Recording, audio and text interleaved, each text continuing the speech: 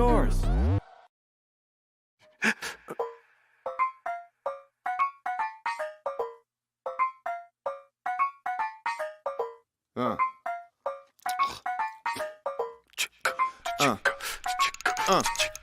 Knocked his ass out and kissed him on the cheek. He fucked up just by thinking I was sweet. I run the city, might have thought I was some cliques. You never heard someone like this up on the beat. Tutti fruity, the booty duty is jury duty. Moody foodies, jacuzzis is filled with bougie booties. All of this money don't know how to count it, man. I think I need a computer. I can't live in beat, man. I live at the funeral. I got no need for a shooter. I'm getting bigger. Do you wanna reconsider? Lost control of a killer. I'm getting bigger. The whole label's drug dealers, If you build it, homie, they will come. If you turning up to save me some. Drop down to get your ego on. I don't care for boring people. I think you're lame. I only politic with goons while out the frame. Better take another shot, bitch. It's not a game. I'll beat it out the frame. Baraka waka flocka flame. I am a Benjamin. You know that I have a problem with acting a fool. I don't talk to police. I know nothing. I swear to God that shit is not true. I'm a barbarian, hopping adrenaline, looking for something to do. I'm remarkable. I'm on a roll. If you need education, I'll take you to school. I'm getting bigger. Do you wanna reconsider? Lost control of a killer. I'm getting bigger. Wake up, brush off, get clean, look good. Put on 2 chains, flexing, but what's up? So fly, 2C, be you, look good. I win, you lose, fuck you, what's up? I don't care for boring people. I think you're lame. I only politic with goons while out the frame. Better take another shot, bitch. It's not a game. I'll beat it out the frame. Baraka waka flocka flame. I'm the shit. Now I think I will go catch a body. Fuck your bitch. And then I will go take a potty. No teriyaki, yeah, rock Kawasaki. If you're gonna say you can hop in the shotty, she popping the molly. We're copping the squatty. Ooh, cookie, loving the body. I'm getting bigger. Do you wanna reconsider? Lost control of a killer. I'm getting bigger. Sing this. 1 time. 2 time. 3 time. Hey.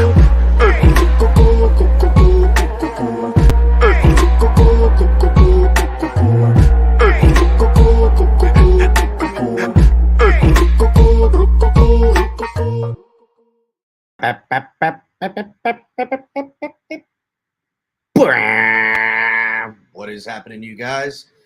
And welcome to another episode of the Finn's Tailgate. I'm your host, El Capitan. I've got the purple jacket on. Make sure you guys are hitting the like button. Coming to you live in Boca. Went to training camp today. Met Culler down there. Picked him up. Scooped him up in the 561 back in my old stomping grounds. Familiar with the neighborhood. Things haven't changed, but it's all still the same. A lot of the same stuff are there. So it was nice getting through where I grew up, going to practice, checking out the team. Got some good takes. Culler went with me. We ended up running into Cap for life. Hopefully, if he gets in chat, I'll bring him up and he can tell us what he's seen too. On our way in, me and Culler ran into Dolphreaky on there. Shout out to Dolphreaky. She looked great. Had the full get up. She can be going to Canton and getting Zach inducted into the Hall of Fame, which is awesome. Shout out to Dolphreaky. Also, while we were there, got to run in with TD. Him and I took a snapshot. Got to holler at the homie. Got some stuff coming out soon. TD wants me to join in with the Capitan. They want some of that purple jacket. What they're gonna do? Probably a little bit of AFC roundtable, maybe something. We'll see what TD wants to get done, but that's gonna be fun. And who else did we see today? Oh, we seen Wayne D, man. Got to see Wayne out there. What's happening, Wayne? Shout out to the homie. So yeah, we had a great time. We're gonna go over some of the takes. We got Culler in the back. Shout out to Ali, who in a clutch last minute business trip comes up for me, and Ali was able to get me the ticket. and get us in there, and was able to let me come in there. So shout out to Ali for holding it down for the homie, allowing me to get to practice. Funny thing happened while Culler and I were on the way in. We standing in line waiting for GA, general admission, and they must have known, like, oh my God, is that El Capitan? Oh my God, is that Culler commentary with him? So they just brought us right through into the membership thing, didn't shake us down, let us go pick our seats early. And that was nice. See, the purple jacket's getting somewhere, guys. I didn't even wear it. So I was in a tank top trying to, just be cool guy out there. It's too hot, man. I'm wearing shorts, tank top, and flip-flops, bro. I'm from South Florida. I ain't trying. I'd rather get burnt than sweat and be hot. So, but yeah, before we get going, everybody, make sure you guys are hitting the like button. We need all the likes we can to get the algorithm juice going. If you're watching on Facebook, Twitch, or Twitter, come over to YouTube and subscribe here on the network. It would really oblige. And make sure you guys are checking out all the shows we have here on the network, starting with myself, El Capitan, with the Fins Tailgate. You guys can catch Culler and Ali doing Top of the Tailgate in the mornings, getting back into regular. A great way to start your morning, get caught up on anything and everything.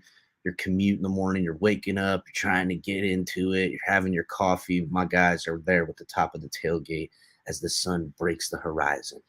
And then you got Lou, a.k.a. the Rabid Dolphin, and Shake Money, taking you guys with the drive time, with the smoke lounge coming at you. And then on Saturdays, you can find Ali back with Late Night Exhale, soon to be every Sunday calling games. We got football, ladies and gentlemen, coming at you this Thursday starting up.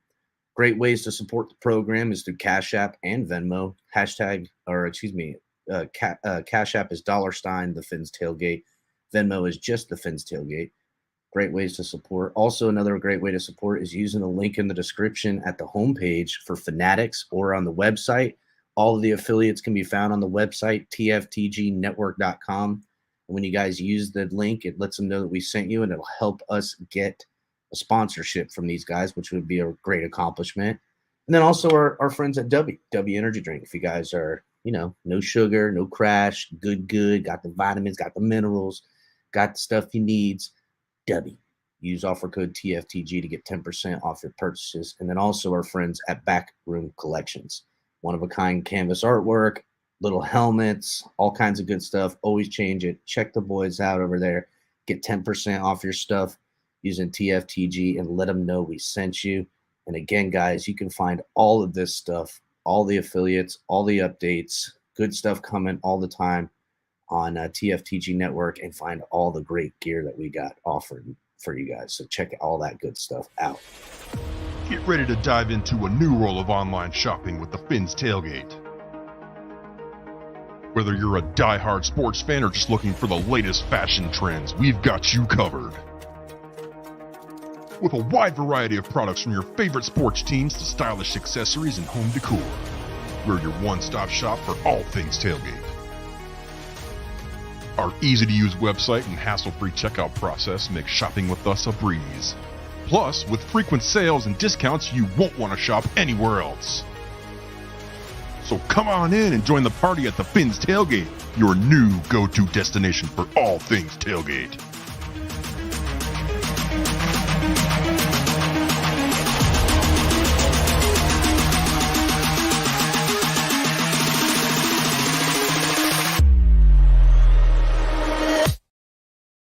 So yeah, guys, check out TFTGnetwork.com. All great gear we have on there. We're excited about it. Getting things still worked out. The website is an ever-growing document. I've got the rights to it for like the next 5 years. So let's build this website, make it a home base. When we get the Patreon and some one-of-a-kind stuff comes out, and we can give you guys a little bit more time, we're going to activate the Patreon and have some backroom talks with one-on-one with the fans, closed circuit, quiet stuff, whispers, rumors, things like that, inside reports. I'm down here for business, but I'm down here for business. So I'm not in Boca just for some nonsense. I got to see a few people tomorrow night. I got to see some people Thursday night when I'm leaving. And, just touching base, grease some palms. This is South Florida. You want to know what's going on. It's going to take a little bit of palm greasing at some times. But, we're really just doing everything we can here with the network. I know it's a lot of fun and a lot of games and laughter, and that's the lifeblood of what I wanted with this network. But we want to be taken serious as well. We this is a suit jacket, dog, meant for primetime television. So shout out to everybody in chat. Shout out to all the members. Shout out to everybody who super chats. We really appreciate you guys. You guys make all this stuff possible. If you guys, hit the like button, please share it, everything like that. But if you can, join the membership. There's 3 different levels. Very affordable. It helps everything out around here. First in the building, Liz. What's going on, Liz? Dolphins #1 fan. What's happening? Hello, Adam, the member up in here. Fins up, my brother. What's up, CB? I see you creeping up in this mud. You're here for the camp report from the Wolf Pack. All right, CB. We'll see you down. Shout out to Pete. What's happening, Pete? Pete, man, I need you to meet me down here for one of these, Pete. I mean, we got to go to a game together. I'm probably gonna make fan week. I'm definitely gonna find a game late in the year when it's colder, like in December. I don't know which one. We'll figure it out. Probably go with my dad and my uncles and stuff like that. And you want to see stuff get turned. Wait till I get those fellas around. Listen, they would love. My dad and my uncles would love to be a part of this show. But they, even for as crazy as we get around here, I can't put these guys on YouTube. I just can't. YouTube would never make it. They would shut us down in a heartbeat. I wouldn't be able to have a show if I had them on. I love them to death, but live at the tailgate, they're perfect. They're perfect at the tailgate. So when I bring them, you guys are gonna have a good time. Mayo, what's up, homie? Salute. Let's go. Canes 1989. What's good, my brother? Canes Dolphins. Salute to you, brother. Everybody hit the like button. So without any further ado, I'm going to bring up Culler up here first. What's going on, Culler? We went to camp today. We had a good time. Caught some cooler weather than we could ever expect. Towards the end of practice, they ended up cutting it a little short because of lightning delay. But it was nice, man. It wasn't overwhelmingly hot. I mean, it was a little hot when we first got there, but not too bad. When it peaked with heat, some cooler winds came down. It was a good practice. You there, Culler? Culler. Fucking dog. Ali, what's going on, brother? And I'm going to bring up Shake, too. What up, Shake? What's good, man? Living the dream, baby. How was the camp? How was meeting Culler for the first time in person? Oh, man, he's prettier in person than he is on camera. I wish he'd get on camera more, but he's prettier in person than he is on camera. So Culler's a lot prettier in person. So just so you all know, and he's a giant. He's a monster. He's yoked up. He's good looking. He's everything you would hope to be in Culler. And I'll tell you what, that hat, that Culler Calm hat, is legit, bro. It looks clean. Like, I love the TFTG hat, but I might have to rock that Culler Calm hat, man. I don't know. That Culler Calm hat looks fucking sleek, bro. It looks sleek. Pete, you thought Culler and I were related the whole time? No, we're not. I mean, he does look like my brother a little bit. He might be like a brother of mine.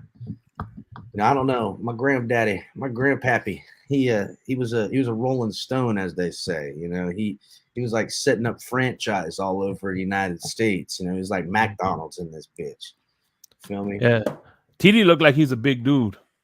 TD is a big boy. For all you shit talkers of TD out there, I dare you. There ain't no way. First of all, TD's there with his kids, so don't be that guy. Yeah, exactly. One of the nicest.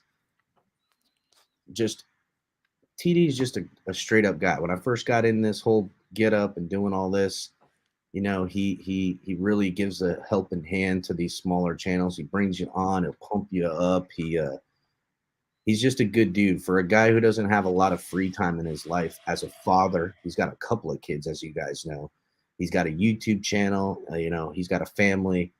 He's just always been a super, super kind guy. And, just an all around genuine person. And I see, I posted the picture on Twitter of me and TD taking a picture. And I'm like, got to see the homie today and everything like that.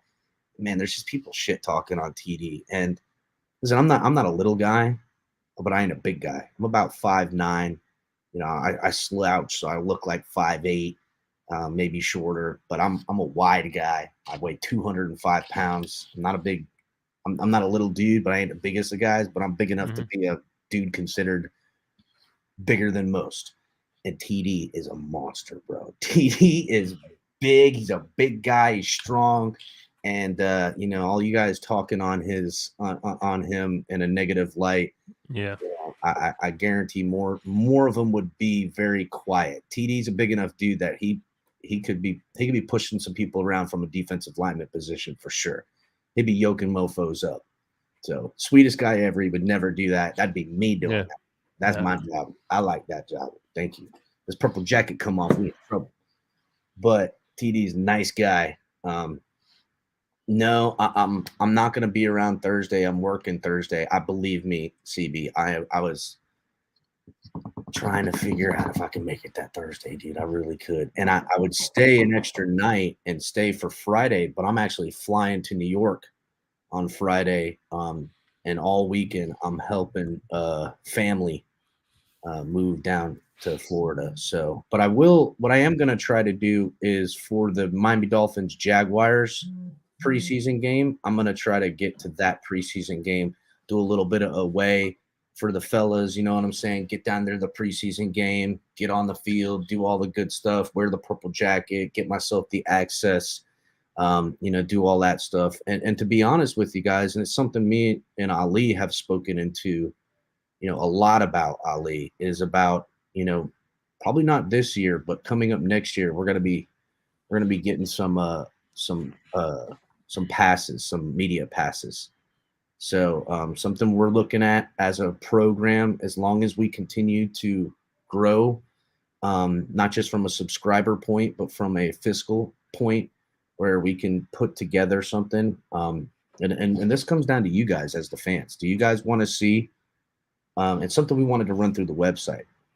How dope would it be to see El Capitan in the purple jacket or Ali in color with the hats on in the media room, fielding questions from the players?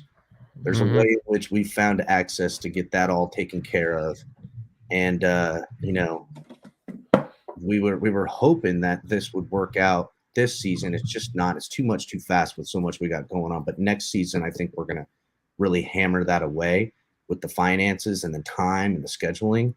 But what we would like to do is, through the website, have a series of questions each week that you guys want to have asked for the next time we're scheduled, and things you guys want to know the answers to. And we would, why is this lady? Sorry. And we would then, find out and make a multiple choice and get everybody to vote on which questions you want to have asked. And, so then you guys, here's Tua sitting up at the thing. We get one of y'all's questions out, hey, Tua, what color belt are you at now? You know what I'm saying? Which Tua did talk about today, a little bit of how jiu-jitsu has helped him and where he got hit, did a nice roll back and stuff like that. But, yeah, man, we got big plans around here, guys. It's all fun and games, but, and get an one-on-one interview with Tua and Pete. That'll be a good interview. Listen, if I'm pulling strings to get an interview with Tua, it ain't for Pete. I'm gonna sit down with my damn self, all right? Exactly. I'm gonna hang out with the homie. Probably hang out with him and Nick Hicks, make that happen. But man, maybe I should go by Nick Hicks's facility while I'm here. I don't know if I got time. Again, I really wish I wasn't going out of town Friday. I would take Friday off and really take the whole day Friday and get all of the meetings that I got to get done with people around in this area that I got to stop by and see.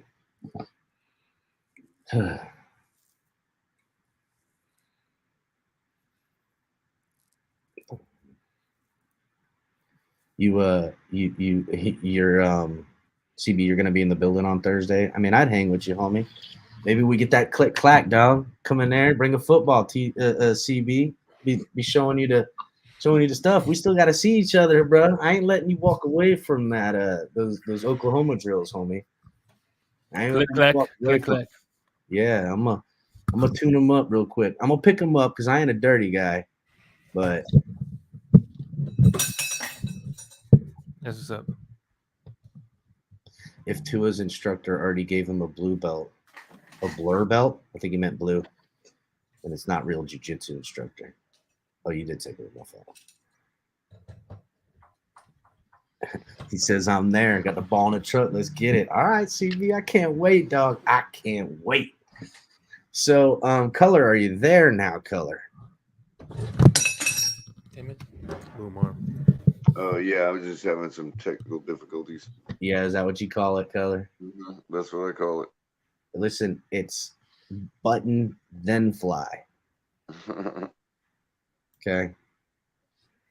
So, yeah, everybody hit the like button. The Shake is having some trouble. I'm gonna put him on mute. Shake's working out some new hardware, we'll say. So by all accounts today, a lot of the reporting coming out, it's wishy-washy. You know, on one side of the narrative from the fans, you're hearing that the defense had a great day today. On the other side of the narrative, you know, through a lot of the beat writers, they're talking about this was the offense's best day. Color, I don't think anyone got anyone's number today. I think it was a great back and forth. I saw some things out of the defense on one-on-ones and then on 11-on-11s that I thought were pretty good. And then I saw some great things from the offense on one-on-ones and 11-on-11s. I thought it was a decent all-around practice.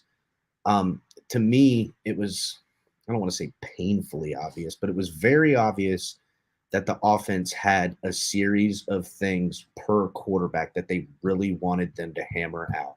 For instance, Mike White was really trying to hit that 10, 15-yard out route where he tried it a couple of times on one-on-ones, missed his timing, missed his targets every single time. As soon as they went on 11-on-11s, Mike White got that play call for the first pass after they ran the ball, and he hit it on the numbers. It was one of his best passes of the day. It wasn't the best pass. Mike White, to me, impressed a little bit, but then again, he got a lot of work.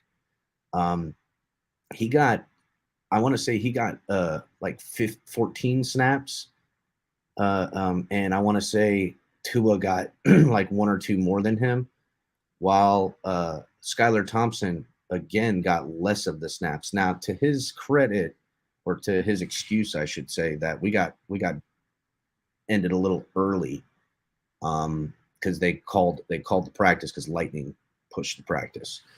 But to me, I know the affliction VHS. Yeah, I trust the beat writers more than the fans. But then again, I wasn't there to watch the practice myself. So I would say,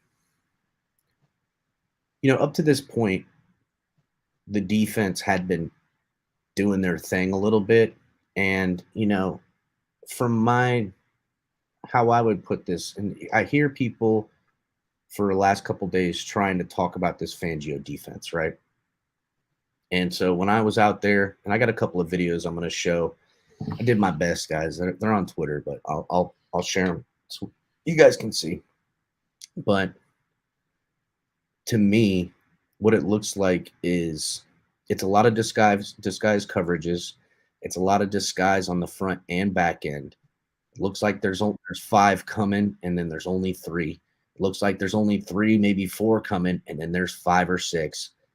But when there's a pass, these zone windows are super, super tight. They are super tight windows. The only time I saw where it looked like a little bit of an errand was on like 3 passing plays. One of them was Tua in the middle. I want to say it was to Tyreek, and he ended up taking that, or that might not have been from Tua. That might have been from White.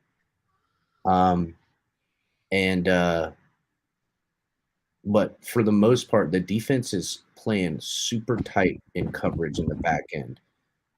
Shake, just to give you a holler, Noah had a nice pass breakup today on one-on-ones. He's gotten really good at not turning his back to the quarterback anymore. He's gotten really good at playing against the sideline, using that as his help, and taking the inside, which is hard because a lot of these guys, when you're in coverage and you're trying to stay ahead of them, and he's working them with his right hips, with his left side close to the quarterback. If that guy jets in, it turns him around to chase and follow. And that's when quarterbacks get you, or the step and cushion and coverage can do. He's gotten much better with his backpedaling. He's gotten much better at playing his man, forcing them into the sideline and breaking on the ball. On a one-on-ones, he did very, very well. I see a real guy that is making strides, but I also see a guy who is nowhere near where he needs to be on a team this stacked. Can I ask a question about that, Please do. LCap? I don't know if you could hear me before. I was trying to talk to you, but I don't think you guys could hear me. No, you can't. Yeah, sorry about that. So essentially, I want to know is that according to reports, I guess X is who said it, that in 11 on 11s, Noah is not being targeted. Do you think that is an issue because basically he's not getting the experience he needs in a real game situation? Because, based on previous history, before you give your answer, based on previous history, teams are going to know what's up with Noah and target him during the game. Do you think that our own offense should target him to give him the reps and the experience that's needed? So, it's hard to say because in theory, Noah you're right. targets means Noah open. Yeah. In theory, if I was a quarterback playing, I would be picking on Noah to see what he's got. But because it's only Xavier Howard and now Jalen Ramsey's not going to be in there, we're looking at newly acquired Eli Apple, who is decent. I know a lot of people are hating on Eli Apple. I don't know. He's decent enough in rotation. But, unless we're talking about the slot on the boundary, you're going to test anyone else other than Xavier Howard. And that's going to be your Cam Smith, who's a rookie. It's going to be Noah Igbenogany, who has still yet to prove himself to be a boundary guy in NFL games that can be a lockdown type of guy. That could be, God willing it's not, but it could be Nick Needham on the boundary. If Nick Needham's on the boundary and I'm a quarterback and Noah's on the other side, I'm going after Nick Needham personally on the end on one-on-one coverage, because I know Noah's at least got enough speed that if I try to hit this 9 route, he can get there. I don't know if Nick Needham's going to be able to catch whoever my weapon is. So I don't think he's going to get picked on the way he used to. I really don't. I'm more interested to see, what it is? This defense is confusing. It's confusing to watch. It's confusing to look at because at any given moment, someone's trying to either force somebody to the outside, to the boundary to have that help in the zone on their coverage, or everyone's that's in the middle. You just don't know who's picking that guy up. And that window to the pass off from, say, the nickel on the pushing them into the middle to maybe the safety that drops in to pick them up. It's such a small window that if these wide receivers don't sit and it's already thrown, they're going to have a hard time. And also these linebackers are getting deeper in coverage on these passing plays as well. So, and they're leaving guys like Andrew Van Ginkel or David Long Jr. as the sit in the middle alone middle linebacker that if a running back or a tight end comes up to get something in the flat, they can come break down field on them real quick, which when you're playing middle linebacker at that point, you're just reading the quarterback's eyes. You know what I'm saying? And yeah, you might cheat this way or cheat that way, but you don't want to cheat too much because you don't want to open up your zone to where he's trying to look you off from. But I will say this, something I noticed a lot, and this is the first time I'm seeing David Long Jr. He's not the biggest guy. He's not our biggest linebacker. But, man, that dude is fast. He is super, super fast. A lot faster than I anticipated. He looks like a guy that's going to be very, very impactful as a middle linebacker, off-ball linebacker in this team. His coverage skills are pretty good. I wouldn't say he's even got, like, quote-unquote elite coverage skills, but his short-distance speed from 0 to 100 is so eye-popping. That, like, when you get to go and you got to, no, he just immediately takes off. he's able to close those distances very well. I like what I see out of David Long Jr. and him and Jerome Baker switching those roles, keeping each other in. I've really liked how that's shaken out for this defense right now. So I heard Jerome Baker's doing his thing as well as David Long Jr. So that's good to hear. Did you see any more of Van Ginkel at all? I did. I see Van Ginkel. So what they have him doing today for drills? I was curious because when I was there, they had him doing this like they look like garbage cans upside down, and they were using them, for the gaps and everything. They were doing some open field tackling drills with him. I got some video I'm going to show everybody that I took today. But what's really nice is you're seeing this cross training happening with a lot of these guys. You're seeing, I'll give you a good for instance. Agba, like you guys said in previous when you guys went on Sunday, is taking a lot of work with the defensive tackles. He's getting those reps in for the technique to play as a four hands down middle guy, have to eat up his block. You know what I'm saying? And I saw the defensive line coach get into his ass today. He was not happy. They were doing the snap drills where he didn't really pop off sides, but he wasn't getting that explosiveness that I think that they can get, and he was losing his footing. So really, when you come up off the bag, right, and you're down on your knees, the design of the drill is to get kinetic energy from your core out to your chest at the same time your hands make contact.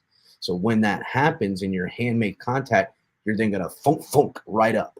You can literally go thunk thunk. It goes up like that. And he kept in his first 2 reps of doing it, he kept kind of trying to jerk into it rather than all in one motion. And coach dug in his ass, boy. And it was good to see. And Agba is a monster, bro. But as you're seeing Agba take these defensive tackle snaps, then you're watching him run the 3-cone drill as the pass rusher. So they're giving everybody a lot of dual work.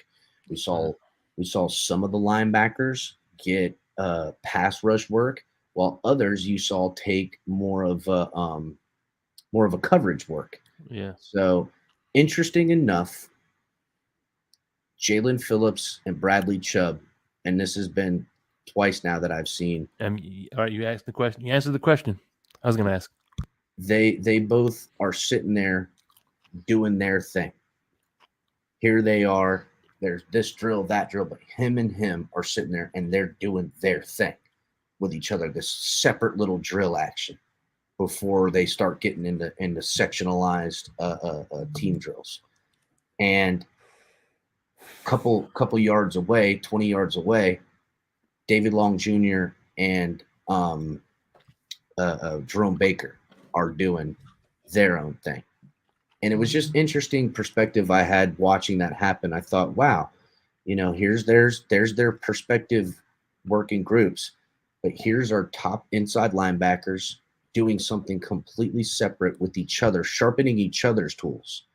And then vice versa with,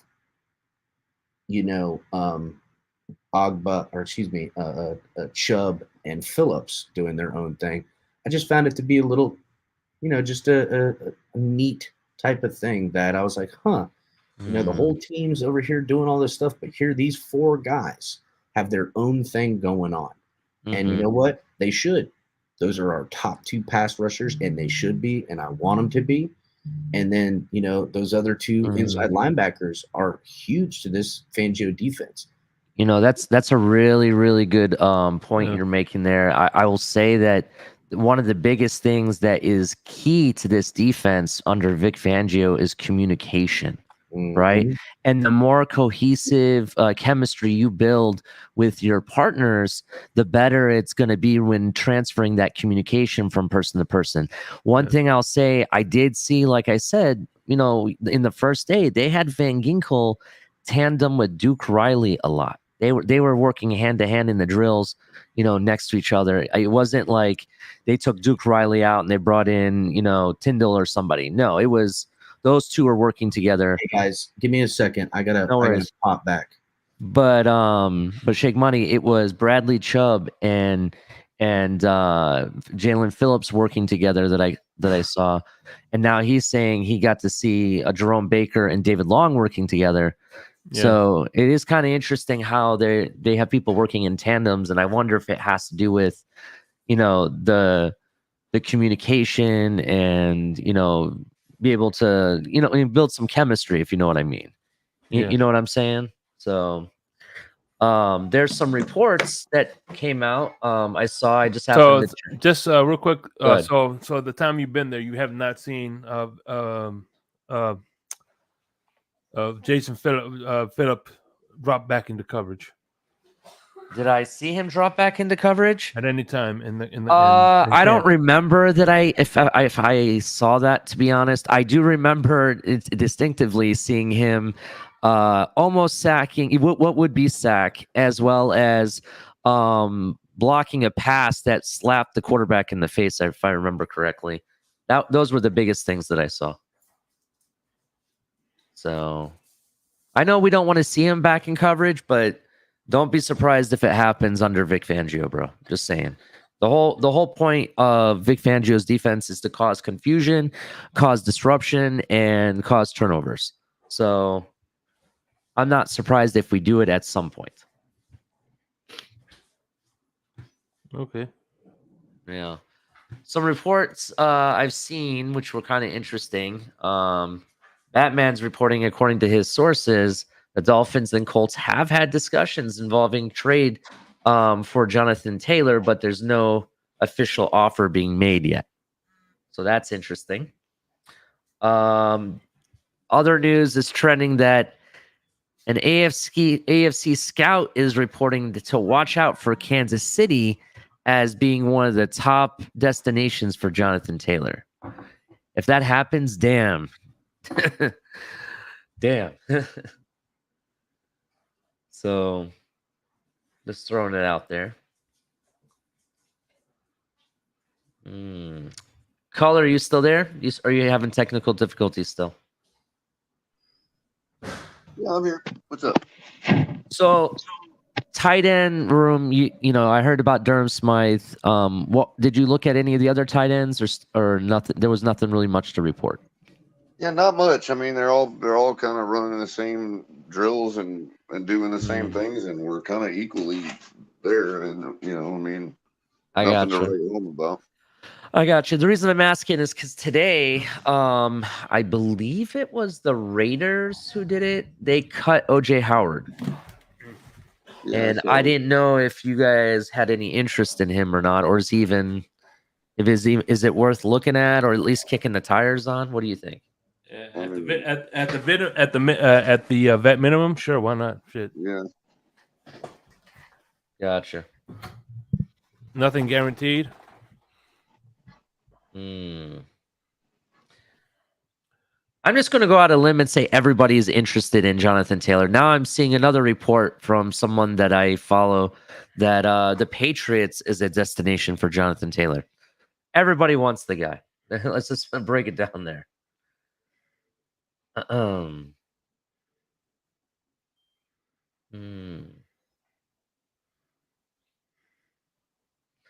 Was it Jalen Hurd that used to play for Miami?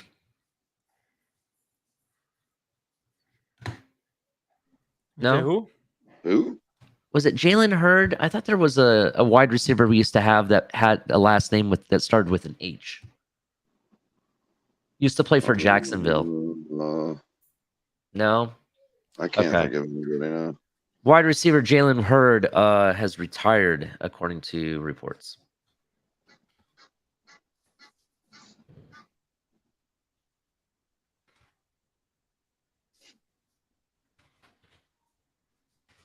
So I heard.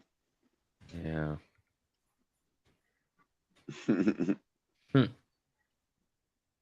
Maybe it's Hurst I'm thinking of. No, not Hurst.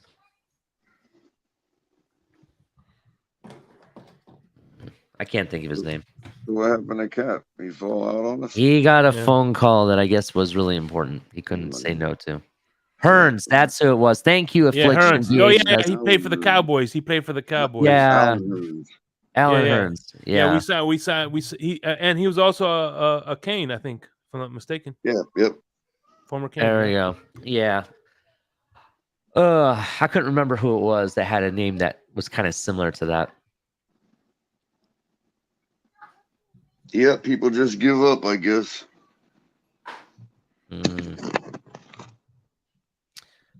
Early prediction of what our record is going to be this year. Shake Money, you go first. 12-5. Ooh, I like it. Okay, go ahead. What do you got? 13-4. 13-4. Mashed potatoes and corn.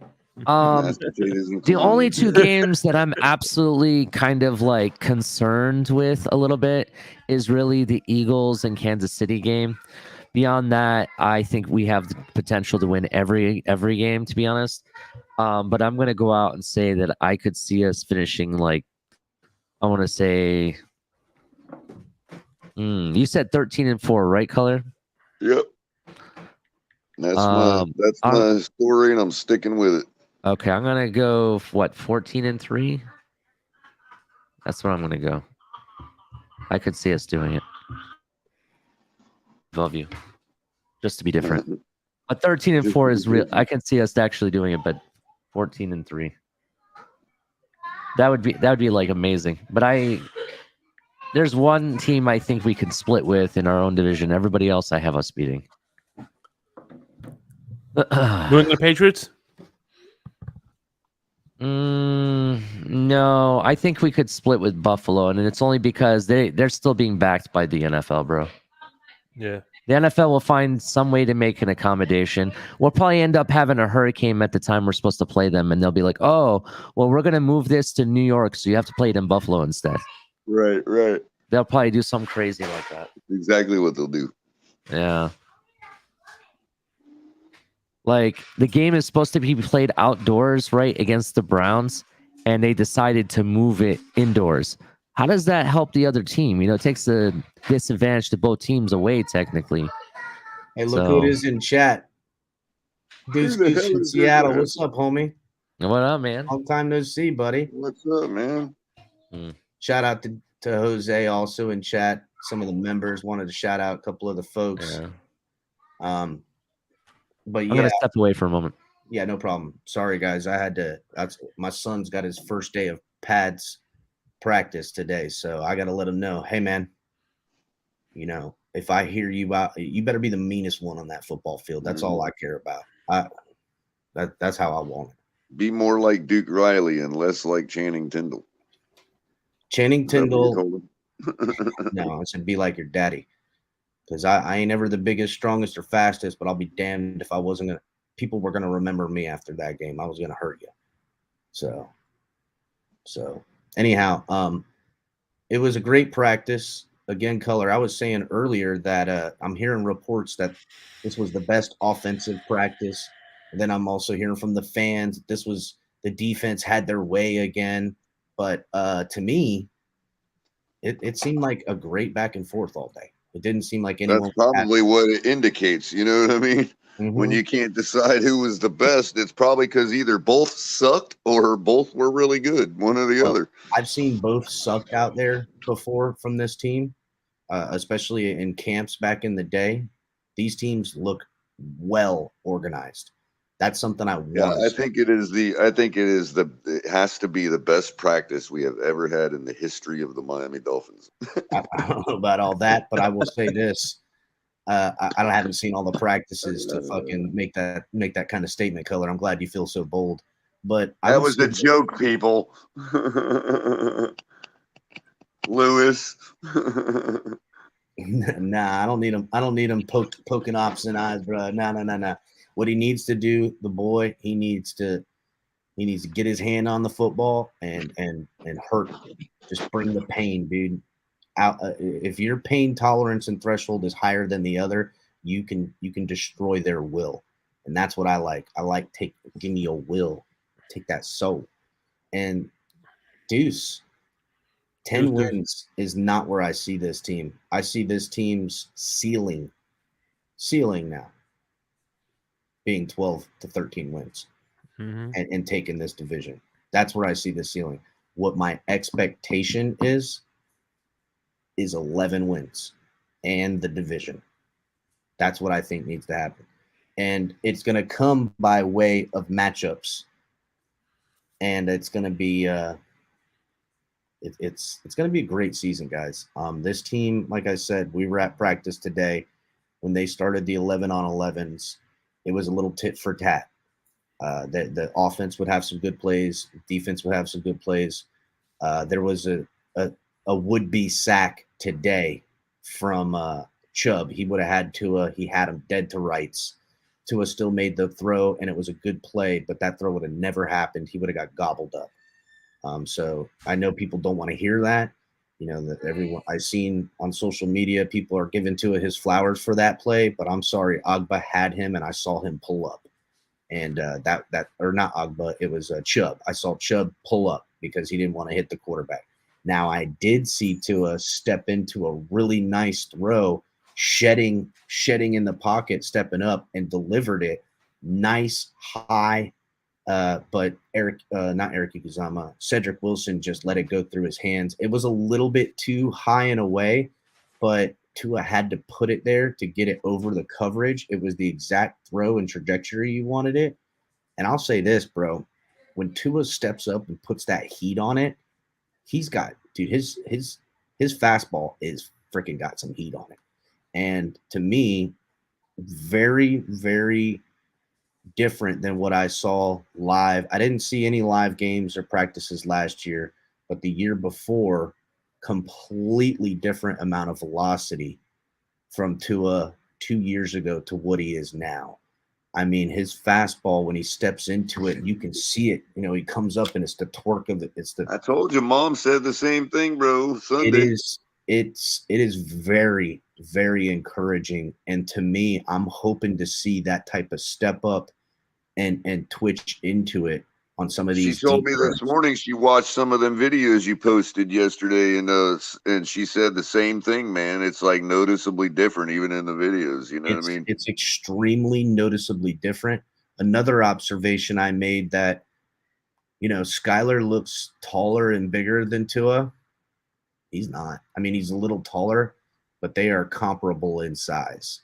I don't know why, but it always looked like to me like Skylar was a lot bigger than Tua, and he's just not. He really isn't.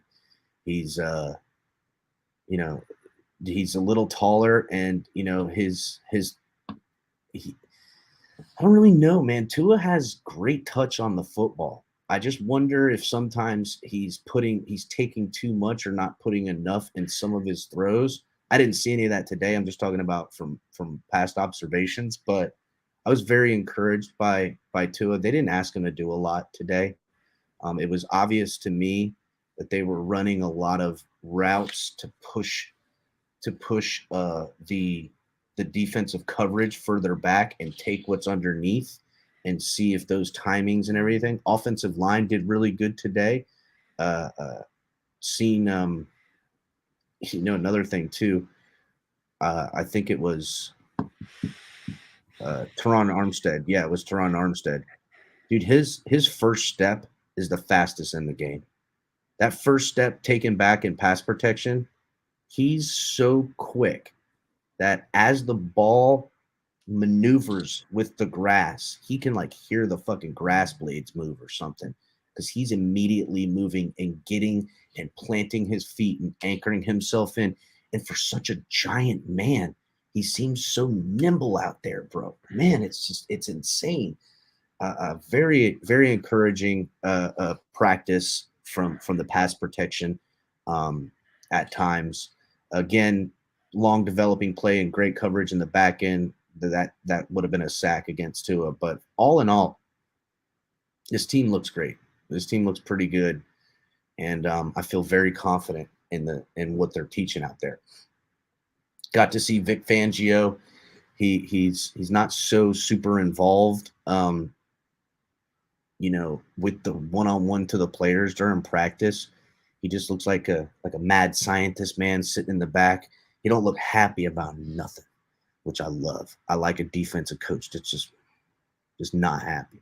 He'll be happy when he's got the championship.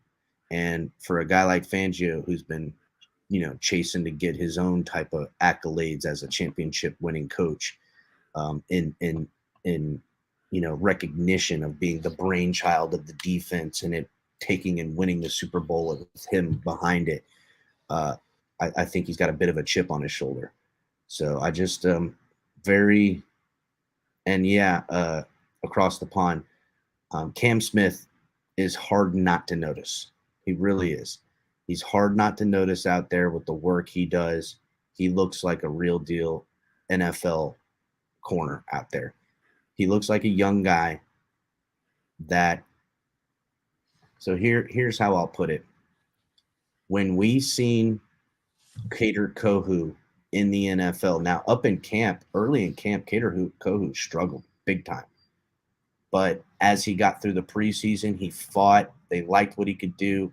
He had played, he had real good work in the slot, and he got his opportunity. When we saw him in his second showing, playing like a guy who knew where he needed to be in the scheme and playing like a guy that knew how to be an NFL athlete, that's how Cam Smith looks right now. Cam Smith, to me, is just going to keep stacking good days. Just stacking good days. This is a playmaker we got here. You think Fangio will be in the booth or in the field during the games? Great question, CB. I would think he's a booth guy. I think he's going to be in the booth. I would agree. He is a booth guy. He looks like he looks like the dude that's going to be in the booth calling down the plays. That's what it looks like to me, and that would make the most sense. Yep, he was a booth guy in Chicago. Yeah, he's certainly. So I'm gonna just play a couple of the videos for you guys. Really cool. Again, we got to get in there a little earlier than everybody else through the membership stuff. Maybe it was Dolph Freaky that let them know that, hey, these are guys, or they're people you want to know. But I don't know. I like to think that they just were like, oh my God, is that El Capitan? Is that color commentary? Oh my God, we got to let these guys in. Because she came in and was checking everybody's tickets. She seen ours. She goes, you two, go that way. Go up to the blue line. We're like, all right, we waltzed right in there. That was pretty dope, huh, Color? So I'm going to play some of the videos from today that we were able to get. Let me share this screen.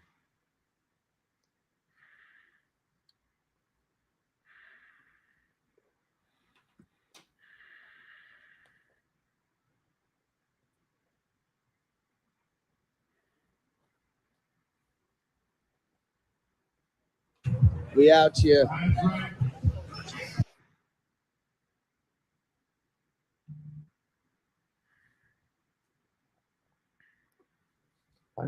We out here. Yeah, boy. El Capitan in the house. Got Color. We out here. We in there like swimwear. What's up, Color? You want to get one of these tents or what, dog? We out here. Yeah, we said no to the tents. Let's see. Hey, full pan view. Hold on a second. Just get a good look at the whole facility. Hey, full pan view. Hold on a second. Just get a good look at the whole facility. All right. Let's take a gander at some of these other ones. Oh, guess who else we ran into down there? The homie, Cap for life. I know Cap be capping, but I love Cap, dude. Cap's a good dude. It ain't the first time I've been to a game with Cap. In fact, when I first started in this game, Cap won one of our ticket giveaway. He got to hang out with me and the family and eat the barbecue we were cooking and everything like that. I love Cap. Cap's a great dude. I know he gets on some people's nerves because he kind of plays the game a little bit, but genuine, just a nice guy, diehard Dolphin fan. Great friend. Love you, Cap. Good dude.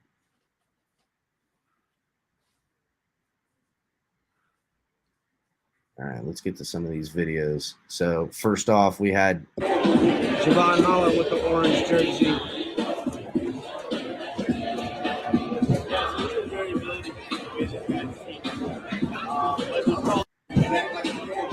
Javon Holland with the orange jersey.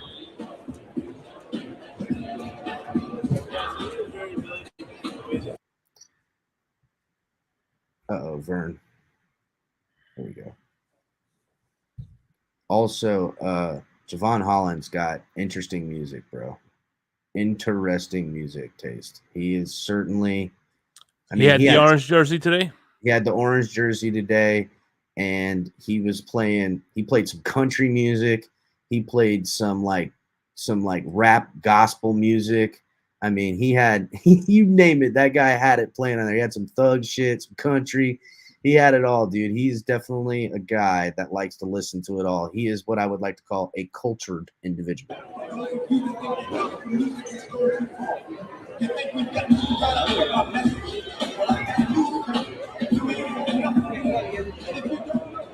Catch QB1 in the back there working with the fellas.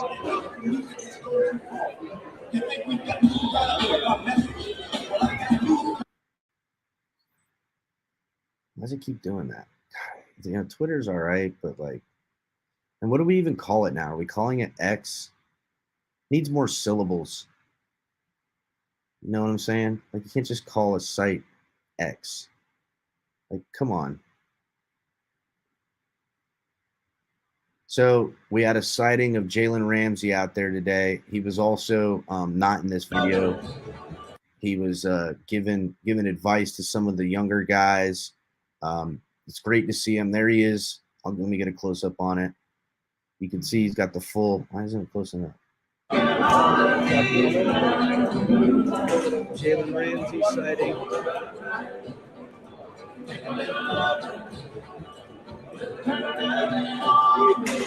Told you I got some country music playing in here too, boy. Told you, man. They're gonna end up fucking hitting me with those freaking copyrights if I don't put these on mute. That's how YouTube get down. They hear a little bit of something. But yeah, man, it was really great to see Jalen Ramsey out there, just supporting his guys in the full knee brace. Probably going to be in that knee brace for the next 2 weeks, which is pretty standard for his type of surgery. They want to give it time to heal and not rip any of the stitches. But it honestly, for a guy who has every excuse to, not be out there today, he was not going to let that be. He's over there coaching up some of the guys because he knows this Fangio scheme really well. And, already in a sad way, we lost something, but what he's not going to let be taken from us is his work ethic and his knowledge of the defense. And he was out there making sure to do his part as a team member of this team. And I commend him and thank him for that because, not for nothing, but by all accounts, when we got him on this team, he was a class act guy, team guy. He has a little bit of the chip on his shoulder CB stuff, but he ain't a hard team member. So here we go. Tyndall, David Long Jr. Look at that. Jerome Baker. Look at that push away from Jerome.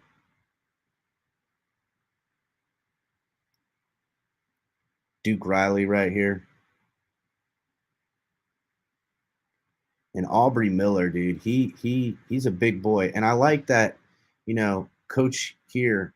And I noticed with these younger guys, the coaches are very aware to be a little bit more in depth in explaining the stuff to these young guys, explaining them what they want in this drill and why. And you can see the one-on-one coaching these guys are getting. They're saying, hey, I just want you to see, check it out, blah, blah, blah, blah. This is, it's very, they're not getting lost in the shuffle.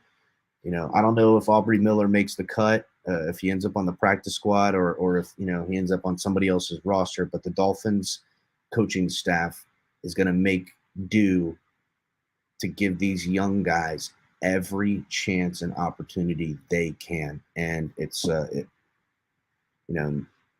they're getting their money's worth for sure. So I mean, look, boom. We know Duke Riley knows what he's doing, but see, he stops on here. He's coming over. He's talking to him. This is what I want to see out of you. See, fling it back. Boom, wham. Look at him. That's a nice job. Channing Tindall, I'm sorry, dude. I know he had a day the other day, but I didn't see anything to write home about out of Channing today. Let's see what else we got here. Oh, so here's a little for instance. So earlier, Agba was over working with the defensive tackles, and then when they came to these pass rush drills, essentially a 3-cone strip drill, they had him over here doing work. Some of these other guys in here as well that are the linebackers, but they're using them as coming off and doing a little pass rush. Number 50. I can't remember his name. He's a new dude, Aguye or something like that. This guy, Aguye, dude, we're talking about physical specimens here. Holy crap. He's one of the only guys on the team that gives you the same kind of quote unquote physical specimens vibe as like what you see when you see Raekwon Davis. You're like, look at that mountain. Or when you see Jalen Phillips, you're like, dude, that guy is an Adonis. Look at how he's just perfect. And Jalen Phillips' legs, holy cow. I know what Jalen Phillips was doing. He was sitting there on the freaking on the leg machines, just dude, his whole setup, dude. He's got the teardrop over his knee now. His legs are huge, bro. He's looking bulky. He definitely had worked all off season to put some weight on his lower body to use that to his advantage. Oh no. Y'all fucked up letting me get a pic of Cap for Life. My new profile pic might get me canceled. Take it easy, bro. Take it easy. Cap for Life's a good dude. Y'all be staying off my boy. But yeah, just want to show a little bit of these 3-cone drills. There's Jalen Phillips doing it. I don't want to say 3-cone drills because it's fucking, they're not cones. Agba. Look at that punch from Agba, first of all. A lot of these guys, and you'll see like one of these other dudes come up here, bubble guy. I don't even know his name down there, practice squad type of dude. But look when Agba hits these bags. His single punch. We'll watch again. Watch this second punch from Phillips. Boom. Boom. Now watch Agba's just his punches. Look at this. Look at these punches off this guy. Boom. Boom. Boom. Phillips looked way faster than him.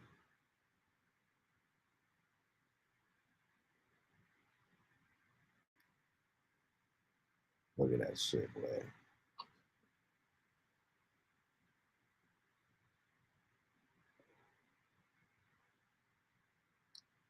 So here is Bill was doing. This, I want to say that this play was, I think it was Iggy on Ikuzama. No, on Cedric Wilson. Had tight coverage, but Tua put it low and down where only Ced can get it. More great stuff. I've got a couple of other videos I haven't loaded up. There's me and TD. Got to see TD, the fams. Said I ain't the tallest or biggest dude, but TD's offensive, defensive linemen mess you up. So shout out to TD, the homie. Great guy. I know he got a lot of haters, but y'all need to understand the dude he's playing the game and he's one of the best at it, and he's a great guy. So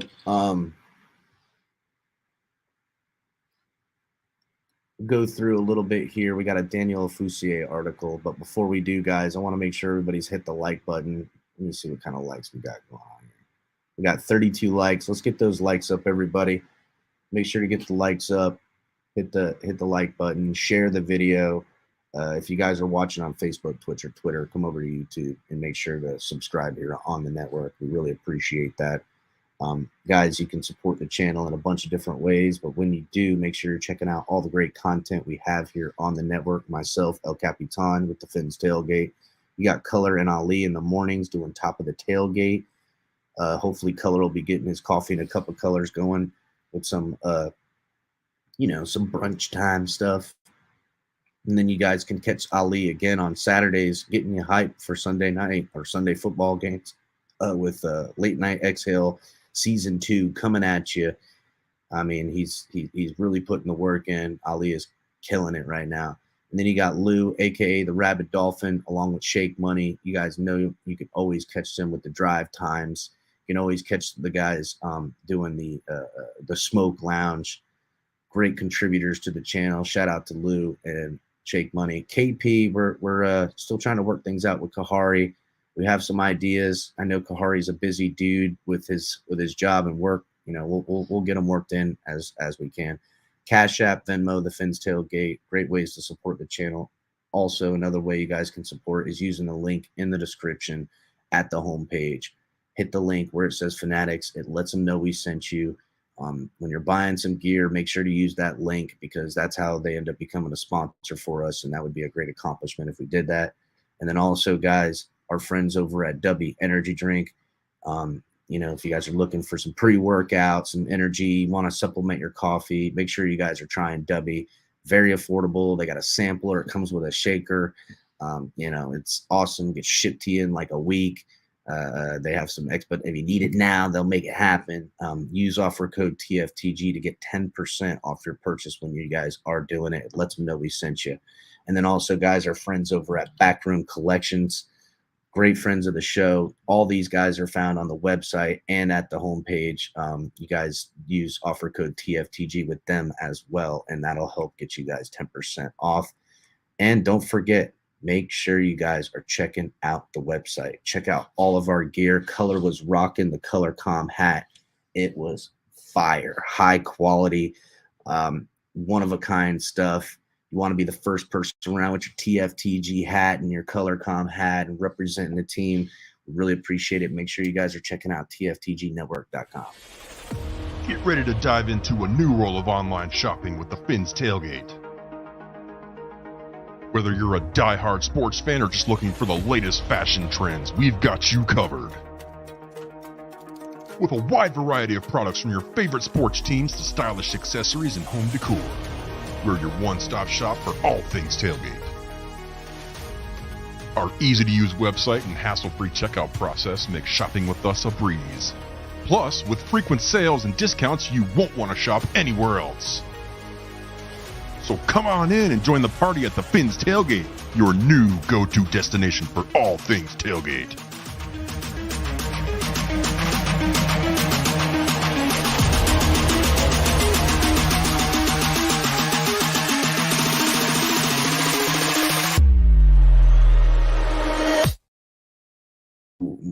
So yeah, guys, check out the website. Let us know what you guys think of it. Check out the gear. Fanatics. So what's cool about the website, right?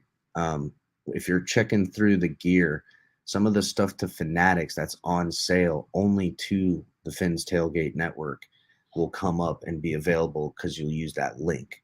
So check out that stuff. Got cool things on there. One-of-a-kind stuff. We're going to be having new gear all year come out. So if you're following me on Twitter, look for me to post, hey, new on the website, go check it out. We got to Unleash the Gink shirt that's coming out. Already out. We got some Mike McDaniel stuff coming out, some Tua Tagovailoa stuff coming out. And it's a great way to support us, guys. I mean, we get like $1 or so off it. But when you guys buy this gear and stuff like that, it helps us with our buying power to renegotiate to then get more gear for a cheaper price, which we just want to get it to you guys. We ain't making money on this shit. Let's be real. Every dime I've made in this has gone into it. I'm in the hole like I don't know, a couple, fuck, it's got to be over 10 grand now, easy. But I also, this isn't a waste of time for me. This is time I spend with my money to spend this time. And, one day, hopefully it'll pay dividends, and, afford me to do more, and to, like what me and Ali were talking about. Hopefully next year we can figure out a way to make a fund to get, Ali that press pass, or get me and Ali those press passes, or get Culler and Ali those press passes, or whomever. Maybe how cool would it be to see me and Lou up there with the press passes on, asking questions? Tell me y'all don't want to see me and the Rabbit Dolphin up there fucking asking some questions, or Ali down there with his video camera taking some fucking video or some shots. We're going to want to get you that type of coverage and those types of things. And, it's through the subscriptions, sharing, hitting the like button, donating to the channel, and becoming members that are going to help make this happen, guys. So appreciate y'all. That's what it is. So what we do with this channel and the coverage we bring you and the entertainment we bring is going to go as far as you guys take it. We're here. We ain't going nowhere. Especially these two next to me who've been here a long time now. Now with Shake and Lou, like, we got a strong team. None of us going nowhere. We're all in here for the long haul. And when it gets to a point where we can give you guys something special, we will. We are. It's our goals. All the goals we talk about here at the Tailgate are, how can we make this better for you? So we appreciate you guys. Definitely 100%, man. Everybody, appreciate everybody and everything you guys do, and we wouldn't be here without you guys. And we're here at your guys' pleasure. So absolutely. So we're getting close to I don't even know. Hold on, let me see real quick. How many subscribers are we at? I think we're getting close to 5,400. I think. Yeah, somewhere around there. Was it 54? I can't remember, dude. Yeah. Sorry, I had to dip out, man. We have a storm going on here, and it knocked my internet and everything out. So stuff. We're about 125 away, or so. I can't remember. We're under 200 away from 5,400. Mm-hmm. My goal was to, before week 1 of football, before the kickoff of the first game, was for us to hit 6,000. That would be really special if we could do that. I think that would be great. And listen, we're still technically kind of the newer show, but we've been here a while now, and we want to grow this network, and it's going to come because of you guys liking the videos, sharing the videos, and helping us get out there. Mm-hmm. I don't think there is training camp tomorrow. Is there? I don't think there is. If there is, no, I'm not going. I got to work. But I don't know, Culler, are you going tomorrow to training camp? Is there training camp tomorrow?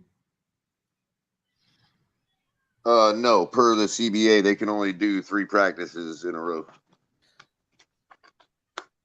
Yeah, that was one of the questions that Omar asked Mike McDaniel that we went over this morning. So, Sal, I'm flying up there to New York, and I'm not there. I got to see 2 people about some Dolphin stuff. I got a friend in New Jersey that I'm going to see on my way down. Carrying, bro. Huh? What's up with everyone saying you're carrying? Like, what? I mean, I don't even have guns like that. I don't know. I don't know why they keep bringing it up. Like, what do they think? Just because we're from Florida or something? Damn. Well, I mean, listen, I would say 80% of Floridians in their house have weapon, So, I mean, there's weapons in my house for sure. I think it's the gangster coat, dog. They're waiting for me to go like that and have those straps with a gun inside of it. So, no, I don't carry weapons on me. I have in my younger days. I don't anymore because it's like a magnet. You carry a gun. If I carry a gun on me, I find myself in some shit. So I ain't never got in trouble. So I ain't worried about all that. I'm just saying that something maybe. I'll tell you what, you get me to 25,000 subscribers, I'll tell you guys the whole story. How about that? You get us to 25,000 subscribers, I'll tell you the real story. Well, I don't carry a gun on me no more. So There you go. You want the tidbits? He'll give it to you for 25,000 subscribers. 25,000 subscribers. You get this show, and it's kicking. I'll give you guys the real deal of why I don't do it. It is, Pete. It's like a magnet, dog. It is. You know, I can handle myself with these hands. I don't need that. I don't want no one to not have it. I just don't want to carry one on me unless I think I need it. In which case, if I'm going to someplace, so maybe the story can get you to 25,000 subscribers. Yeah, that's the chicken before the egg, dog. I ain't doing that. Give me the 25,000, and then I'll. Damn, JC Bills Mafia said Tua's head's a magnet. Damn. Man, It's a dirty shot. It's a dirty shot. So I was gonna read this article, but you know what I think I'm gonna do? I haven't done it in a little bit. I'm not gonna read the article. We're not gonna watch all this stuff. I'm gonna drop the link. I haven't dropped the link. I got a little bit of time. I'm gonna drop the link. Let's get a couple of people up here. We could talk about camp. We could talk about what we've seen, what we're hearing. The stuff continues to be a he said, I said this with the Jonathan Taylor stuff. Now they're putting him on the injury reserve, non-injury reserve list. They're trying to strong arm the guy. There is a lot of weird things going on, man. To me, if they continue to keep him on the non-injury reserve list, that quarterback that they have is so dynamic as a runner, they might feel at some point in the season that, hey, you know what? We don't need Jonathan Taylor. We're just going to trade him and get a new running back with whatever we trade for, or the team that we trade with gives us a running back as well. you know, you heard the sources today, right? What's that? According to what Twitter's saying and what Batman is saying, per sources, the Miami Dolphins have reached out to the Colts to inquire, but no offer has been made. So I've been busy all day. I haven't even gone through my burner messenger, which I have a couple of people that it's just through Facebook, but it's a group of a couple people, some in the facilities. I've talked to you guys personally about this, and some, close to the team. I have to check my messages because there has been talk, but I haven't confirmed anything like that. But to me, if I know Chris Greer, he is a guy that is not stupid. He sees people that he can think that he knows are good football players that he could get on this team at a deal or at some kind of, look, if things continue to get worse and it gets a little, ugly between Jonathan Taylor and the Colts owner, who's kind of flexing his muscle as the longest tenured owner right now. He's the guy in charge of the league, quote unquote. They might find an amicable goodbye, and it might cost a little less. It might be a third rounder and a running back, in which case the team purchasing right now also, he wants big money.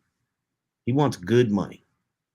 And if you were ever going to pay a running back, a guy that young, that's dynamic, who's going to have I would give him good 3 years of still being one of the top running backs in the NFL, barring a catastrophic injury. That would be a running back I would consider paying. But what's happening, Pete? What's going on, buddy? Nothing much, man. Good stuff. Thank you for letting me up, guys. I do have a question, a serious question. Sure. To a question. I know you guys been out there and looking at the camp and stuff. How is the velocity on his throws coming out when you compare it just to last year alone when you guys went to camp? So I spoke a little bit on this, but I got to tell you, Pete, his velocity on his fastball is damn good. Very changed. Good. I mean, Pete, I didn't go to camp last year, and I didn't see any games live last year. I did the year before. So I've got a whole year missing seeing that growth. But the guy, he was throwing some time in passes and stuff like that, but he stepped up and bulleted one because he stepped up in the pocket and the window was closing, and he put it in the only spot that the ball was safe to travel up and away, where big old big old Cedric Wilson could reach out and get it. And honestly, the only reason Cedric Wilson didn't get it is because Tua had so much fire on that ball. The only, I would double his sentiment.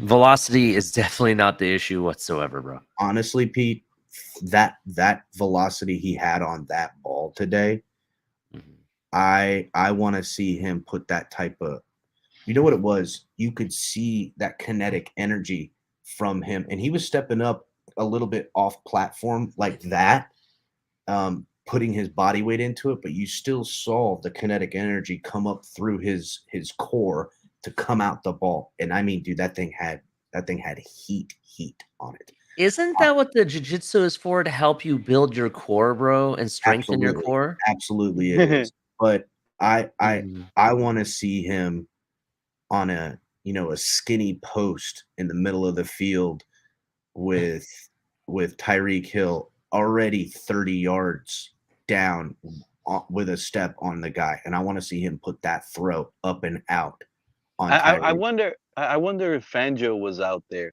forcing Tua. No, I know but listen, I wonder if he was out there actually forcing Tua to go through his progression.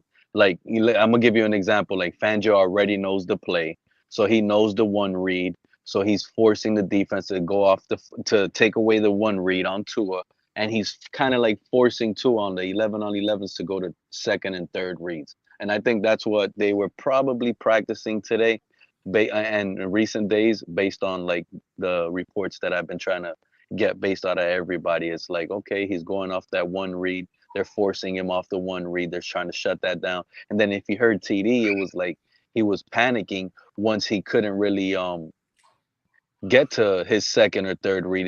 He said that, Tua looked panicky, and that's a big, concern right there. Like, if the guy looks frantic in the pocket, when you don't give him his first read, what is he really progressing and getting better at?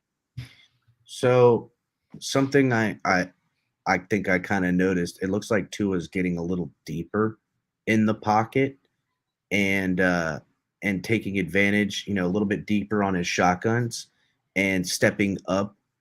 But it's all part of the stuff. I didn't see any panic from him, not gonna lie.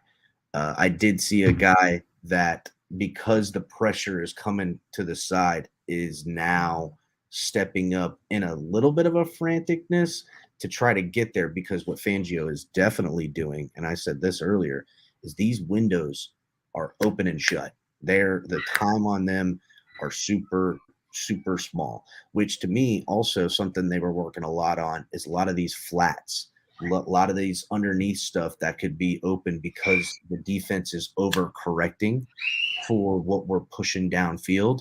So the safeties might be playing up, but the DBs, linebackers, everyone's playing at 12, 15 yards. So because of that, and they're running, Durham Smythe caught a pass. But Capitan, they're playing 12, 15, whatever yardage, but in a situational, they're not going to play that far back on third down.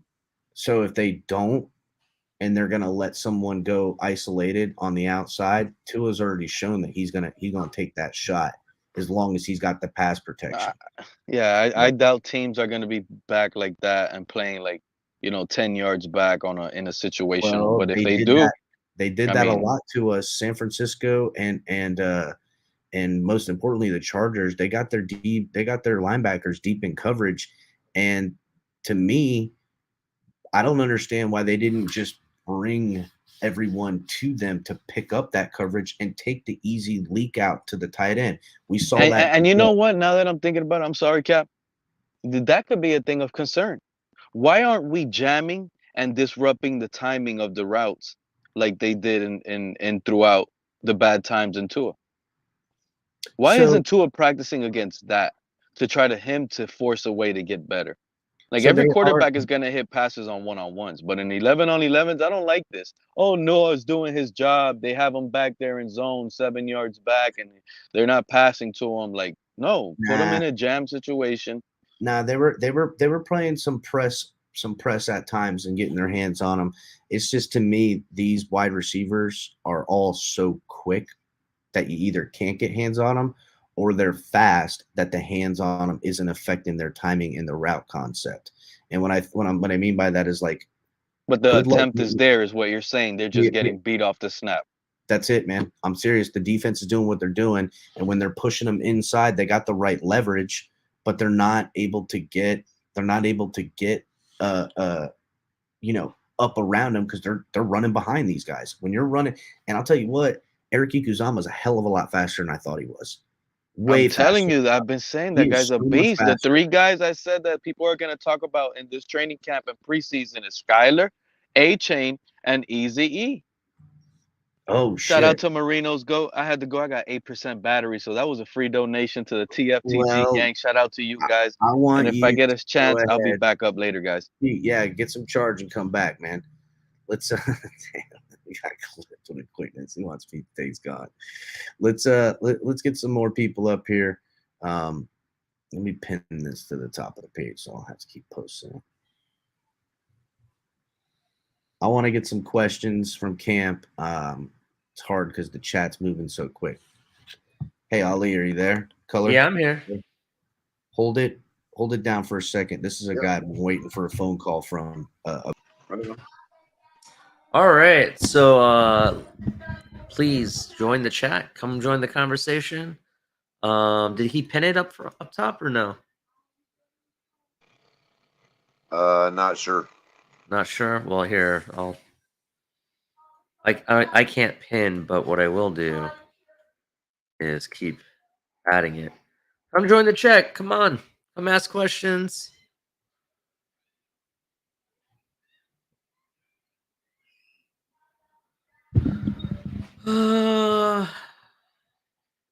What's up, Liz? How you doing? CR8 ABAB Ace of Spades. How's it going, man? I thought I saw Michael K here. Why hasn't he joined?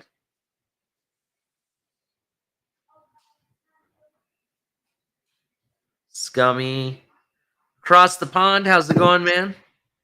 Been a while. Because he knows we're too badass to even challenge right now.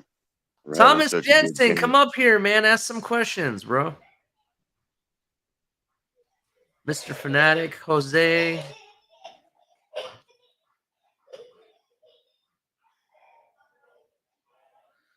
So, listen. I know what Pete's asked about the velocity. I have no problems with Tua's velocity. I think he's gotten stronger. I can see it in the core. What else? What else can I report? I right now at this point, I think Mike White and Skyler are really equal based on what I've seen at camp. Mike White's biggest issues for me is timing as well as ball placement.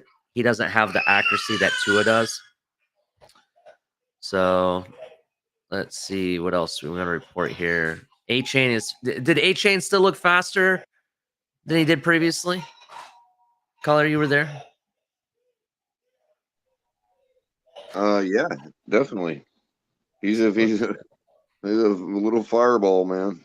Mm-hmm. What's up, Thomas? How you been, man? What's up, Collar? What's up, Ollie? Not much, man. Not much. What are your thoughts about everything that's going on in Dolphin World? I'm really excited about this Vic Fangio defense. I think he's going to be moving a lot of pieces around, not only on the secondary side, but I think the front seven is going to be moving around a lot more than what they were in the past. And I can see, like, when we're playing some of these teams that get physical and want to get physical with us, of having a three or four-headed monster with you got Wilkins, you got Sealer, you got Chubb, you got oh my God, I forget his name, the tackle that always takes up double teams. And then you got Raekwon Davis? Yes, Davis. Gotcha. And then you have some thumpers because they're talking about that they might play Agba is an outside linebacker with Long Jr. a little bit. That is a lot of thumpers right there. Mm. And I'll tell you what, Yeah. I was excited to hear that Long Jr. was setting the tone, not this practice, but the practice before, with some of his thumping hits. And he's a missile. He's what we wanted to get out of Tyndall last season. Oh yeah. That's true. I know I'm a little optimistic, but I haven't gone to any of the practice. I haven't seen any of the practice, just from what I'm hearing from you guys. And the consistency in the secondary with these guys not getting burned all over the place. The Iggy news is refreshing. I've been an Iggy guy. I've been rooting for that guy for a long time. I think the scheme's going to help him a lot more. Is he a starter? Probably not. But I think he's going to be able to come in if somebody gets hurt and not fall off this. I don't think this defense is going to fall off the train like it did last year when we start getting some injuries in the secondary.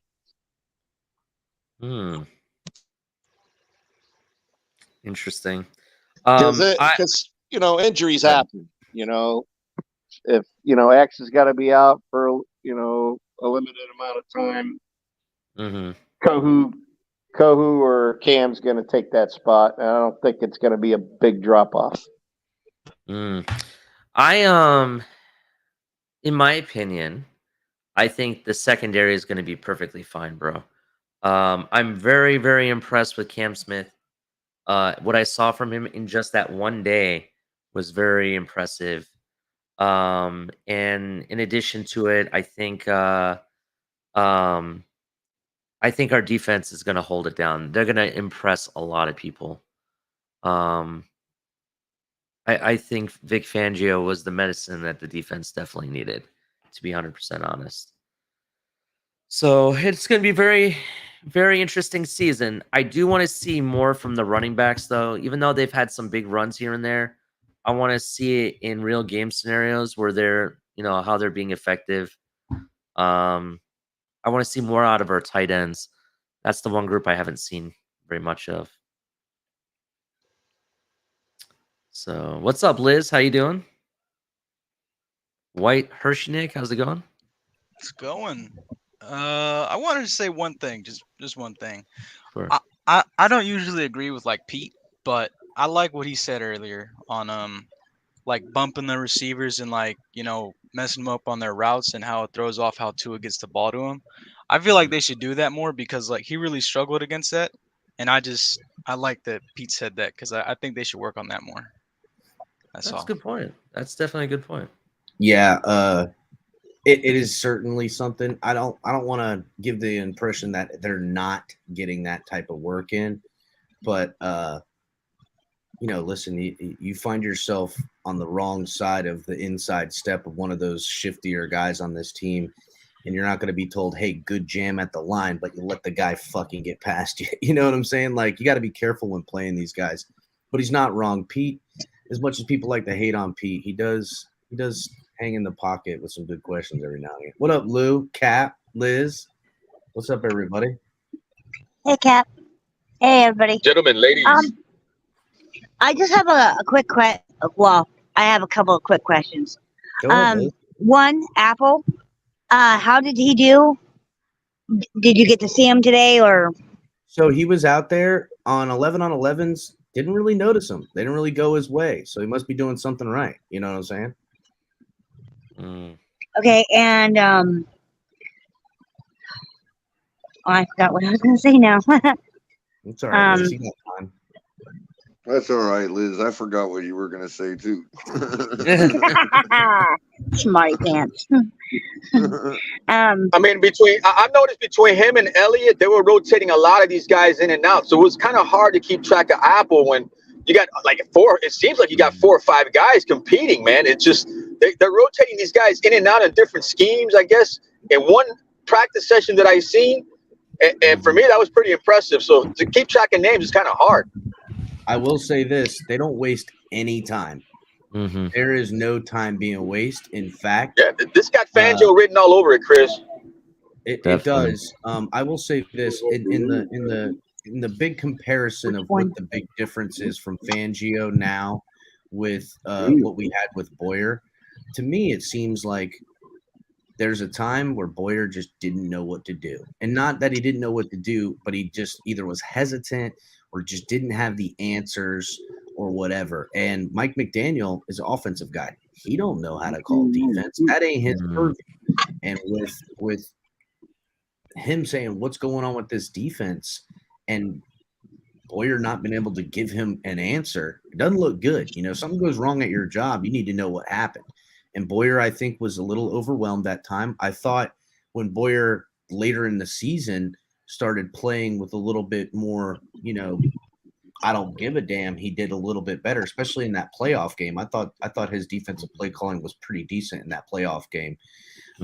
But Fangio, to me, has instilled a bit of confidence with this football team. These guys are flying. They know what they want to do, know where they want to be, and there's no hesitation in any of them. And if you are taking and hesitating, like today, Mike White was going out there, came out of the huddle, took him a little while. They said, that's it, get out. Next team up. They took too long getting one of their plays out, and then they brought Tua back in there and let him go back to work. Now, Mike White did well. There was obviously a miscommunication with something going on in the huddle. They took too much time. They threw a flag out there and delayed a game their asses. No exaggeration. That's exactly what happened. And I found that to be very interesting. They were cooking with plays. There was nothing. When they changed the guys in, they came right out. Everyone lined right up, and they went right to work.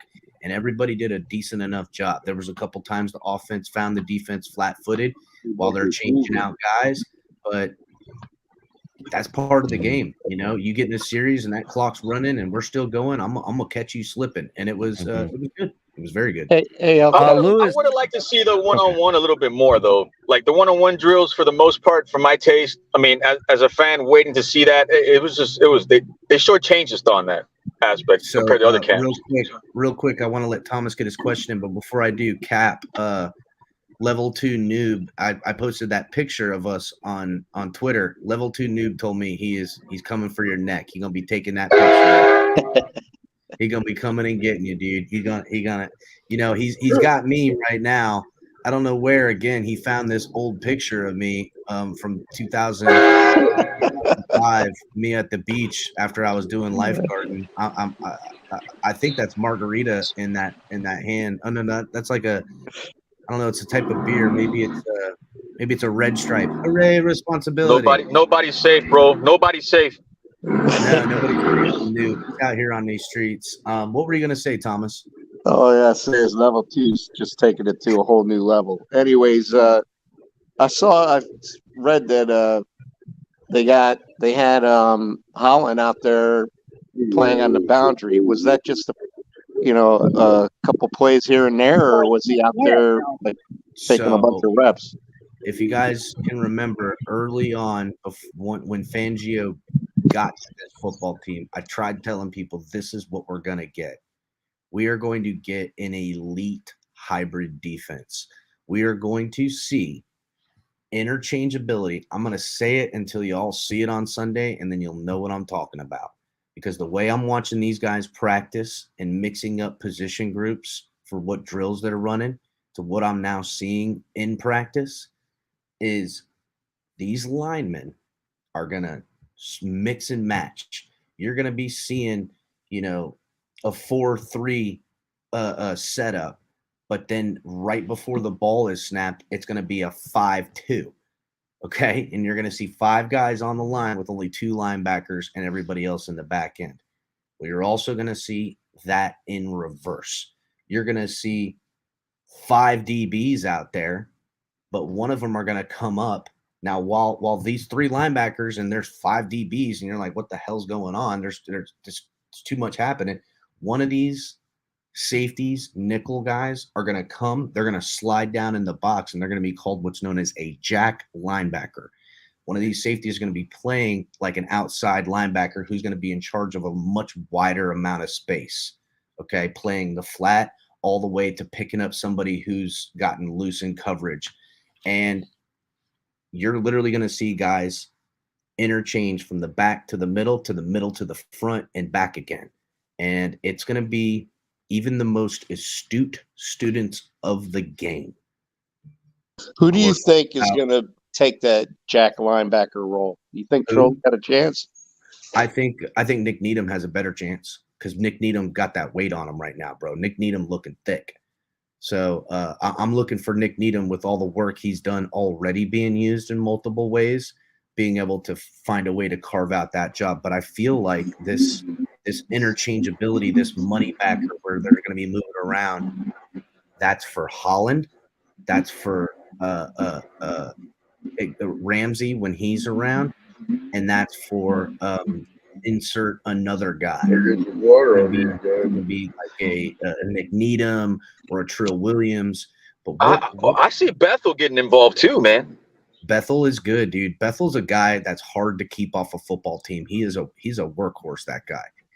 But you know what I see out of this team is what Fangio is going to try to do is because of these interchangeability.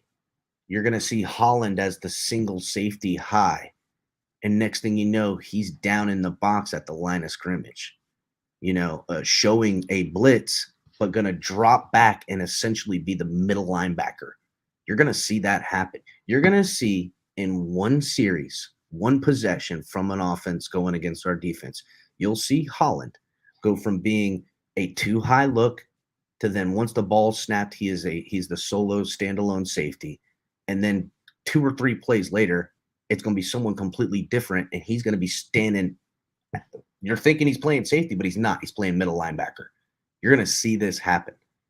This team is going to have a hybrid style to it that what they're trying to do, and even for the most astute quarterbacks like the Aaron Rodgers of the world, the Tom Brady when he was still playing, it's going to catch you thinking you're going, oh, look who I have here, or oh, look who's Andrew Van Ginkel is lined up. He's the outside linebacker, but ipso facto pass rusher on this one, and you're gonna see him come in on a pass rush, here, and now you get your look. You're like, there's 47, You look around, and next thing you know, you're going to throw one in the middle, and he's there intercepting it as the middle linebacker, and you're like, what the hell just happened? I just seen him there. And as soon as you have it figured out where someone is, they're completely somewhere else now. This is going to be something that if Fangio can get the tweaks right, quarterbacks are going to be thrown to places that they should have never thrown, but they thought they had a different matchup. They thought, oh, here it is. I got the matchup I want. I've got my speedy, all-purpose running back who I know has great hands lined up on an outside linebacker like Agba, for instance. He's in that. I know he's going to take it. He got caught in the flat. Meanwhile, you didn't even realize that it's Holland that's going to come up and try to make a bite on that play, and they baited you into doing it. That is what he's trying to do. I think the one difference with this playing zone that where we were getting killed last year was that slant across the middle where you got Howard trying to cover him all the way across the middle. That's the zone's going to pick that guy up. And the slant perfectly is one of the hardest things to defend because it's all about just the football being put where it needs to be. And it's about, just to essentially leverage on who's running where. The good thing is we got a lot of guys like Holland and X-Man and now Cam Smith that it just seems like these guys' arms go on for days, bro. Their arms just go on for days. They seem like they can get that arm inside anywhere. We got 80 in the room. Everybody hit the like button, please. Let's get the stream out there. Gonna probably rock it for like another hour or so, maybe a little longer. I gotta order some food at some point because I'm not in a Motel 6, Michael K, you SOB. I'm actually in a Hilton, so it's Fried nice chicken. It's nice. Got a whole little living room over there and stuff. Bro, you got to get room service, bro. They bring you them cheeseburgers and shit. I know, Cap. Where you at, Cap? Maybe come up here and enjoy it with me. I got a pool, Cap. You want to swim in the pool? Man, my car won't even make it a half an hour on the turnpike. Oh, yeah, I hear you, dog. I'm in Boca. Yeah, that's like a good hour and a half. All right, dog. But yeah, man. I mean, for the most part, it was a good sight to see. I mean, a lot of guys are trying to figure out what's the downside of camp today, and I don't know. I don't really have a downside, to be honest with you. Cap, there was the beat reporters are saying that the offense had their best day. The fans are saying the defense continues to eat up the offense. To me, it looked like a beautiful back and forth all day. It didn't seem like anyone was getting the better of anyone else all day. It looked like everybody made good plays that, to me, looked like a comparable offense fighting against a comparable defense. Hey, Cap for life. That coming from you, that's pretty damn impressive because I know how critical you are, and you call it the way it is. And for you to even say that, that's speaking in terms.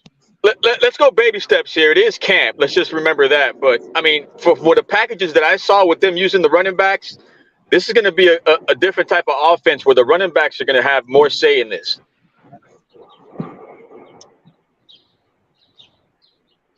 Tell you another thing I think that's going to help us, and it's going to be Ahmed and A-Chain, is if they try to flood the middle and play that press coverage, Tua's just got to dump it back out to his backs and let them make a play. That play worked against that play worked against their defense a lot of times last year, especially in the San Fran and the Charger game. Both McCaffrey and Eckler was just eating our defense alive, keeping drives alive with those dump off passes.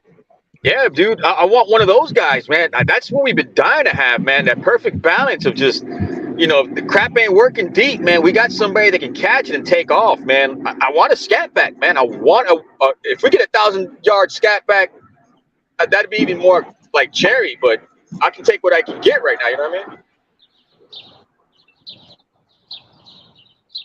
What's up, everybody? What the heck is a scat back? How you doing, Fred? Good. Scat back, Liz, is like a dual threat. Like you can have somebody catch it out the backfield for almost 1,000. You can have somebody rush for 1,000. I know the odds of that are kind of slim, but a dual purpose, all purpose back where you can have on third downs and not worry about 3rd and 1. You know what I mean? Hey, They're basically a jack of all trades. Hey, Liz, you never heard of this scat back? I don't want to say bell cow, but no. Well, you want the back to be able to pick up the blitz, to be able, like you say, get out in the flat, make a play. Liz is laughing at the backs. Bell cow, scat back. LT, you know what I'm saying? Like LT, Brian Westbrook, stuff like that. Just a funny name. Where Liz? What's the funny name? You could also call it a cash cow too. A what? Cash cow. It's a mute. Turn him into a mute. No, I'm not mute.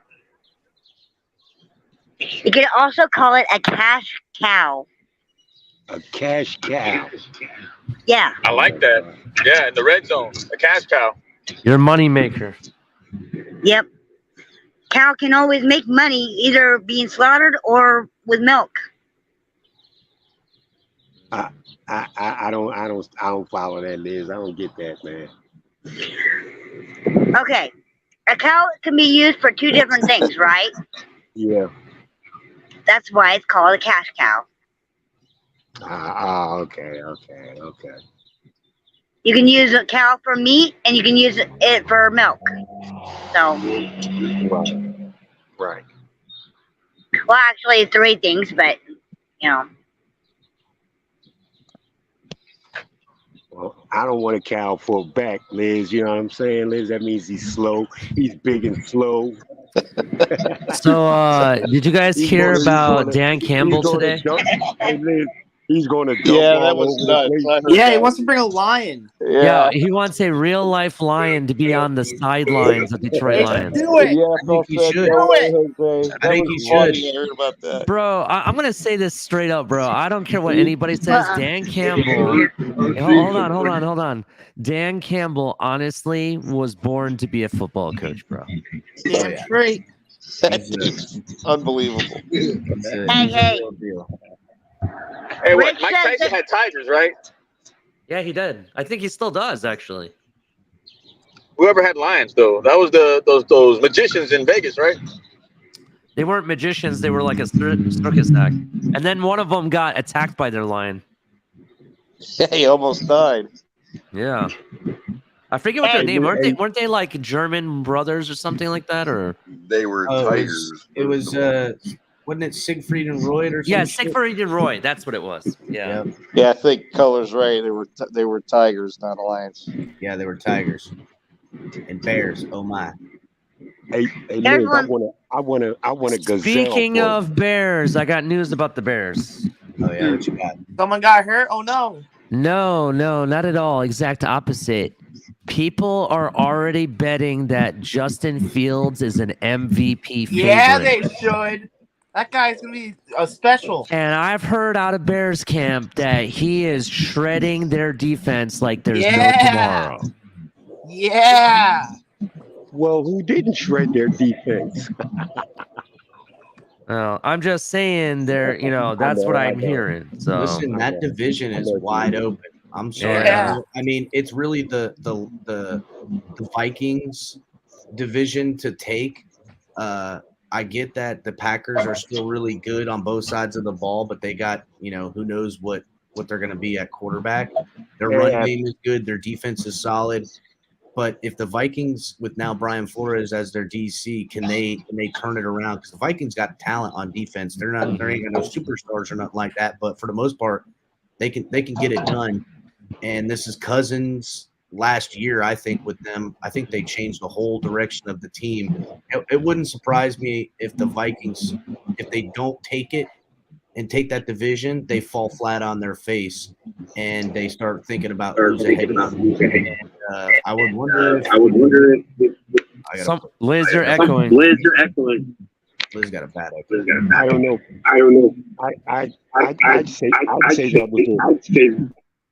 I'd say that was the truth. I'd say that was the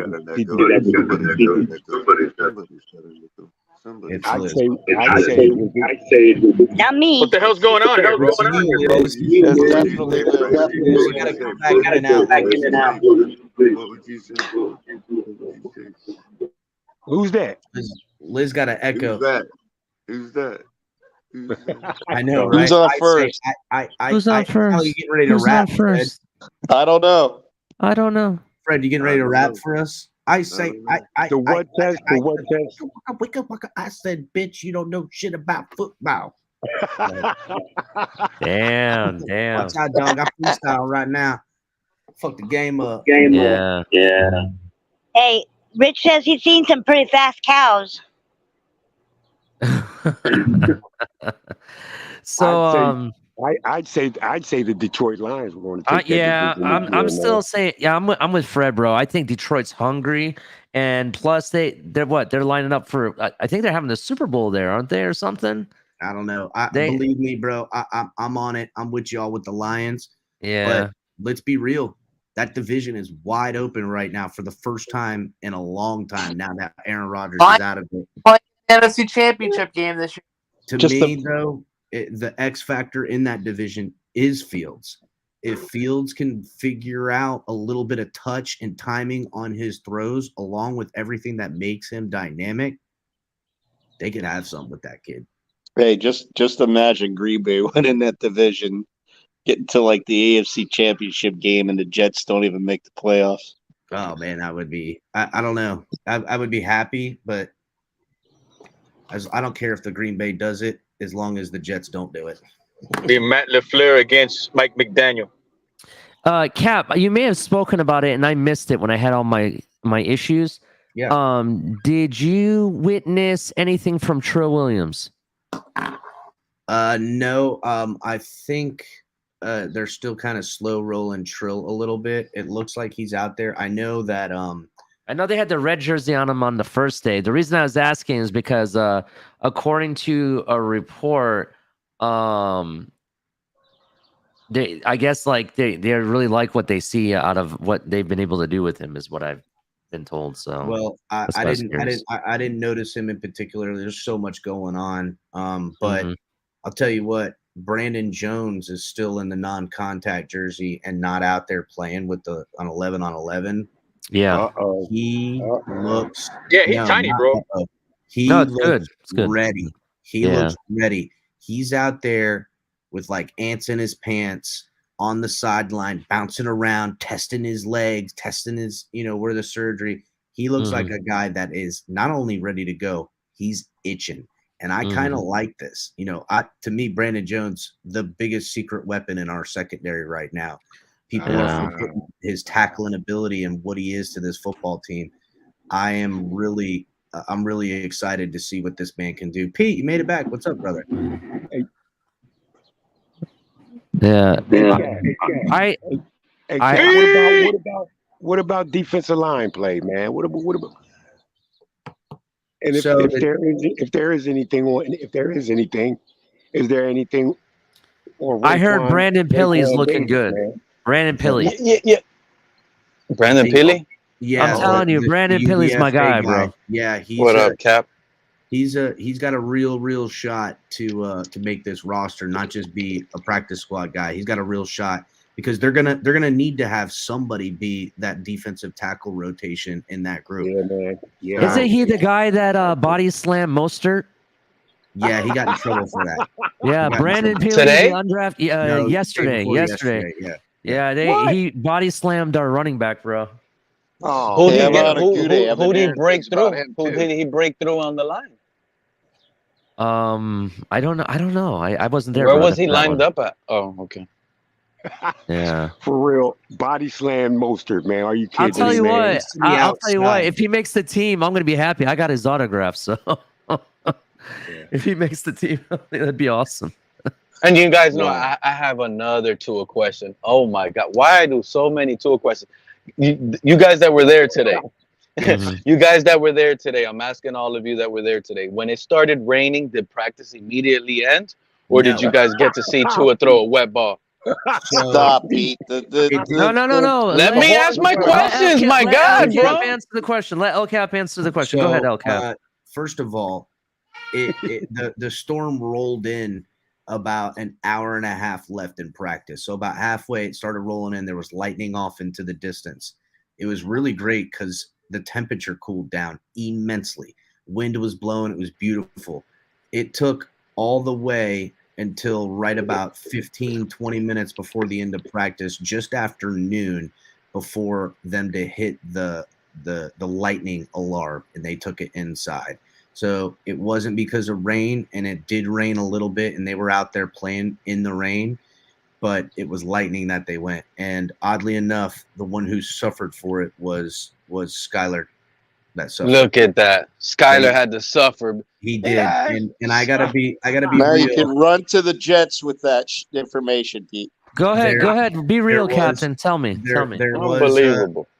Skylar did not, and I mean did not get the amount of reps everyone else did. Now, I don't know if in that last 15 minutes they were all going to go to him, but I would say, 16 reps went to Tua, 15 went to Mike White, only about 8 went to Skylar Thompson. He got the least amount of work today. And I heard know if that's an indication of the battle he's losing, but to be honest, I didn't get enough look at him to see. I did see once where Skylar kind of he kind of gave up on the play in the pocket a little bit too early and scrambled out to his right when I don't think he needed to. And then when he did scramble out to his right, I think he waited a little bit too long to get the pass out. But I don't know.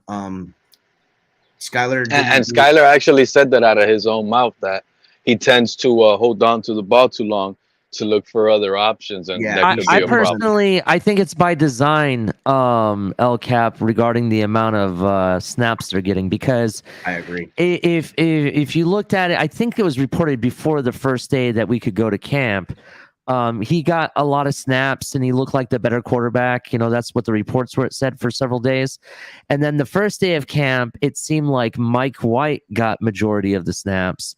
And then the next day when TD was reporting and he showed, briefly some video, he was stating that Skyler was getting most of the snaps that day. So I'm wondering if they're just interchanging them out, to make sure it's balanced throughout camp. That's what I'm wondering. But possibly, for sure, everything is added like that. That's how it is. Every rep is counted. Doesn't necessarily have to be the same day. Yeah, and Mike McDaniel did say they're split up into groups, and the way they did it is because they want to overlap the snaps with different people, so everybody is getting to be able to work with everyone pretty much. That's basically kind of what there is a little bit of mix and matching with the personnels and quarterbacks, and they are doing a good job at that. To me, it looked like this. Now one could say, hey, they're giving Mike White the majority of the snaps over Skyler because he's winning the battle. I don't think so. To me, it looked like, and you can check it out on one-on-one drills. They were having Mike White try to work on certain stuff that they wanted to see out of him. And so, to me, that's what it is. They were doing one-on-ones. They really wanted him to hit that out route. They wanted him to hit it on both sides of the field. And then they wanted him to check his slants to a couple of different guys. And those are the plays they called for him, giving him some with the ones and with the backers. So truly a battle for that number 2 position at quarterback, man. A truly battle. That's what I like. I think, to me, there was a point that Skylar Thompson was going to just beat him out on knowledge and play time with the guys, because I can remember back to Sunday watching everything, and it just looked like, Mike White's timing is off on his wide receivers. So I think they're realizing that in live exercise. So they're giving him a little bit more, because the real battle begins. The real battle begins come preseason, when they're going to get a lot of reps.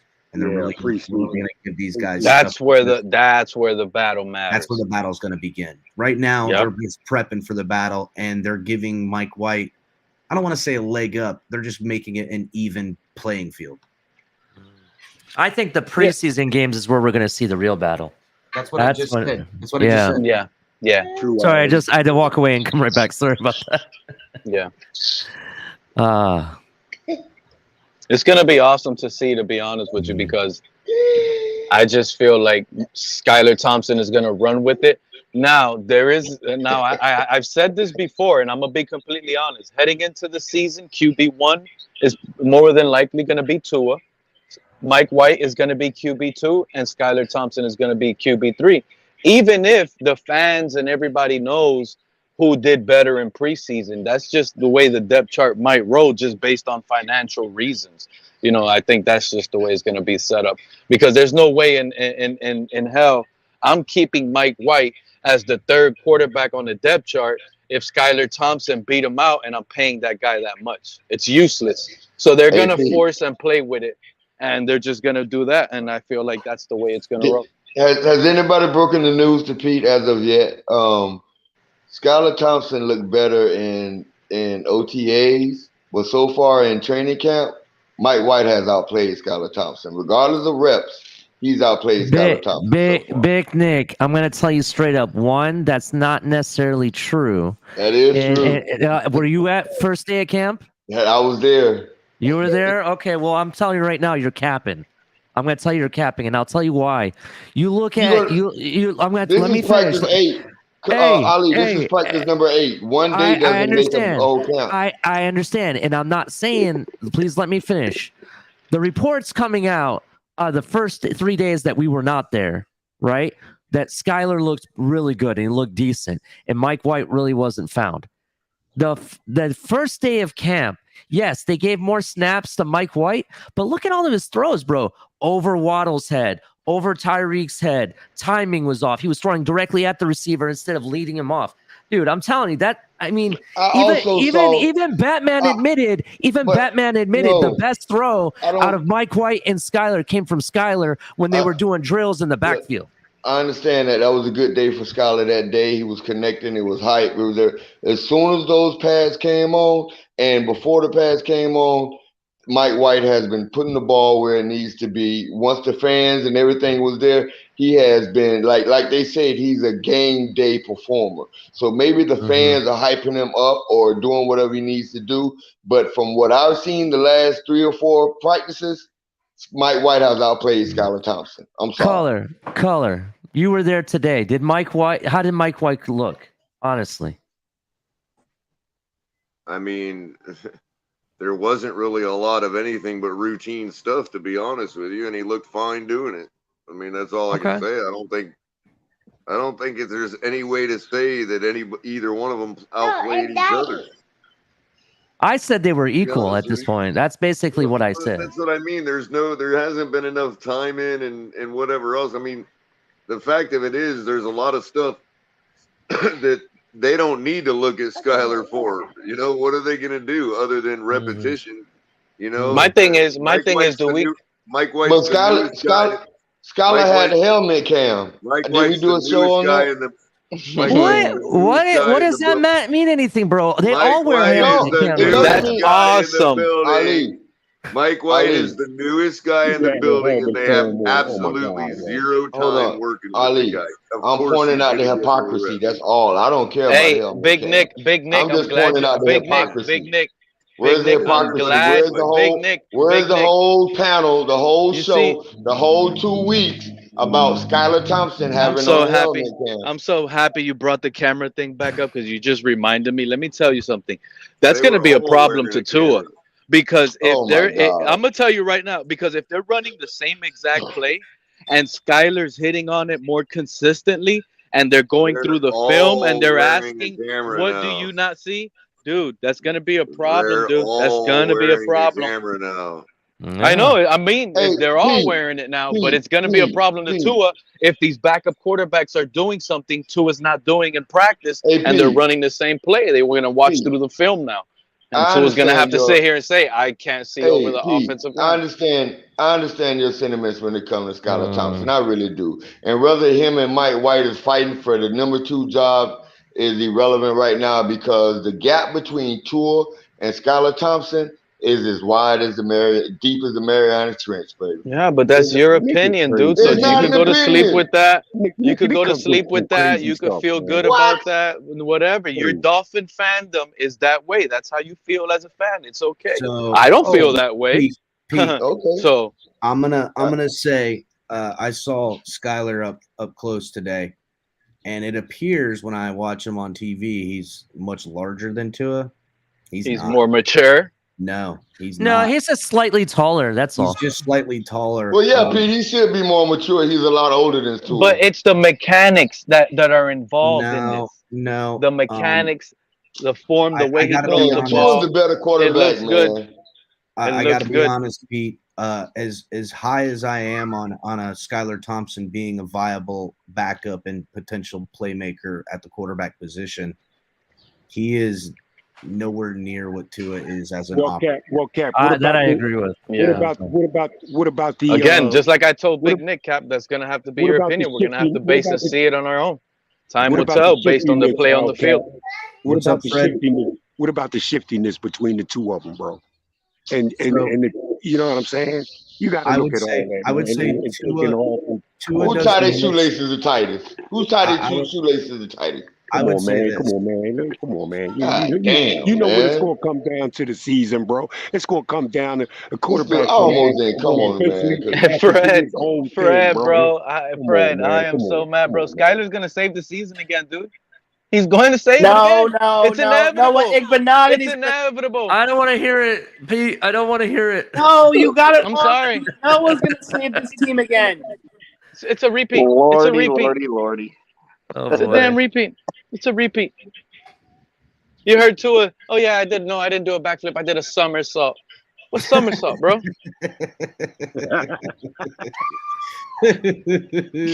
Listen, everybody, hit the like button, please. We've only got 50 likes, and we've had 90 people in the room. And please, guys, hit the like button. Yeah, that's way. That's too little of the likes, It is, man. Come bro. on. Yeah, we need to get the likes up over 100 for these episodes. If you guys are such fans of the channel, even the ones you don't watch, I know Top of the Tailgate's kind of early. Just go in, hit that like button for us, man. That's just much obliged. It helps us out so much. We appreciate donations, we appreciate super chats, and we love our members, but the likes really help out such in a way that I can't even tell you. We really need to, in this second year, start getting these likes over 200. I mean, Big Nick, you run a very, very, very successful YouTube channel with South Florida Accountability. Tell everybody how important to the algorithm these types of things are, man. It's everything. It's everything. I mean, YouTube's operational cost a month probably is $25-30 million, right? And the more eyes they can get to come to YouTube is the more money they can generate to offset that money that they operate. So basically what I'm saying is, if there's 300 people in here and Capitan got 300 likes, YouTube is going to say, shit, let's see if we can get them to 600 likes. That's Because exactly. they're going to send 300 more people over there, and then they're going to see if they can get to 1,200 likes. And the more eyes, what YouTube is gonna send who over here, bro? The more eyes on the product, it means the more Cadillacs they can sell. The other part of it, Big Nick, is that when your ratio is close like that, where you got 300 people watching and you got 300 likes, what that tells them for their projections is those are real life eyes looking at their ads. So shadow band? You're talking shadow band? Lewis, you're here, and I need to ask you a question. You guys are shadow band, basically? It's like this. What's going on? Damn, drink your own. As soon as Big Nick and Peter are done talking, I got a question for you. I need to put you on the spot. Just let me explain it this way. The Super Bowl ads commercial, for a 30-second commercial. I remember. I don't know what it is now, but I remember a 30-second ad commercial used to be like $3 million for 30 seconds during the Super Bowl, right? And you got 180 million people watching the Super Bowl, and Burger King spent $3 million for 30 seconds, and they get 1 million people to come buy a Whopper at $6. You know what I'm saying? Yeah. So that's all it is about eyes and the probability of 10. So yeah, very it interesting. Hey, Lou, get ready. Ollie's coming for your neck. Yeah, I'm not coming for his neck. I just got questions. Get him, That's Ali. messy. First of all, don't hold back on Lou. He's a big boy. But it's just super important because, it'd be different if we were doing one live show a day, or if we were doing, one recorded show a day. But we're not. We're cranking out several live shows a day, several shorts, and soon to be some more recorded content coming up, and members only content coming up. And for us to give it out there, we're really jumping the gun on what we should put out in content, because it's yes, more is better, but they don't tell you this, but they hurt you. And lives are the hardest. Going live as a channel on YouTube is the hardest thing. It's the hardest way to get out there, because people want to be able to have it on instant, right? Instant demand. Yep. They want to go back and look at it. They want to fast forward. They want to skip. And that gives them more opportunity to select the like button when it's already pre-recorded. But when it's live, you jump right into it. You go to typing and you forget about those things. Hitting the like button and things of that nature. So and I'll tell you it really is hard going live. I'll give you a good for instance. I'll say have 50 people in the room, right? And I'll have only like 20 something likes. and I'll ask everybody and pander to them, please get the likes up. And I'll turn around, and as they're hitting the like buttons and they're climbing, I'm watching the viewership rise to 60, 70, 80 now, because the algorithm is telling it, hey, people are liking this. We need to put it in front of more people. And if you want to see a difference that's Right, like the you just said, algorithm's live. basically saying there's a dumpster fire going on over here. Everybody come check it out.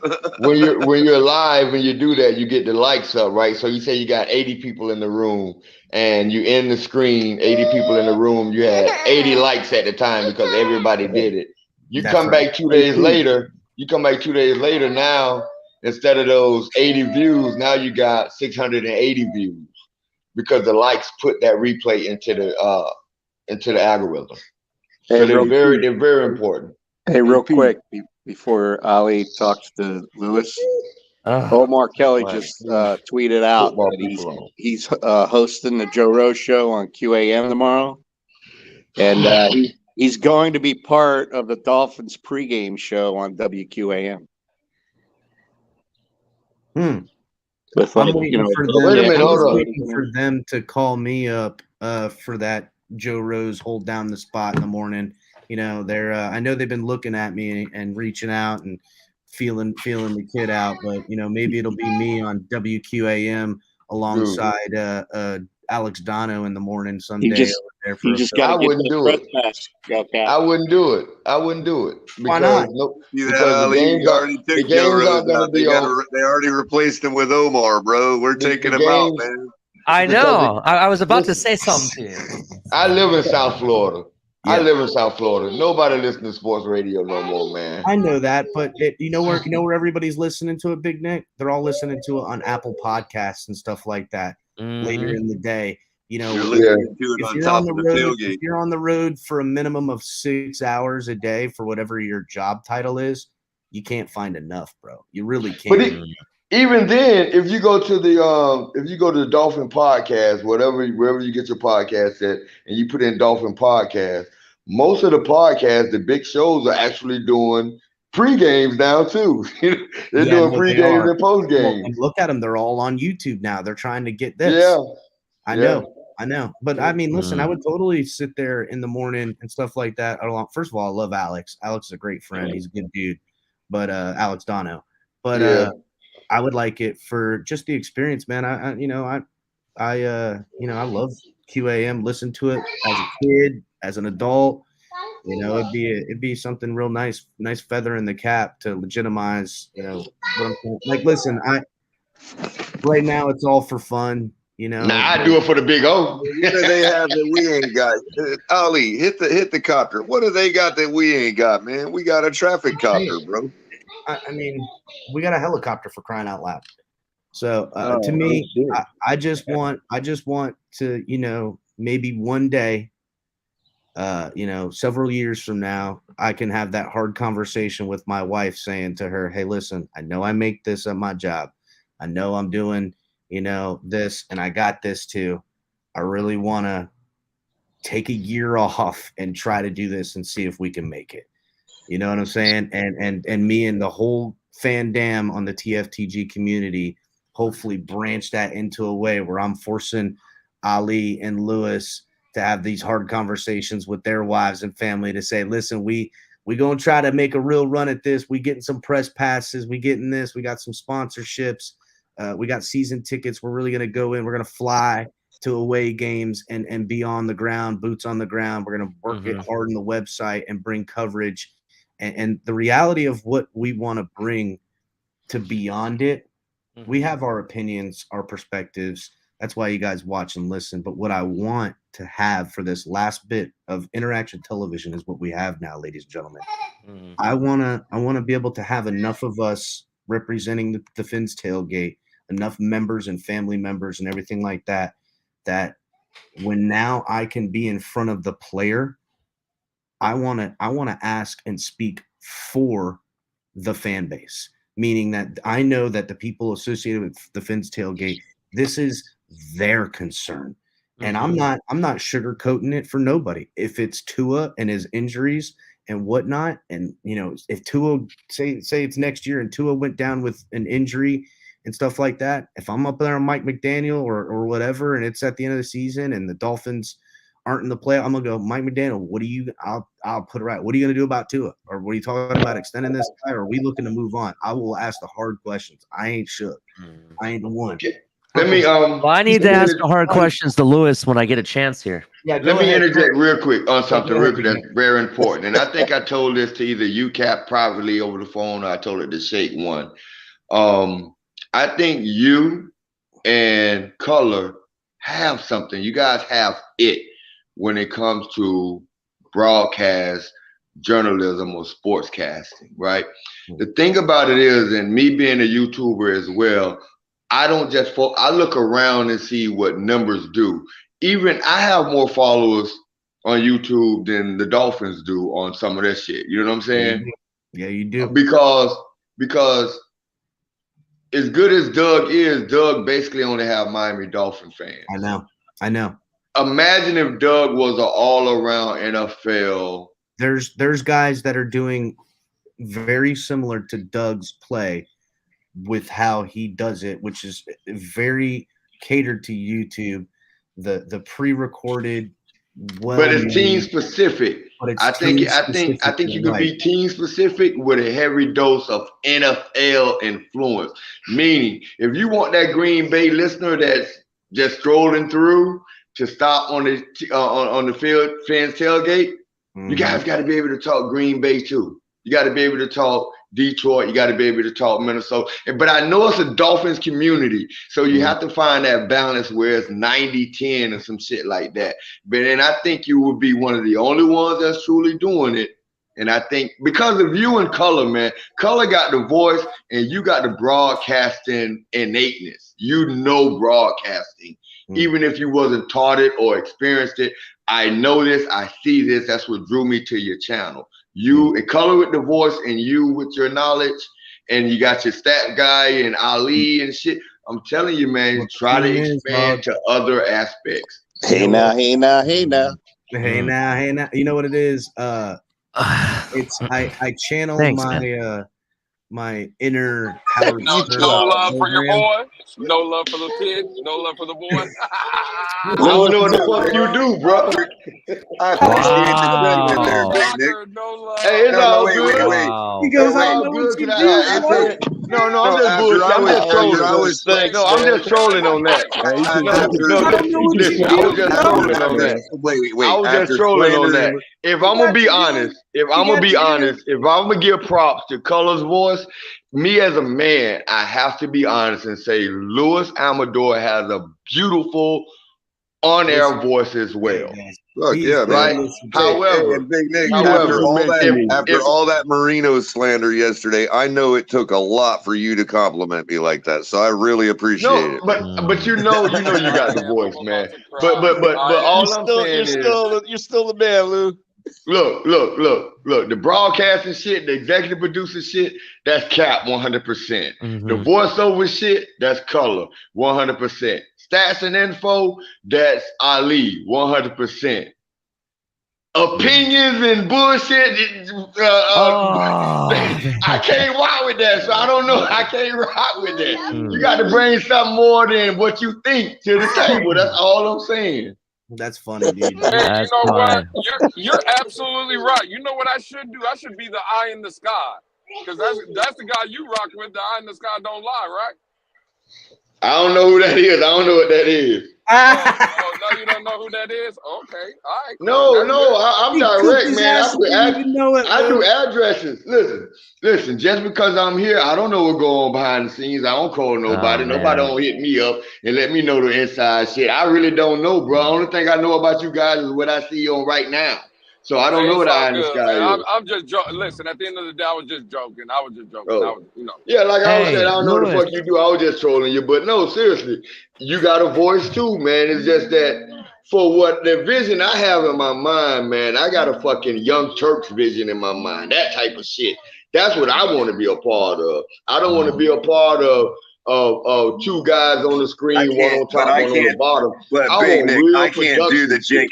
I can't do the Jake Unger thing, man. I'm sorry though, bro. I can't do.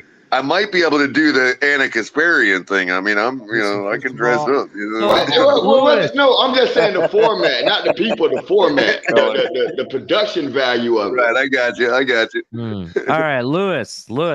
All right, yeah, let's let him go. All right, What's sorry. good, I want to get this off my chest real quick. So, Uh-oh. prior to camp, you were questioning if Durham Smythe could run routes that Gesicki ran. Well, lay down. I don't want to lay down. I'm working. Well, in the first 2 days of camp, we were able to see that they actually lined him up in that spot where he was running routes out of, and he caught the ball, right?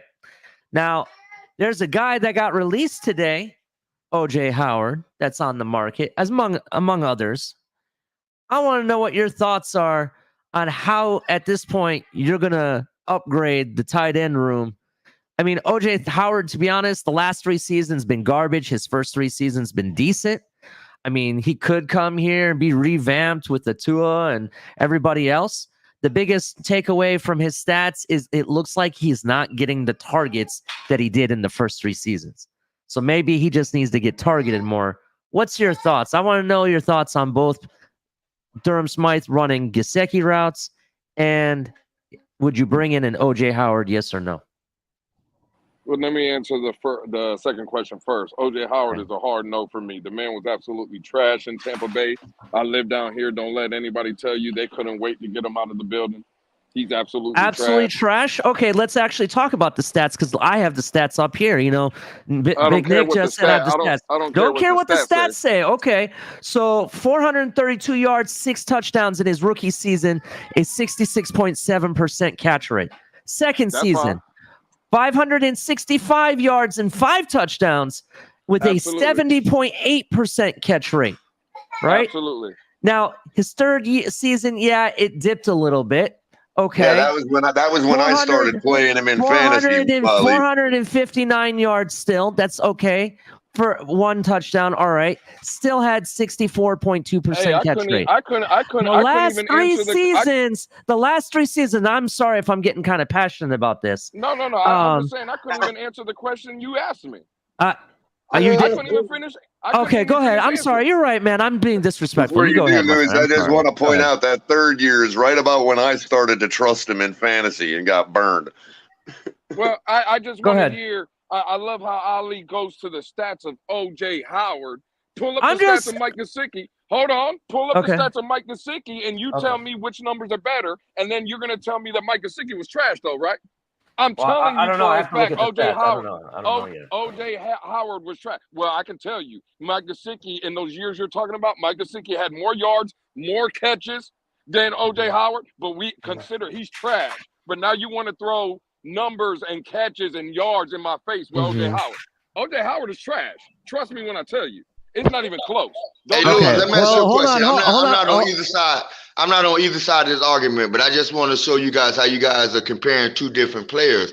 If the draft was tomorrow and you need what in your mind envision a prototypical tight end, and the only 2 was on the board was OJ Howard and Mike Gesicki, who would you choose?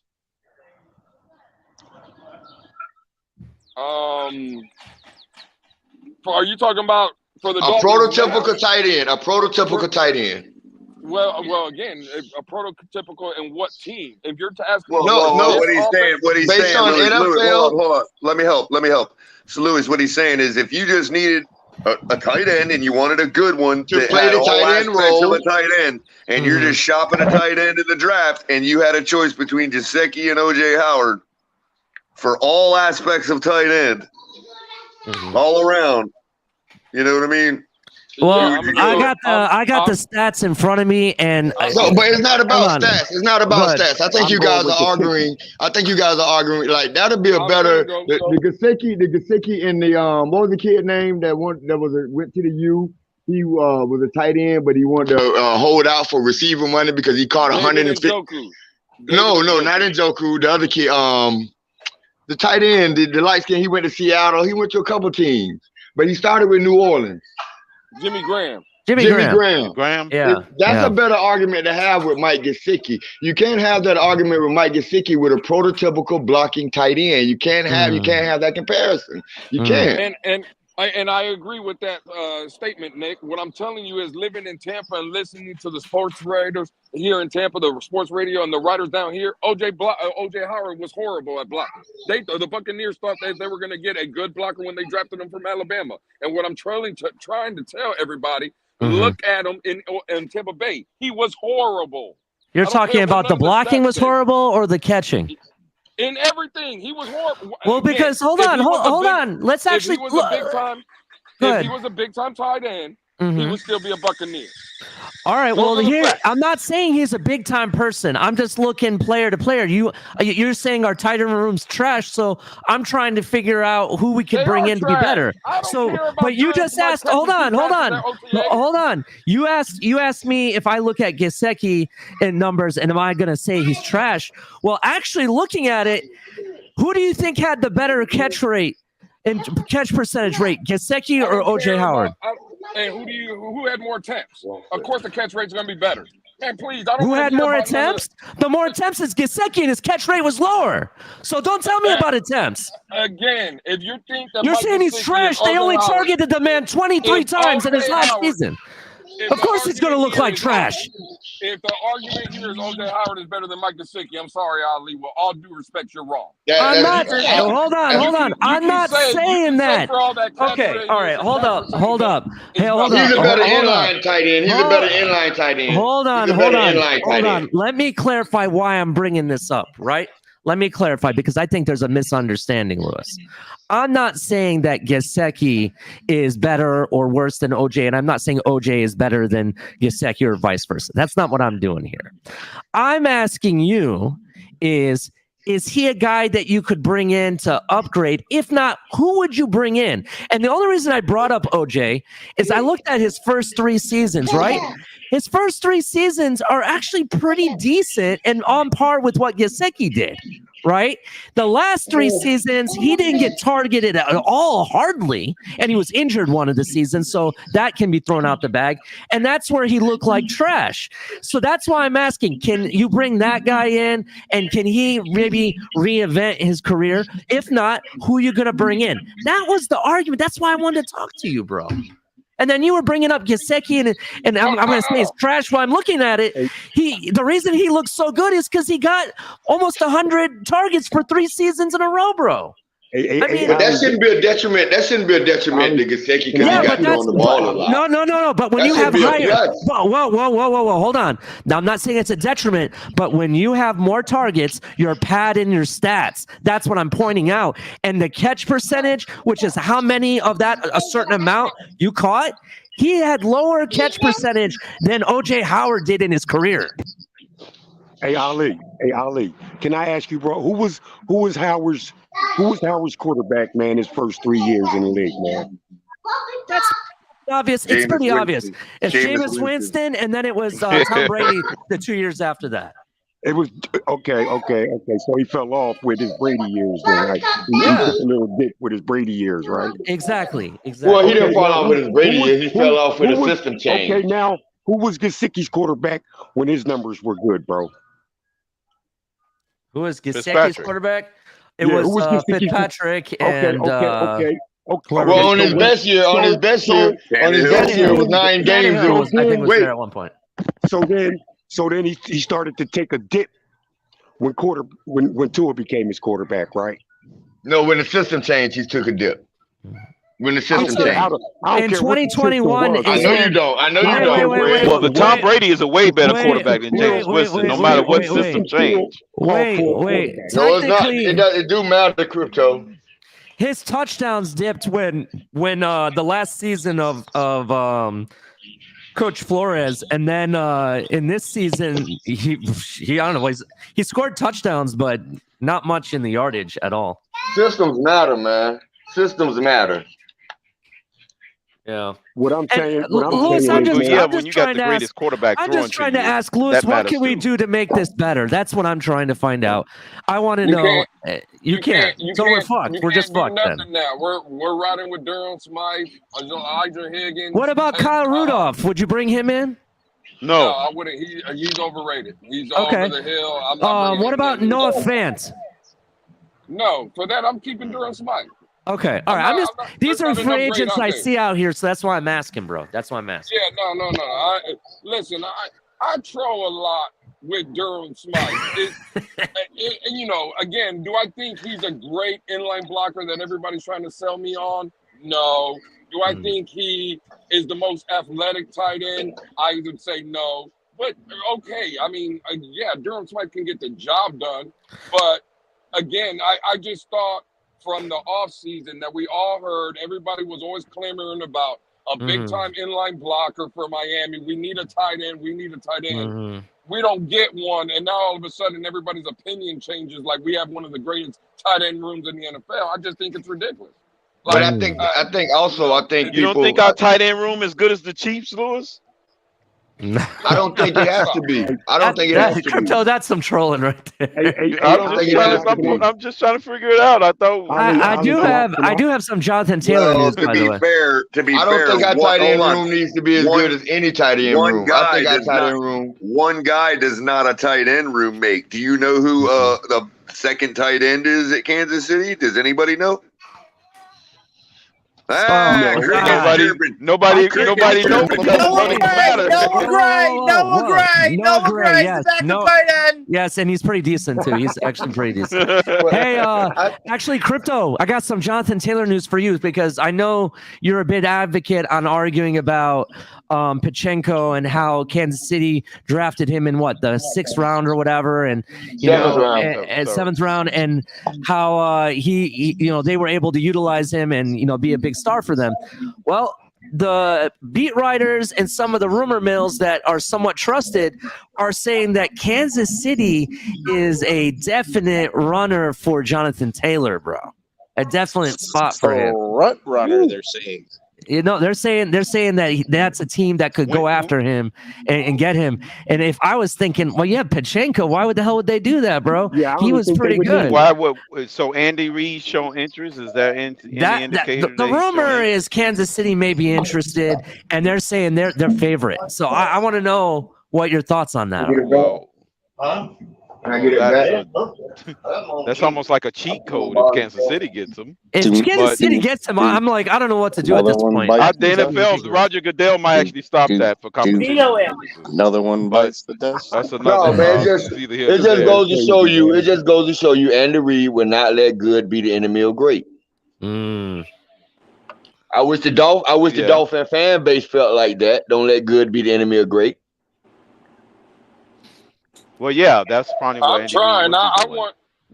That's probably what I know Lou's all over this. but Roger Goodell will have to say something about that, Big Dick. That's what I'm saying. No, he wouldn't. Real quick, guys, I'll say this. There's two things that I noticed in camp today that are things that I had hoped to see come out of this offense that would be changes. Number one, they're utilizing sweeps and pitches to the outside and really getting that outside zone running.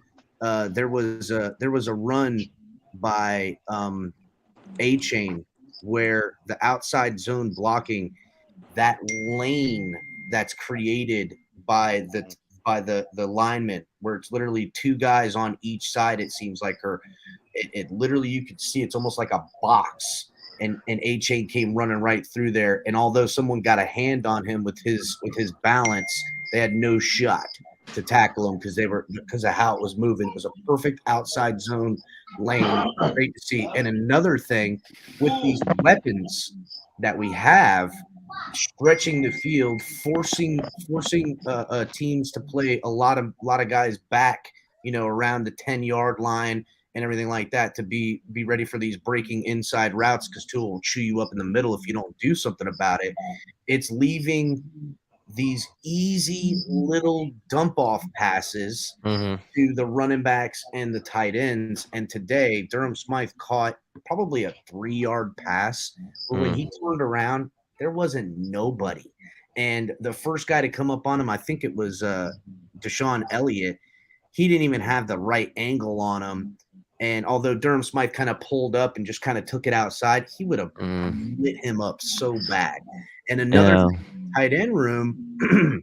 Wasn't that Ingo? That wasn't Smythe. That was Ingo. Deshaun pulled up because he would have killed him. Deshaun said, it was Smythe. Deshaun said anybody else, I would have put him to sleep.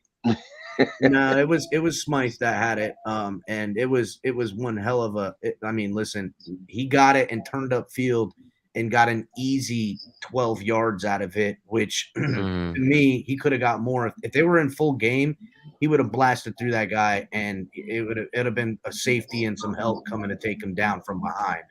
So I expect to see these just easy little rollout in the flat stuff we knew was there. But you know what happens when you do that play with Mike Gesicki? He reaches out, he gets it, he's catching it, and then he has to turn around. The thing that Mike Gesicki didn't have is he didn't have the fluidity in his hips to turn around and get upfield very good. So he's got to kind of already be going, because the second he stops, then has to go again, he's so slow and he has no ability to break tackles. Where although he's hands down a better pass catcher and faster than Durham Smythe. Durham Smythe has a little bit more balance to turn while he's still running and get upfield. So, and another detriment to Gesicki, besides Gesicki not being a great run blocker or blocker period, is that remember he's 6'6", man. If he had 5 seconds every route, he'll be an unstoppable target. It takes him a while to get into his strides because they're so long, and that's why he couldn't create the separation. Greg, just so you know, Noah Fant, according to Spotrac, is a free agent. So that's what I was getting that information from. So I'm sorry if he's not. Have you guys read that scathing article about? Have you guys read that scathing article about if the Dolphins don't get offensive line help, then I don't know why we're playing this year? Did you guys read that article about the offensive line? Like, flying. Yeah. If you haven't read it, it's because they haven't printed it. Thank you. Yeah, Spotrac's flying. If you look up Seattle Seahawks roster, I looked him that up. Was opportunity to talk about the offensive line. That was an opportunity to talk about the line. Offensive line to me doesn't look so bad, to be honest. I mean, I don't know. That's because Greer is satisfied with the line, Big Nick. Another thing I noticed out there today with the tight ends. Austin Jackson and Hackenberg balling. I wanted to look at the tight ends for Lou. I think it was the guy we got from Denver that was out there. He was blocking really nice, and the guy is massive. Bro. Yeah, he's a big guy. He's a big guy. Is massive. Saubert, yep. Sorbert, yeah. He's massive in the way like Ogba's massive. Like when you see the two of them, they're like, that's the type. Dude is huge, bro. Huge. He sits I got high hopes for him in our blocking schemes. He came inside and clipped the edge in on a sweep play that was beautiful. So isn't Ezekama running all the Gesicki routes anyway right now? Isn't he sky high the ball over everybody? They're doing it with Izukama, and Higgins, and Higgins I didn't see do too much today. But Izukama and Cedric Wilson, they're really trying to get them worked in. I got to be honest, Cedric Wilson and Tua have zero chemistry. They don't have any chemistry. Wilson. Yeah, they have no what, Cap? They have I'm really going to follow Ezekama's career, bro. I really am, man. Ezukama to me is way faster than he looks. He's so much faster than he appears to be at times. Because I knew Cedric Wilson is fast. He's faster than Cedric Wilson. He's way faster than Cedric Wilson. Another thing I saw today, they were giving Chosen Anderson some of these out-breaking routes that go down the sideline from the slot. When the defense gives him when they're giving him a little bit of too much space, they're all right. Or when they're playing press on him, they're okay. But if they have that perfect like off man, he's killing them with his hands and getting to the outside lane, and he is just smoking fools. He's gonna be seriously deadly out of the slot because he's gonna get a matchup on a what they're gonna screw up, and they're gonna end up putting a guy like a nickel corner or a nickel safety on him. And he's gonna slice him up, bro. He's gonna hurt him. Well, I think I can vision that, man. I can vision that. If Robbie Chosen don't show out in the scrimmage or the joint practices, I think the writing's on the wall, because so far in camp, Chosen, where are you? No, Chosen's been showing decent enough. Tua on one-on-one drills. Not like OTAs though, Cap. Tua had a over-the-shoulder throw on one-on-one drills to Chosen. That Chosen, you could see he started taking off and then had to put a little step into it and ran right. It was one of the most beautiful passes I've seen. That's what QB1 do, man. That's QB1. Well, listen, you say that, but the difference I've seen in Tua in live action now than when I saw him 2 years ago, he's got his fastball is there in spades. He can really put that core strength behind it and put a little mustard on it, as they say. I was very pleased with the amount of force he is pushing that football out.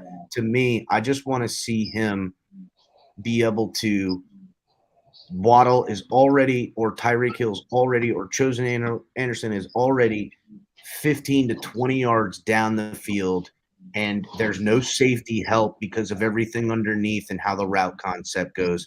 And I want to see him drill the ball where when the breaking route and you have like pairs. So here they are right here, both breaking at the same time.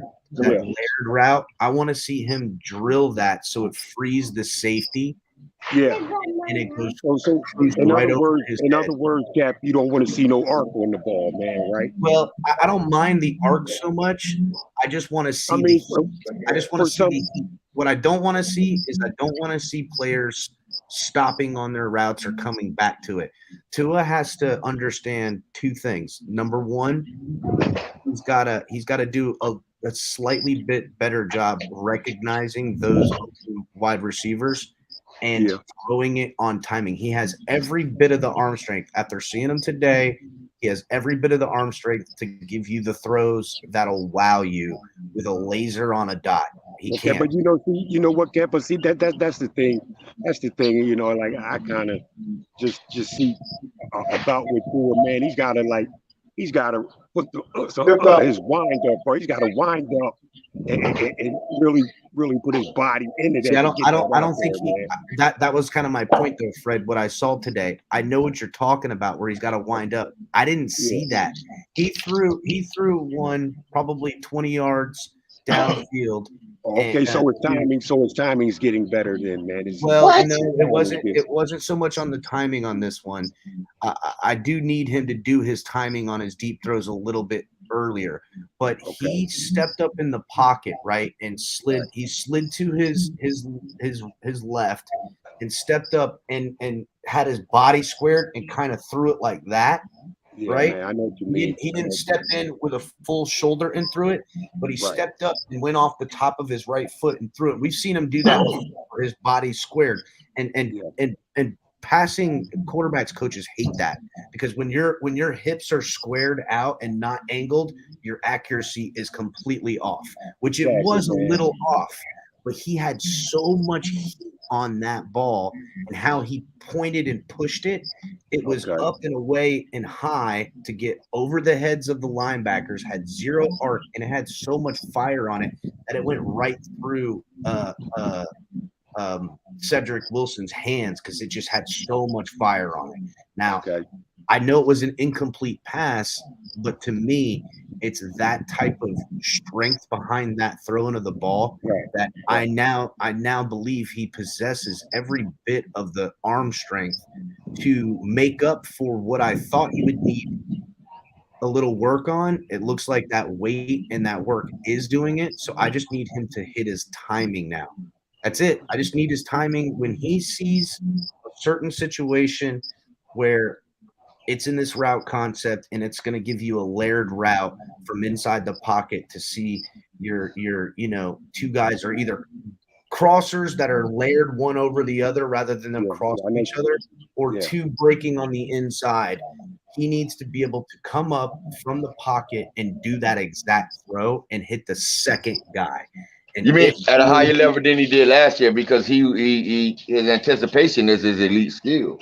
It is, but not his anticipation on those deep throws, because if it was, I wouldn't see guys, and particularly Tyreek, coming out, burning a guy, and the guy then get back out in front of him and him come underneath and get it, which is fine. I don't mind a comeback route. I don't mind that stuff as long as it's completed. I'm just saying that there's opportunities that now with the arm strength, and Tua has done the work, guys. And hopefully the offensive line and give him a little bit more time where you don't have to.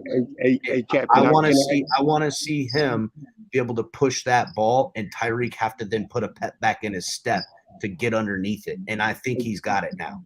Hey Cap, can I put something in on the Durham Smythe thing, What's man? Okay, with Durham Smythe, with me, man, is like, I think he's a sufficient blocker. I think he's sufficient. As far as his downfield catching ability, I don't know. I haven't seen Smythe going to down in seams and things like that. All I've seen him on were little tight end outs, little flare outs. That's all I've seen Smythe do. So I think what they're doing with Durham Smythe, I think he'd be able to get downfield, man, and seams and catch the ball, man. Here's something I'll say with Durham Smythe. I expect that of Durham Smythe. All those tight end in the slot dial up plays for him to get the ball, or even being spread out and anything like that. All those things that Mike Gesicki got last year are going to be taken up. All those opportunities, all that stuff is going now to Alec Ingold and Durham Smythe. And to me, I would much rather have Ingold as a far wide guy, because Ingold's faster than he looks, and Smythe being the slot or inline blocker on these passes. And to me, the effectiveness, we'll say, might not be so much the wow plays, but the effectiveness of what you're getting out of those play calls that went to Mike Gesicki are going to be about a good 60% better splitting those two guys, those snaps. That's what I believe. And it's going to be super effective because there's so much meat on the bones left on the underneath stuff that we didn't attack like I thought we would last year. And another thing I saw Skylar Thompson run the RPO pretty decent. Something I know he did, but I saw him running that RPO pretty nicely. Calm down, Pete. Calm down, Pete. And he ran the RPO super nicely today. He had limited action because they didn't really give him enough. But I'm gonna tell you right now, I see That's music to Pete's ears. I see what Skylar Thompson's been working on, and he looked decent at that. Doctor, what's up, Dr. Reg? How's it going, my brother? Where the hell is Pete the Jet fan at? Why He when was I up came here up earlier, bro. Yeah. When I got up here, he left though, Cap. What happened? I don't know, man. Something about Hey, he's gonna have Hey, to Lou. see you or something. He ain't scared of you, and Hey, Lou. I don't know. And that the Cap. fans, he told me that the fans love him almost, if not more than you, because Jet fans. nobody times him out when he's debating you. They said, look, they just want to watch you get cooked by him. I know. That's what I heard, dog. That's the word on the street. I don't know. Where you got that information? What street is that? Well, I mean, it's just the word on the street, Lou. I think that's what Pete's saying he feels. That must be the street. That must be in Upper New York State or something up there. They ain't saying that up here in the state of Florida. They saying that in New Jersey, Lou. Hey, Lou, they're saying that in New Jersey, bro. Bro, that's like yesterday. That's like yesterday. Fred is asking me and Shake for the link, right? Fred's like, "Hey, drop the link." Right? That's right. The only man. person, Right. the only person in the chat that asked Fred to come up was a Bills fan. Funny how that worked. Man, I wonder why. Fred is a part of Bills Mafia. Wait a minute. Hey, Fred, when did you get indoctrinated into Bills Mafia? When did this happen? I don't know. You know what, man? That happened with Lewis, man. You know. Man, I was going to say, Fred.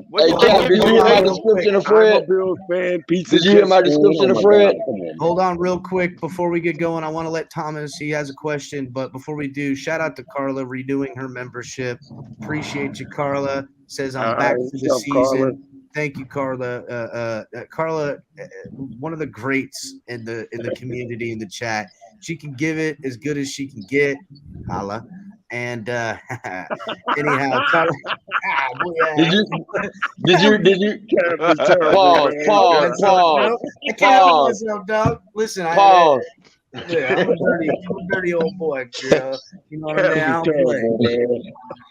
Hey, but did you hear my description of Fred Capitan? Did you hear my description of Fred? Fred thinks we have a JV team, but expects us to win the Super Bowl. Nah, man. Hey, JV Team Tampa won the Super Bowl before, Big You want to Dick. know what Fred is? I'll tell you, because I've come to know Fred pretty decent. He's a Bills fan. Fred's a diehard Dolphins fan. Okay, he's a diehard Dolphins fan. That's number one. Number two, he's lost. He lost his faith. He had a slim bit of hope and faith in Tua getting there, and when he didn't, and he fell short. Yeah, it's a shock. Fred, here's what I'm going to tell you, Fred. When was this? Yeah, but he believed in a player that quit 2 years in a row on his team. When was this? You know when it started, bro? I'm gonna tell you when it started, Cap. It started back in 2019, I think it was, when we started off the season at 1-3, and then here we blew everything up. We had a game against San Francisco. No, the hatred is real. No, Lou, man, we started as 0-10. What are you 0-9? 0-10. Fred, get ready to tell you. Come on, Fred, you're making it up, Fred. Fred. Well, maybe it was 2020. I do a much better job. That year we actually was 0-7 before we lost one out. Fred, let me defend you, dog. Let me defend you, Fred. Crypto, shut up, Crypto. Let me do it. Fred, I told you, those Bills fans don't know Dolphins. Fred, I got this. I will take care of you right now. Just agree with everything I said, all right?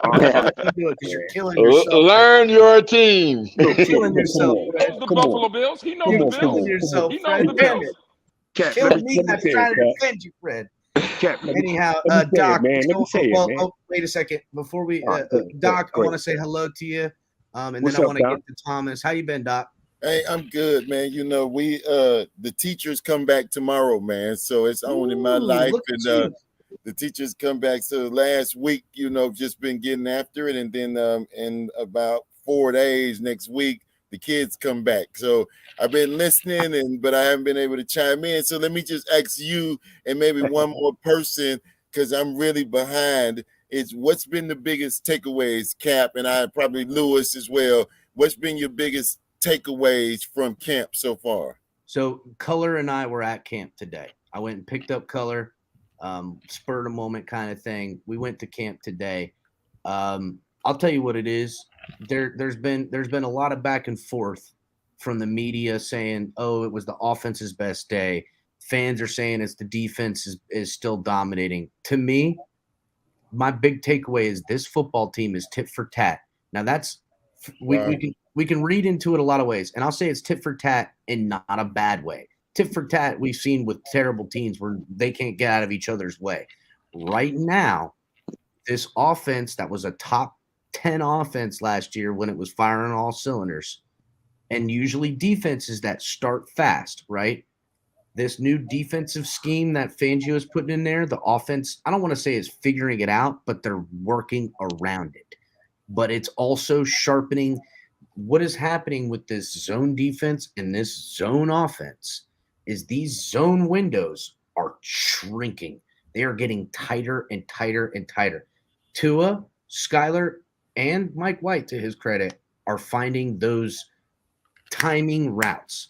And McDaniel's got to be happy because he understands how to defeat zone like that. But at the same clip, here's Vic Fangio, who has designed a defense to beat that style of offense. We right now are beating each other up, making what we do that's good into great. And this defense coupled with this offense, the only thing that's going to stand in our way is mistakes that allow big time plays, whether it's a fumble or a strip or an interception, errored plays, because everything else that this team is doing, they're almost going to be able to. Certain teams, they're just going to, and I'm not saying just like shit teams, I'm taking good teams, they're going to have their way with them.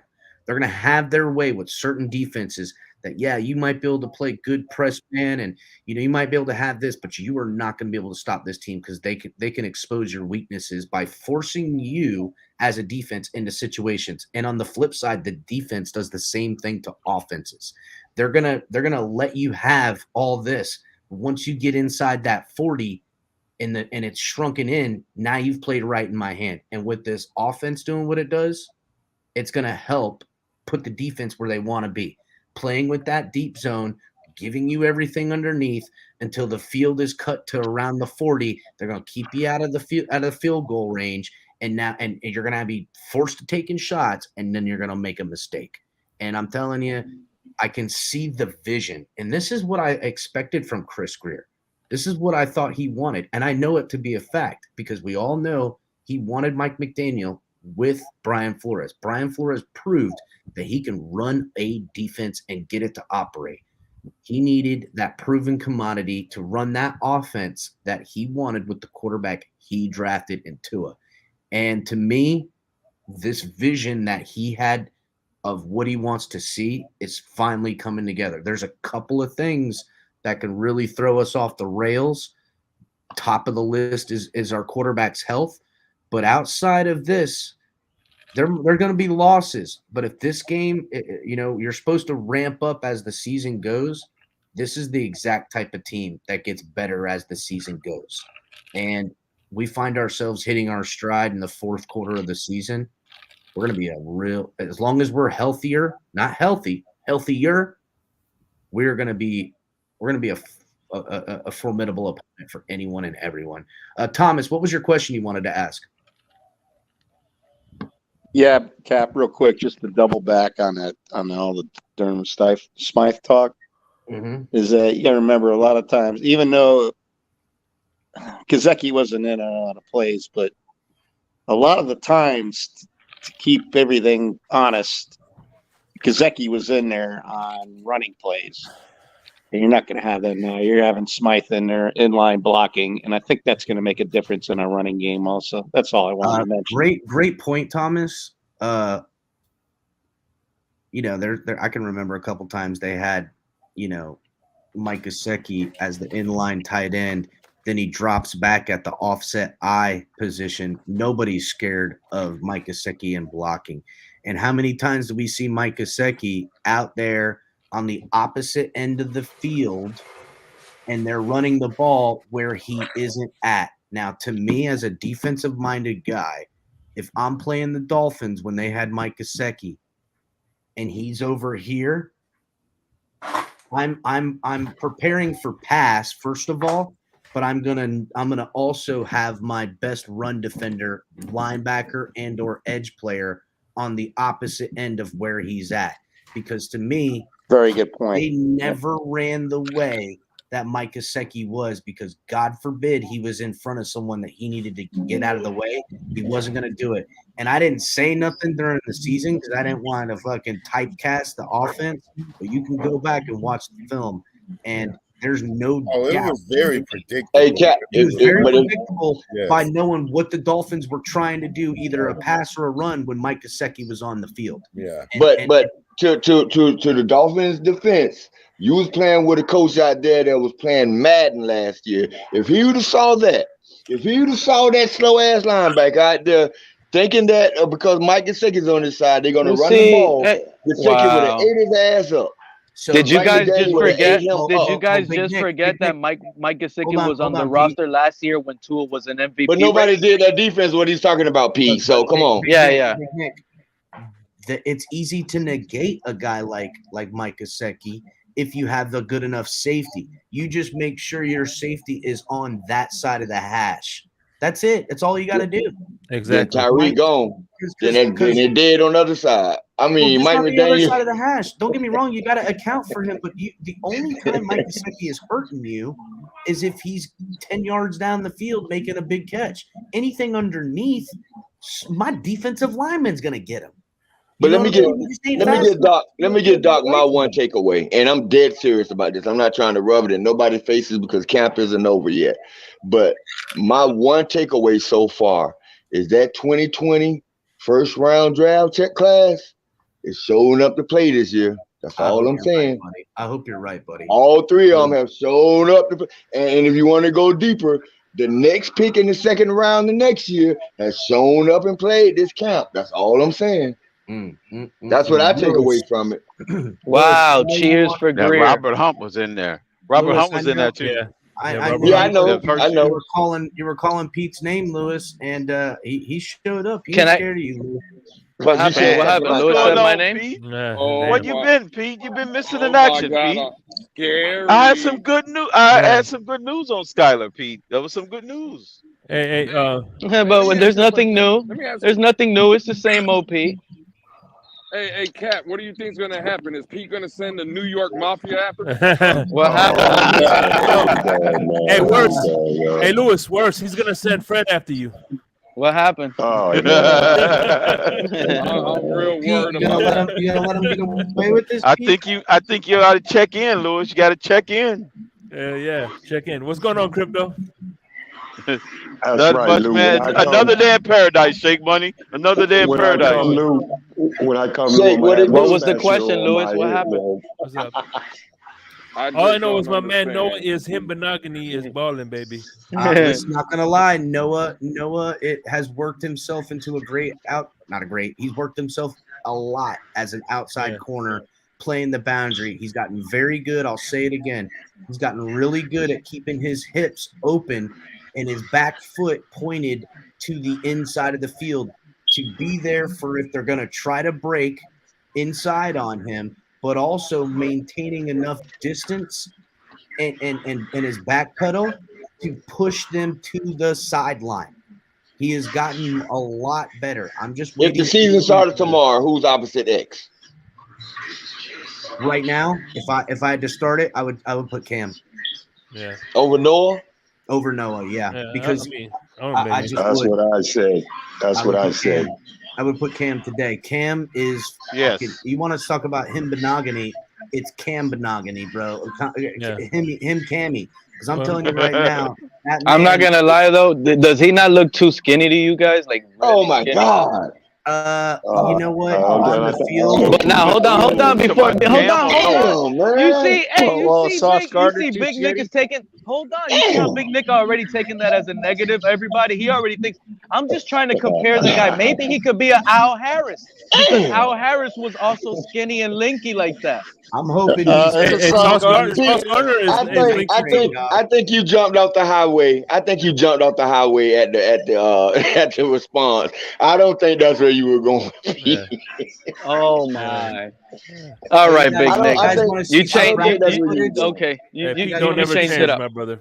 Here's some quick practice footage, guys. Here's some quick practice footage.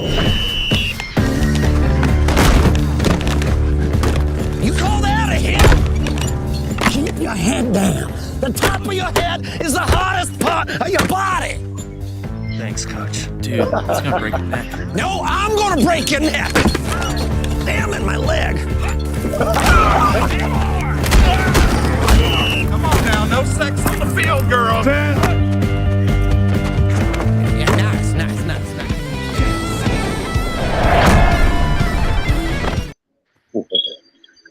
Anybody want to play that bad? Seriously, anybody want to play football that bad? So I'm just telling you, Vic Fangio looking spry out there. He's looking real good. And so I appreciate all the hard work. We got another clip from him here, too. Are you kidding me? Coaches are, coach.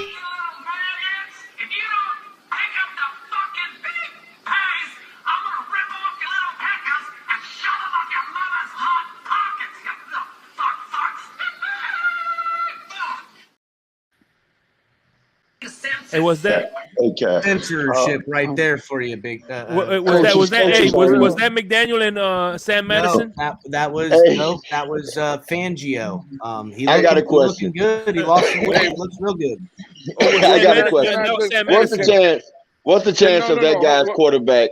What are the chances of that guy's quarterback changing the play at fucking random, at will? I'm not worried about talking about the movie. Cap asked me if I brought up Pete, and I did. Can I just have the floor for a second so I can ask Pete a serious question? Yes, please. Everybody go quiet. I'm gonna actually give me 1 second. Look, Lou, I'm gonna put you and Pete down here at the bottom. I want you guys to hash this out. We want you all to kiss and make up when this is done. Hey, real quick, Lou. Listen, what? Real quick, Lou. I heard words on the street. Pete's put you're okay. He Thomas, put a hit I out on you. He's got to pay the jet. He's coming for you. Oh, okay, that's fine. I'm not worried about none of that. That's what I was gonna talk about. Real quick. All right, hold up. Go ahead, Louis. I'm listening. I want Lou to go. Go ahead, Lou. I'm listening. Well, Pete, listen. I wasn't in that space yesterday, right? I got sent the clip, right, and I got like a timestamp telling me to listen. Who's making that noise? Play it. It was Big Nick. I put him on mute. It was something in the background noise. Play the clip. Let me hear it. Well, I can send it to you to your Twitter DM, or I can send it to Cap or Culler or somebody. Send it to my. Send it to me. I'll play it. Cap. It's actually in the Twitter group chat. Cap, you can find it in there. All right, let me grab it. Let me grab it here real quick. Let's see what we're talking about here, Pete. Because you know what? Yeah. I did hear. Well, let me kind of explain. Let me kind of explain what happened. Right. Okay. Hold on for a second. Okay.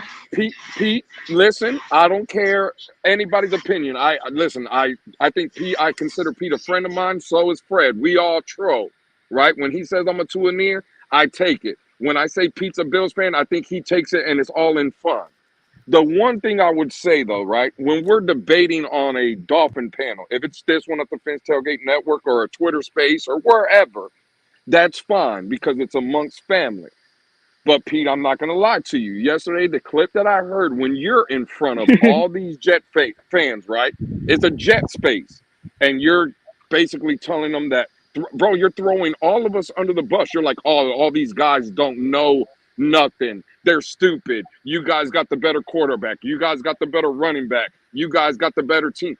It just sounds like ridiculous, bro. Like, if you want to come up here and debate Dolphin fans, we ain't got no problem. But, bro, you're making us all look like damn idiots, though, in front of other people. That's not true, because if you guys would have been feeling the same way as Vegas and I do, that the Jets are better, it's not in the TFTG. It wouldn't look like as crazy as it might sound. Cap in the big group I chat. guess me going to a Jets space telling them in the last 12 days, in the last 12 days, we're 11-1 against Lewis. them. I would not have to. Lewis, check this out, Lewis. I would not have to be saying that. Talk, Nick. Hold on. Lewis, I would not have to be saying that if we would have went out and maybe traded for Aaron Rodgers and we would have had him. And maybe that would have moved the needle to where I would have been in the Jets space telling them we have Aaron Rodgers, we're division winners. They did the trade. Pete, they pulled it off. And I get that, Pete. I get everything you're saying. And that's fine. If you want, again, and this is just my opinion. I'm not speaking for anybody else. I'm just telling you when I heard it, how I felt, right? Because, again, I told you, bro, I consider you a friend. I don't give a fuck what no one says. I know, in the end of the day, I know you're a Dolphin fan. I'm a Dolphin fan. I don't care what people think of me. I'm just, at the end of the day, I'm just realistic with the outlook. Look at the media. Look at the national media, NFL Network. All they're talking about is Jets. Pete, hold on, Pete. I live in the moment. I don't live in 1972. Pete, Pete, and I get that, but hold on, and that's fine. I'm not here to change your opinion. All I'm saying is, bro, when you're going into jet spaces. And again, we all know that, listen, look what happened. Pete, you know better than anybody. Wasn't El Capitan and Culler and Ali last year on this great channel going at Buffalo Bills fans? We all knew that maybe Buffalo had the better team than the Dolphins last year, right? But when it comes down to it, this is what I'm telling you, Pete. If you want to come and debate me or Culler or Cap or anybody Dolphin fan related and tell us how you feel about our team being trash, I ain't got no problem with that. But, bro, when you go other places and you're like, again, I'm sorry to use the word, but when you're dick riding other teams, bro, you just make us look weak, bro. That is. But I already said it here before I even went in that space. You guys, I've been told you guys, and I've been said it. Vegas has the Jets. Vegas has the Jets better than us. I told you guys, what does Vegas have to do? Listen, before that space, check this out, Lewis. I was up here on TFTG telling Mark and the Bills fan that the Jets are going to take the division. They're going to have the home. So I guess going at Bills fans saying that the Jets are division winners as well. Pete, where did you see Vegas has the Jets as a better score? I said the Vegas they have higher odds than us. They don't. They have us both at 9.5 wins. No, they don't. Yeah. Vegas has. They have the Jets. They moved it. They moved the needle. I just went and checked again because I already put my money down. So I just went and checked again, and the odds are still the same. Okay, and I'm gonna check right now. Well, you should have checked that before you went and said. Hey, but I already know it's the odds were already greater with the Jets. I already checked it. That's the thing. That's the thing. I already checked it. I'm just telling you already. So I don't know what you're talking about. What site did you check? No, don't ask me what site. I'm double checking right now. What site did you bet on? What site did you bet on? No. MGM bet. Now, okay, that's where you put your money. Bet. Okay. Where did you see it at? Bet MGMT. Okay, let's go right now. Right there. Where did you see it at? No, I just want to see the odds. Don't worry about that. Let me hear your opinion. That's what I'm saying. Hey, Cap. Hey, Cap. It's Benny in the community chat. Cap. It's Benny the Jets. That's like an hour and a half. Okay, go to the 1 hour and 10-minute mark, and that's where it starts. Yeah, they got a timestamp, Cap. Here are the odds. Here are the odds. Talking about the Bills are plus 130, Jets 250, and Dolphins 290. Start talking about all the Dolphins. So don't sit here and tell me otherwise. Stupid. And I don't agree with those odds because, again, like I said, I have the Jets beating the Bills in this division. That's but where they're just still higher than us. It doesn't matter where it makes you look, bro. They're all drinking. You guys lie where you guys lie at the end of the day based on your own takes and your own belief. So everybody is their own. That's it. It is what it is. If you sit here and you believe the Dolphins are 13-4, that's your opinion. That's just what it is. I'm not the whole fan base. Not one person is the whole fan base. Like, let's be real here. That's what's going on. So the night put your money on the Dolphins winning the division and let me see it. This is what I want to know. Bad bet. I'll tell you that. This is what I want to know from the rest of the panel, right? Yeah. The night after the Super Bowl, when the Dolphins have held the trophy up high, and we're all crying and we're all hoarse. Am I going to be the only one looking sideways? And you said that the year before. Am I going to be the only one looking sideways at Pete? That's all I want to know. That's why I am the way I am with this team. I'm tired of all of that, all of the fluff. Come on, bro, shave that dog. I'm not high-fiving you, Pete. I'm not going to high-five you. I'm not going to give you a hug. Okay, but that's the problem right there, though. No. But that's the problem right there when I hear Pete, right? Right there, this is where you lose the argument for me, Pete, because I can understand what you're saying. The Dolphins and this organization hasn't shown you nothing in the last 20 years to make you feel comfortable. I get it, right? Okay, that's fine. I'm not going to debate you anymore on that. You have your right. And I'm not even saying you're wrong. What I'm saying is you sit up here and you cape for the Jets. What have the Jets have been a worse dumpster fire than we have?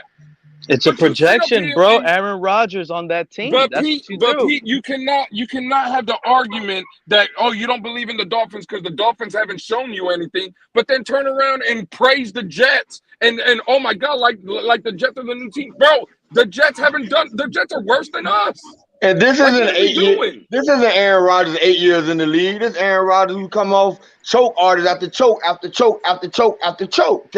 Oh my God, you guys wanted Tom Brady who was choking too. Tom Brady got 7 rings and I never wanted him. The heck? Wait, how many? This is a disaster. This is a disaster, bro. I gotta be honest. Jalen Ramsey injury. Hey, Cap, you put that picture today on Twitter, dude. And I'm looking at Jalen Ramsey, like, it hurt me even more, dude. Like, that has brought me so down. Yeah, and let me tell you guys something, because, look, this is the funny thing about this community. And Lewis is included in this one. I don't know who else, by the way. But check this out. Not too long ago, we were going to have Cook, right? And the main reason why we were going to have Cook is because he's cheap. He allows us to sign on our other guys. Where the hell is this Jonathan Taylor going to fit in this conversation at now? Oh, my God, Pete. Like, there's so much going on. You guys are just spinning me all over. Yeah, spinning me is making me go crazy. Maybe you should get your own information, Pete. All right, listen. Stop interrupting Pete, bro. Stop interrupting him, man. First off, Pete, I was gonna say I heard you in a Jet space not too long ago. Now I didn't hear the part that's in question, but I did hear you fighting against an entire amount of them talking in the Jet space. I did hear you for the Dolphins. I did. I don't know if it was the same space. It could have been a different one. But I have heard Pete in there trolling the shit out of the Bills and the Jets about the Dolphins. But I also, Pete, I see you bending the knee sometimes. And that's something as a South Florida Miami Dolphins fan you cannot do. You cannot bend the knee to these people. You can't. You need to stand strong and in the pocket, because what we're trying to tell you, Pete, is although there's been plenty of people that have tried to chase Pete up out of this fan base, you are an extension and a representation of all of us when you're out there. And we don't need you. That's how I feel about you guys, the two in ears, bro. I'm not. You guys are making us look bad. You guys are horrible. You're out here saying not you, but I'm saying that's how I feel. That's how I feel too. Like, they're overhyping us. Like, y'all stop that, because when it crumbles, it's gonna hurt double and make us look double bad. Like, we need more realistic here. But you see, we're making you look bad. Realistic. We're making you look bad about a top 100 player. Though. No, you can be realistic, though, because no one up here, again, nobody on this panel has ever said that Tua Tagovailoa is the best quarterback ever. Nobody comes up here and says that. Not one person on this panel have I heard say Tua is the best quarterback in the world.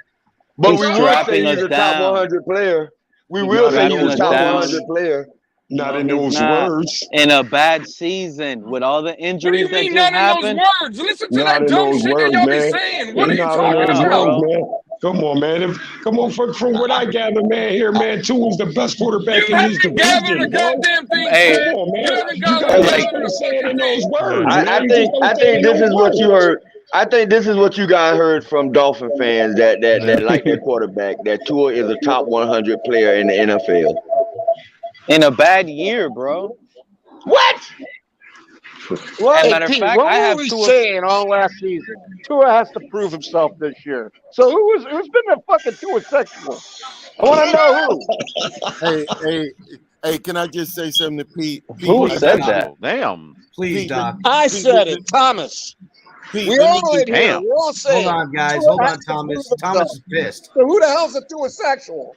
Thomas, relax. Damn. Buddy, take a breath. Two Thomas, sexuals. Thomas, come in with the fire. Go ahead. I love my I love my quarterback. I agree. I agree with certain people. I agree with certain people in the chat. Like, again, shout out to Ace of Spades. I fuck with Ace of Spades heavy. That's the homie. But he's Pete is being realistic, right? Why was Pete being realistic? Pete said we were going to win 3 games last year. Is that realistic? Like, what are we talking about, bro? No, I said 3 to 6 games max with Tua. And I was off too. And you were wrong. And you guys were wrong too. You guys said 13. I was closer. He had 8. But no, I didn't say 13. I said 9 or 10 last year. I was 1 game off. I'm not sitting here talking about what happened last year. I would admit I was 2 games off. I was closer than the 2 in here. I would admit I was double digits. Off. I said single digits. Come out here and just say we're going to be 6-10, 7-9, and y'all motherfuckers would be happy talking about that's realistic. And when you look about it, it's not only the quarterback; it's the whole team. The whole team. Bro, did you listen to? Well, have you heard anything? Hold on. No, don't tell me Lewis. Has anybody heard what the fuck El Capitan and fucking Culler has been talking about since they were at training camp today? Has anybody fucking heard the other day what Culler and Ali said when they were at fucking training camp? They're telling you what their fucking eyes are telling you, but you motherfuckers want us to come out here and say we're going to be 7-9 because that's realistic to you. Get out of your goddamn fucking Yeah, feelings. but That's why we want to talk about training camp. We were doing so well. Talking about training camp. We were doing so well. Now we done Exactly, Fred. Hey, that's exactly. Fred, you hear this guy? Now y'all putting up negative chats. Training camp. Wow. I don't give a fuck. This happens every year, goddammit. Crypto's not yelling. Thank you, Crypto, for not yelling. I'll be deaf by now. We don't have to. But Lewis is right. Hey, Shake Money, I haven't raised my voice all night long, Shake Money. I haven't raised my voice. I'm speaking softly tonight. I have a soft voice tonight. He's absolutely right. Hold on, Crypto. You talking about training camp. Nobody's allowed to touch anybody, man. Come on, but that shit don't even. Exactly. That shit don't even. To me, Fred, keep it going. This dude was just passionate. If this dude was just passionate about Brandon Jones. Hold on. Guy has a I want to, Pete, hold on. I want to give Doc the opportunity. He's been waiting, but everybody's just piling on Pete. Go ahead, Doc. I'm going to just say this to Pete, all right? And it'll be very simple. Pete, in every fan base, no matter what fan base it is, it's the New England Patriots, it's the Kansas City Chiefs when they win in Super Bowls. Every fan base has one guy who has self-hate for his team. But I'm not one, bro. There's a lot of us. They just don't fight back. They're tired of there's one guy who fighting. They gave up. But there's one guy that everybody knows that there's not going to have not one good thing to say about his team. If we score a touchdown, it's the defense failed. What are you talking about, bro? The only belief I had was this defense, and now my heart has been ripped off. We lost Ramsey. They're too busy. We lost Ramsey. Wait a minute, he ripped your heart out, Pete? Hold on. Yes, bro. That was the only. Why did he rip your heart out, Pete? The whole negative. Because now nothing can save the season. Not even Skyler. Stuff he's telling the Jets fans. I don't need to play it. He's saying it all right now. I'm sitting here trying to find it. But to me, this is where I want to have a realistic conversation. Hold on, Pete. Watch this. Now watch this. Watch the hypocrisy that I can call out, right? Now watch this. I'm going to use somebody's words up here, and you tell me if it sounds realistic or it sounds like some bullshit, since that's the word of the day, realistic. Fred just said we're getting hyped about he don't want to hear nothing about all the hype in T-shirt and shorts, correct? That's what Fred just said, right? Aren't they in about training camp? That's exactly what aren't they in pads? Okay, you don't want to hear that about training camp. If I sat up here, though, and told you that Skylar Thompson was throwing to those guys in T-shirts and shorts, you would be all hype about that, though, right? You would say, Skylar is making great throws at training camp, right? It's only when you hear the word Skylar is making good throws, you have a fucking problem with that. Let me tell you. Don't try to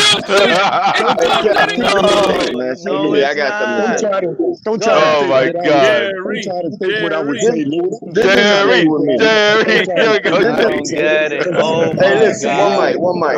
Hold up, guys. One mic. I sat here and talked to Cap, and Cap was telling me what Tua was doing. I was like, okay, good shit. Okay, cool. You know what I mean? I'm going, whoever's doing good in camp, I'm going to say, okay, cool. Whoever. But it's camp, bro. It's camp. It's camp. If you guys had, everybody's dumb shit like that. Come on, man. Let me interject. Don't tell me to come on. Make some goddamn sense. Don't tell me to come on. I'm gonna keep on saying it. I'm tired of this bullshit. I don't give a fuck about none of that. This is making, come on. Man, this ain't fucking making sense. This is making sense. It's training camp. Everybody's stepping in the fucking throws, bro. What the fuck do you want? Everybody's stepping in the goddamn throws. Come on, man. Tell you that. Let me say this. Fred. Let Look me at say what the this. chat is saying. Let me say this, and y'all can have all the negative shit y'all want. Let me say this, and y'all can have all the negative shit y'all want. AP, if your passion was directed towards, say, Byron Jones, right? Brandon Jones. If it was directed toward Brandon Jones, I wouldn't have shit to say. But when you sitting up here talking about the third-rated fucking passer in the NFL, a top 100 quarterback who had all types of success last year. He cagged it last year. He cagged it. The guy went through an easy stretch. He finished the season yet. Hey, you notice hey, you know what? I'm so tired of the two and ears out here, bro. This guy's not gonna finish the season, bro. When it gets tough, he goes out. He could have came back. He could have came back after that concussion. He waited for the soft Steelers and the rookie quarterback Kenny Pickett. Come on, bro. Like, this guy's been done with me, bro. Like, I don't know why he lost his last 5 games. Bad. His last 5 games look terrible. He's done, bro. He didn't just lose them. They look terrible, bro. Terrible. He's done, bro. I'm done, bro. Like, this is a really bad year I see that's about to come into fruition right now. But in good news, the regime is going to change. Listen, that's going to be great. While you guys are down, you're going to have guys like me, Fred, Happy up here that finally the snake is out. And that's just what's going to have to happen, man. You guys don't realize how bad Greer's poisoning us. Look, this is the easy, and this is how I'm going to just, and I'm going to just say it like this. Look, this is how Greer thinks. Hold on, real quick, because this is my last thing. This is how Greer thinks. Oh, my God, the Jets are going to get Aaron Rodgers. Maybe I should get Jalen Ramsey. You see how Pete, he's backwards, bro. You know Pete, that dude you ain't gotta Pete, that dude that won't clock you in if you running late. You if ain't Pete your co-worker, he will not clock you you ain't in. gotta wait. You ain't gotta wait for us Dolphin fans to be sad. You can go to the Chargers right now and be happy with your quarterback over there. You can go to the Buffalo and to the Jets. And you ain't gotta wait for us. You can go. I'm pretty sure that those teams are gonna score more touchdowns. You ain't gotta wait for us to be sad. It's another sad year, bro. It's another sad, bad year. It's another sad, bad year ahead of us, man. And then when it don't be, then what, Pete? Then it don't be. So what? Then it won't be. Oh, okay. All right. Now when it do be, so we have no accountability then. So we have no accountability on this, right? So we have no accountability.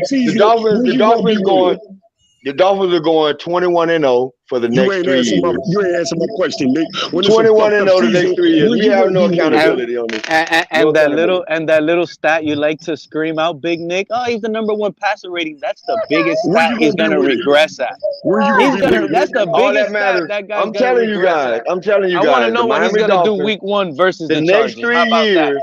The next 3 years are going 21-0. Hey, I'm gonna double the up. Miami Dolphins are going to be 63-0 over the next 2 years. Hey Pete, you can follow your boy Roach up the road if you like to. Nah, I'm loyal, boy. I'm loyal. I tell you where you be, Nick. I'm just here. When we have a fucked up season, you're gonna be like, oh shit, he's only in his 4th year, man. Fuck that. But what happened when we have a Super Bowl season? I ain't seen it yet. I ain't seen. Okay, I seen 2 losing seasons. I seen a limp into the playoffs. You saw 1 losing season. I told you to learn your team. Fred, you saw these guys 1 will losing learn. season. These guys will learn your team, buddy. Look at that, Pete. When you don't have to overpay for coaches, you guys will learn. You guys will learn. When you don't have to overpay for coaches. We haven't made a significant jump in the coach that we fired, bro. Fred, by the way, we had to make Vic Fangio the highest paid defensive coordinator to make a move. And remember, timeouts are in effect, so. Damn, Pete done run. Of course you're upset, man. Of course you're upset. He's taking his Drake and he. Yeah, because I'm hearing all type of stuff, bro. It's bad, I'm tired bro. of losing, man. I'm Look tired at of losing. Yeah, me too, Fred. I'm with you 100%, dude. And all this, and I hate it too, bro. Cause that's what gets me mad is just be so many happy guys with these happy takes and these happy hopes. I'm not there, dude. This is bad. Hey, Pete. Everything we're doing is bad. Okay, Pete. Okay, nobody is not upset because you're not there. Why are you upset? Because we are. Yeah. I just don't understand how you guys can be there. Okay, but that's cool. But that didn't answer the question. If no one's upset that you're not there, why are you upset that we are here? Because the fan base is blind. The fan base is full of hope. I feel. How does that affect you, Pete? It affects me as a fan because the fans have a job to do and they push. Are you blind, Pete? Are you blind? Are you blind to what's going on, Pete? Oh no, I'm not blind. So it shouldn't affect you if everybody else is blind. You should find out a way to lead us blind people instead of telling us that the number 3 pass in the NFL is garbage. While you guys are complaining about running backs and offensive line, I'm telling you guys, Tua only got sacked 20 times. The offensive line is not the problem. You guys are making up excuses, blaming every other player, and then that's it. Stop. Let's get rid of the problem. But you also said we should trade Jalen Water and Tua Tagovailoa. We should have kept we should have kept AVP. I mean your boy. Yeah. And look what you guys are saying. This is why you guys make other guys in this fan base look ridiculous. You said you guys are out here saying keep Devontae Parker. How do you feel about that? And you guys are saying trade. What did y'all say? Trade Jeff Wilson and a 6th-round draft pick for Jonathan Taylor. In what world, bro? In what world does that make sense? There it is again, Pete. There it is again. In what world does that make sense? I just put a big address on it, Pete. I just put a big address on it. I said you. In what world does that make sense? Pete, I said you. If you want Jonathan Taylor, Pete, it might cost you a master at avoiding. You a master at avoiding you, Pete. You a master at avoiding your case. I'm not a master at anything. I said you, Pete. You said trade Jalen Waddle and keep Devontae Parker. You said that, Pete, and you turn around and you said, then you turn around and you say, what aboutism? First of all, you said what aboutism? First of all, let's actually put the full content into that, Big Nick. I said let's trade. Context. Let's put the full context to it. Okay, I said trade Tua and Waddle as a package for Deshaun Watson, and we'll be all right with Devontae Parker. All right. So that was the idiotic take. So then you counter me with what one or two people may have said about Jonathan Taylor without putting the address on it. So when I directly call you out, you have to in turn do the same to me. Because when you say people say, I don't believe you. Well, it's all over the place. They know. I don't believe you. See it. It's all over I'm telling Twitter. You what I heard you say. You can't tell me who you heard. No, you didn't say what I said. You only said what I said partially. Okay, well, whatever. It's still partially said. It still was an idiotic take. It still was an idiotic take. It's a fact that you said that. It's not a fact that you can name who said what you just said. Other people are saying. We see the throws coming out of the Cleveland camp. Who is we? What you mean we, white man? I see him. I retweet him. I tweet him. I retweet him, and I see him, and I tag the Dolphins to the Deshaun Watson throws. I tag the Dolphins to all of the Tacho and the Lone Rangers were going across the desert. They saw all these Indians surrounding them. All of the quarterbacks we passed on. I make sure my team we're in sees trouble. Tacho said, "What you mean we?" All they're doing is setting us back. That's all they're doing, setting us back. We. Where you from, France? We as the Dolphins. We as the Dolphins. What? See Tua as a top 3 quarterback? You might not like it that I consider myself a Dolphin fan, but I truly don't care what you like. I never said you were the Dolphin fan, but you're saying we. I tell you me. I say we. When I say we as me and my Dolphins. That's what I'm talking about. You call Tua a top 3 quarterback. I say you lost your damn mind. Okay, now watch how this works. Now watch how this works. Watch how this works, Fred. I'm gonna show you how this works. If you say Tua is not a top 3 quarterback, I say you lost your damn mind. Well, okay. Okay, well, that's cool. You see how that works, Fred? Yeah, I can go with that. I'm good with that. Hold on 1 second. Just 1 second. That's the thing. You see, level 2 noob, if I ever quit, you got a quitting thought. Real ones don't even think about switching. We just going to complain up here and be realistic with it. That's the reality. But the reality is, the night of the Super Bowl, got a mediocre quarterback that's being overhyped. And this is the reality, Big Nick. The reality is the quarterback we have is Tua. We're in the AFC with Aaron Rodgers, Josh Allen, Patrick Mahomes, Justin Herbert, Deshaun Watson, Lamar Jackson. You can't evaluate a quarterback to save your life. I'm sorry, this guy is way down the list in his own conference. So hey, it is what it is. Hey, Pete, let me ask you a question. And we haven't even. Hey, hold on. Do you think your pessimism? Check this out. You guys do you think your pessimism outweighs my optimism? Hey, hold on. Tell me what's Tua's passer rating in December and January, and including in the playoffs. What's his passer rating there? Do you think okay, tell me this. What's his passer rating in December and January, Big Nick? Tell me that. Tell me this. Nah, I don't want to hear your question until you answer mine. What's his passer rating and how's his game in I'm going to December answer and the January? question. I'm going to answer I don't want the to hear question. nothing until you answer that. Okay, I will answer that question. Fred, be quiet. Your name isn't Nick. I'm going to answer that question for you, Pete. And my answer is, whatever his passer rating is in December and whatever has allowed him to have a winning record in the NFL. Yep, but he comes out of his own mouth and says, I have to earn my next contract because of the But he's a winner when it comes to the NFL. But in the NFL, Tua is a winner. Got paid big bucks. He's riding with in the NFL, Tua is a winner. Tua is a winner in the NFL. He's not a winner when it comes to the bank. Tua has one more game. Tua has one more game than he has lost. A winner of what? He has one more game, a winner of football game.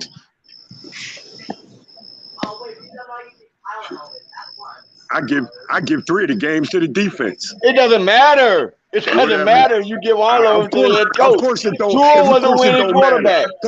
Tua was a winning quarterback. Of course it don't matter, because if we play like shit, if we get the win, the win's gonna go to Tua. Of course if the Queen had a beard ship, if the Queen had nuts, she'll be the king. If the Queen had nuts, she'll be the king. With that bullshit. If a frog had wings, he wouldn't bump his ass when he dropped. You see, if a frog had wings, it still wouldn't be able to fly. It's too overweight. It depends upon the size of the wings, to be honest. Yeah, you know, that's too deep into the thought, Thomas. You can't do that. You got to let them have that. That was actually right. Because it'll probably be proportionate to the body it's on. You know what I'm saying? I mean, you're talking a frog with wings. All fucking rules are off the table. Yeah, you're right. True that. So, but I'd rather hear frog. Really, but I do have a serious question. What I want to get across to you, Pete, is that like, you know, here it is. The season is upon us. I mean, we're literally in football. This is no longer the off season. We have a preseason game 2 nights from now. It is not time to be down on the things that happened last year. I can understand concerns, especially with Tua being a lot of those concerns that you have. But to sit here and be fearful of the Jets or the Bills or the Patriots or anybody, that is not Miami Dolphins' heart, bro. And I respect you more than that. You should live up to what it should be to be a Dolphins fan, Pete. Why couldn't the Dolphins build a better team that had the Vegas have them at a higher odds than those teams for me to be sitting there and more confident? Numbers. I'm just saying. Oh, Vegas's numbers. Vegas's numbers are pretty accurate. They're pretty accurate. Can I say something, Cap? Vegas's numbers. It's a fluid movement. If more people bet one way or the other, that number is going to change. I'm not denying. Hey, Pete, listen, the numbers make sense. I know what you're saying, but Vegas had Buffalo winning the Super Bowl last year. Buffalo had the number 1 odds to represent the AFC in the Super Bowl. Was Vegas right last year?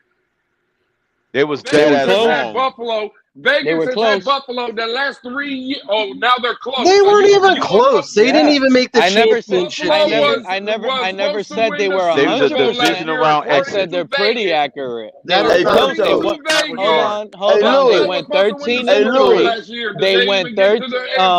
Lewis. Hey, Lewis, who did Vegas have winning the Crawford Spence fight? Who did Vegas have winning the Crawford Spence fight? Hold on. The Bills won the division. Probably the one that lost. They went 13-3. They had a top 5 offense, top 5 defense. I mean, they were Super Bowl contenders. Where was Vegas wrong at? They nailed it. Why wouldn't they They nailed nailed it? it. They won their playoff game. They didn't have him. They won their playoff game. They lost the second one. That's fine. They They lost, lose. but they nailed it. Hold on. They nailed it. It's not. They didn't. Wait. Y'all just gonna let Pete talk and get away with what he just said? No. Lewis said Vegas had Buffalo winning the Super Bowl. They didn't win the Super Bowl. Pete said, where were Vegas wrong at? Hey, Pete. I never said that. That's where they was wrong at. They was wrong the fact that they didn't win the Super Bowl. That's where they was wrong at. That's where they was wrong at. Vegas is pretty accurate. I never said they're fully accurate. Pete, where they got it wrong. Pete, that's where they got it wrong. And they nailed that one. They did a pretty good job. They didn't get that right. We're having a great They didn't nail it. Ask the people that bet on Buffalo to win the Super Bowl if Vegas nailed it. Nobody went home empty-handed. They placed that bet. But this is the, you see, like, you guys can make and say all of that, but look, why aren't we having the discussion that they're putting and betting their money on the Dolphins to win the Super Bowl? Because we were talking about Raekwon. Anybody with the odds got a bet placed on them, Pete, by definition. Because anybody who has the odds that's recorded has a bet placed on them by definition. But we want to, because we're not talking about what Vegas has us, because we rather talk about Zach Sealer. We rather talk about Tua. We rather talk about Jeff Wilson. That's why, Pete, we don't give a damn what Vegas got us at. Who gives a shit? I can tell you it's going to be another hurricane. You could be the lowest odds, and somebody's going to place a bet on you if they want to win big. That's just the way it goes. Right when they had them winning the division, though. So everybody has a bet. Pete, what are you talking about? They place bets on everybody. The Houston Texans, somebody's placing bets on them right now.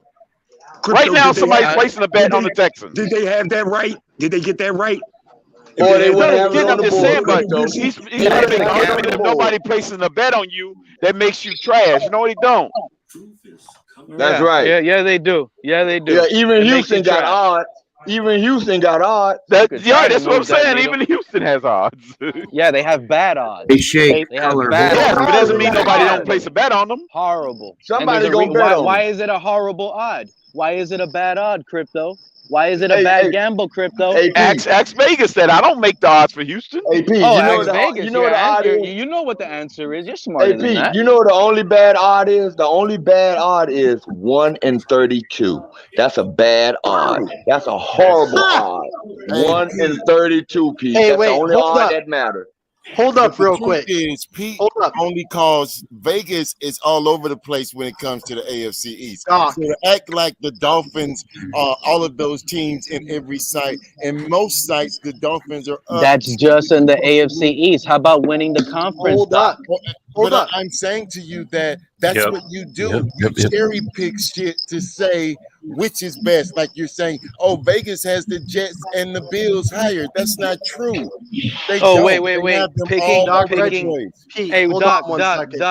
So picking passer rating stat isn't cherry picking. No, we're not talking about that. We're talking about you. That's how he do it in Vegas. That's all we're talking about. And what you're saying is not true at all. Real quick. And you know it is true. The odds are not in our favor, Doc. How is that? Hold on. The odds aren't in anybody's favor. Nick, 1 second. 1 second. Come on, Doc. Before we go down this Vegas route, Before we go down this Vegas route, do you guys understand what the purpose of sportsbooks is for Vegas and what they're trying to do? To get rich. To make money. That's the definition. Okay. They're trying to make sure they have an equal amount of bets on the games, winning both ways. That's right. Their projections are more so geared towards making sure they have an equal number of bets on a given game. And the house wins. Because the house is going to win. They will still take money. I mean, but still, market makers are always the ones that win in the end. It's the same way. Again, the only odds I care about. The only odds I care about is 1 in 32. Yep. That's the only one that matters. Hey, to get back to the crutch of this whole thing, Pete, is let me give you an analogy. And this is the problem. We're all at a Dolphins Jets game over here at the Hard Rock Stadium. Me, you, Cap, Shake, Lewis, we're all having a great time drinking beers, talking Dolphins. There's a couple Jet fans over there talking shit to us, and you walk over there and go, "These Dolphin fans over here are delusional." Right. Perfect. That's the fucking problem. That's exactly what I'm gonna do. I'm gonna go with my Dolphin jersey to go That's the celebrate. same thing. Come on, That's Thomas. the same thing you do when somebody. That's not the same thing. Ass. Come on, The that's same not thing the when same somebody thing. whoop your brother ass. You walk over there and say, "Whoop my brother's ass." That's not the Dog, same you know what's thing. scary? You know what's scary about that? What he just said. That scenario. If Pete is this upset with a top 5 NFL team, I would have. Where do you to see been top around 5? Pete. We were 9-8. I would have hate to be around Pete during the 1-15 season. There's some bodies out there buried somewhere, heavily mutilated. That's No, fucked up. heavily mutilated. That quarterback. It's some bad shit that happened in Pete's literally. area. It's some bad unsolved shit that happened in Pete's area during that 1-15 season. I mean, it's some shit, some catastrophic shit that happened that has been unsolved. What the bodies are buried I've said at, it before, Big Nick. If you want to know, I can tell you real quick. 2002. It's 2002. I'm having 2002. Hey, don't vision self-incriminate of- yourself, buddy. Stop. I just was speculating. Don't self-incriminate. Let's move on.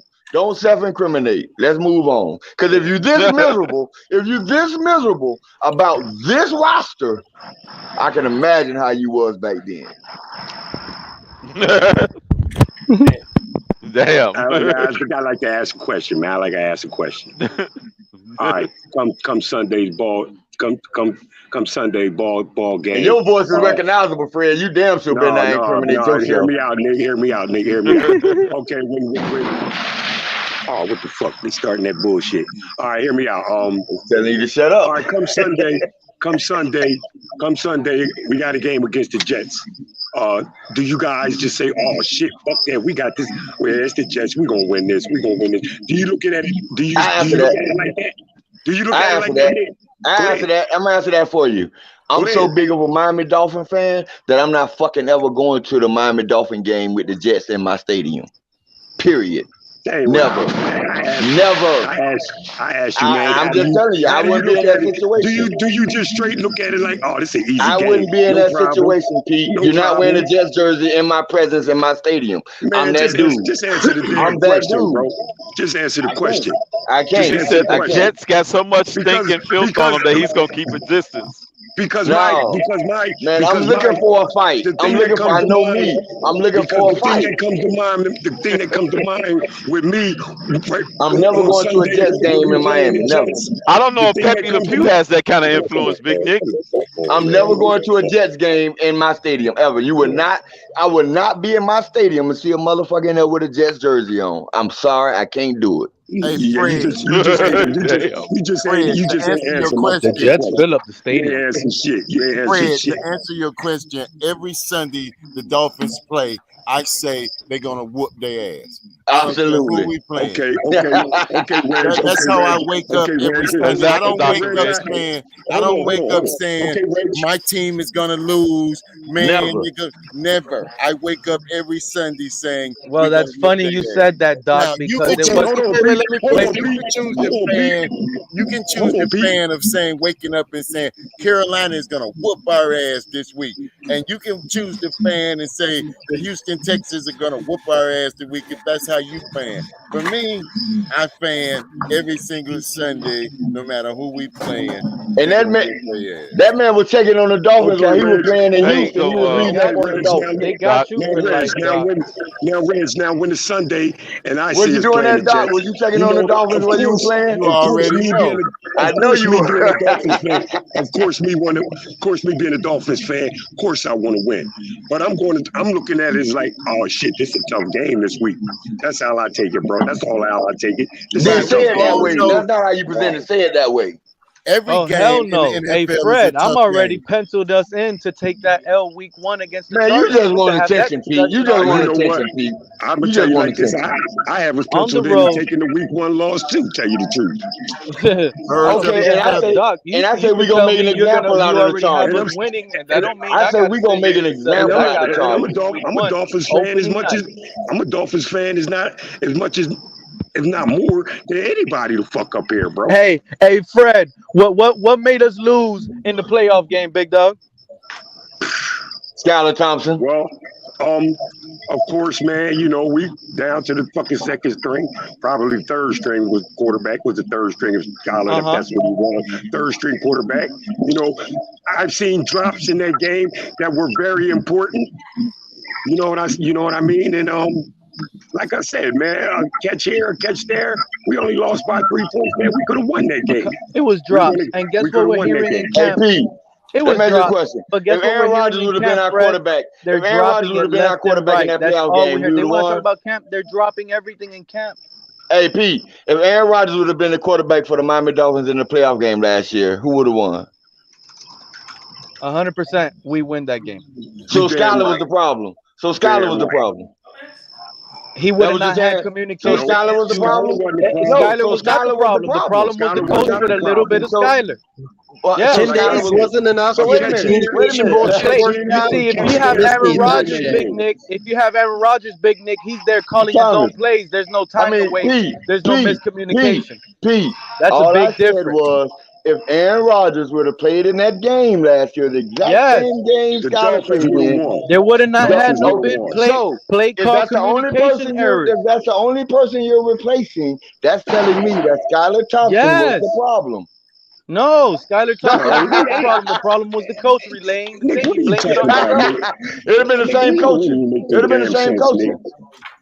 And that's why I told you guys up here, despite everything Skylar had to go against last year, it would have been the same coaching. Limited practice. He nailed it, bro. This guy had perfect ball placement at times that he still could have won despite the bad play calls.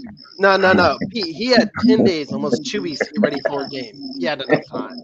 Bro, this guy overcame bad defensive coordinator, bad defensive play calls, bad offensive play calls, and the guy overcame that, bro. Nobody else had to do that. With a Mike Gesicki dropping the fourth quarter. Nobody else had to do that. No running game. He had no running game, no offensive line. It only occurred when Skylar was in there? That's bullshit, Pete, and you know it. Hey, here's where the hypocrisy is. Here's where the hypocrisy is. Skylar Thompson threw not one touchdown to our starting wide receivers the entire time he played last year. Not one. But Big Nick, here's the hypocrisy. And he still got us to the playoffs, bro. And he No, still he didn't. He won one game. He won a game. He came through with hypocrisy. So what? He won a game. He won one of the biggest games of his fucking life, bro. What you talking about? Hey, here's the hypocrisy. When Skylar played, everybody in here, all 10 of us want the Dolphins to win. When 9 of you. Plays, that's not true. A lot of people didn't. A lot of people projected everybody us to lose wants with Skylar to win, but Pete and Fred want Tua to lose. That is absolutely, great fucking calls, dog. Nah, man. Different story. Don't even sit there and try and sit there and try to say I want Tua to lose, bro. Don't even sit there and say that. I didn't say you want that. I'm gonna tell you what it is with me, man. When it comes to Tua, I didn't say you want that. I want a more superior quarterback. Simple as that, bro. Hey, Thomas. Thomas, real quick. Simple as that. I didn't say you want that. Real quick. I don't agree. They want to bring up the drop passes. Biased and everything. They want to bring up the drop passes, but they don't want to bring up throwing the ball on like 3rd and 6, 3 yards to Mike Gesicki when Tyreek is running wide fucking open across the middle multiple times. They don't want to bring that kind of shit up. How many times did Tua miss shit like that, bro? His whole fucking career, he's missed shit like that. You mean the dude that led the league in quarterback efficiency rating? That's right. You talking about the dude that led the league in quarterback rating? No, I'm talking about the dude that lost his last fucking 5 games. Yeah, but that was the dude. That was the dude that led the NFL in quarterback quarterback rating. I don't give a fuck. But that was the same dude, and he still lost his last 5 games. But that same dude led the league in quarterback rating. I don't give a fuck what his stats said he did. He lost his last 5 games at the most important time in the fucking season. I bet he didn't lose his last 5 games, Fred. I've been letting you say that over and over, but I bet he didn't lose his last 5 games. His last 4, give me a game. Fred, give let me me a game. ask you a question. I bet he didn't win his last 5, lose his last 5 games. Hold on a second. Hold on a second. It goes both ways. Hold on. I mean, you can 1 talk second. about December, but what about third and forever in the Buffalo game? Let me ask Fred one question first. Okay. So it goes both ways. That was crunch time right there.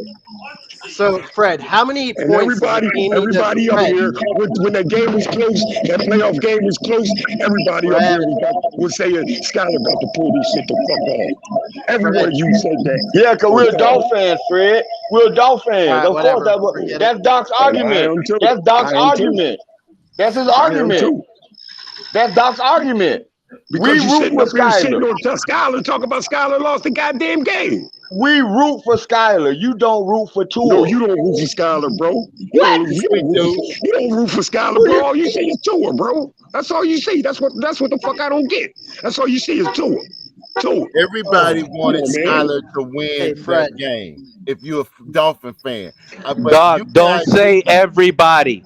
You maybe, but don't say everybody. I did, but don't say everybody. Here's what I would say. Every Dolphin fan wants Skyler to win. And you are not a Dolphin fan if you didn't want Skyler to win, and you're not a Dolphin fan if you don't want Tua to win. And that's just bottom line, period. You can't say you're a fan and you want the Dolphins to lose under any circumstance. No, you got it, man. No. That is not true. I don't see us. I don't want to see Tua lose, bro. You got me wrong. I don't want to see him lose. You don't want to see him win. Everybody say it's about the name on the on the helmet, not the jersey. If you got me wrong, bro. I don't want to see Tua lose. You don't want to see him win. I want to see a more. I keep telling you, I want to see a more superior quarterback. Bottom line, that's bro. it. I don't want to see him lose. I just want to see a more superior. I always want the Dolphins to have a more superior quarterback. Josh Rosen, Jacoby Brissett, anybody, but whether or not they're superior doesn't matter to you. You very much have always been, as long as it's not Tua. What? Yeah. You see, what you guys got to realize is, at least with me, I don't want us to lose. I just find it hard for us to win a game and project it with Tua. That's two quarterbacks. I'm with Fred, bro. I need a dynamic quarterback.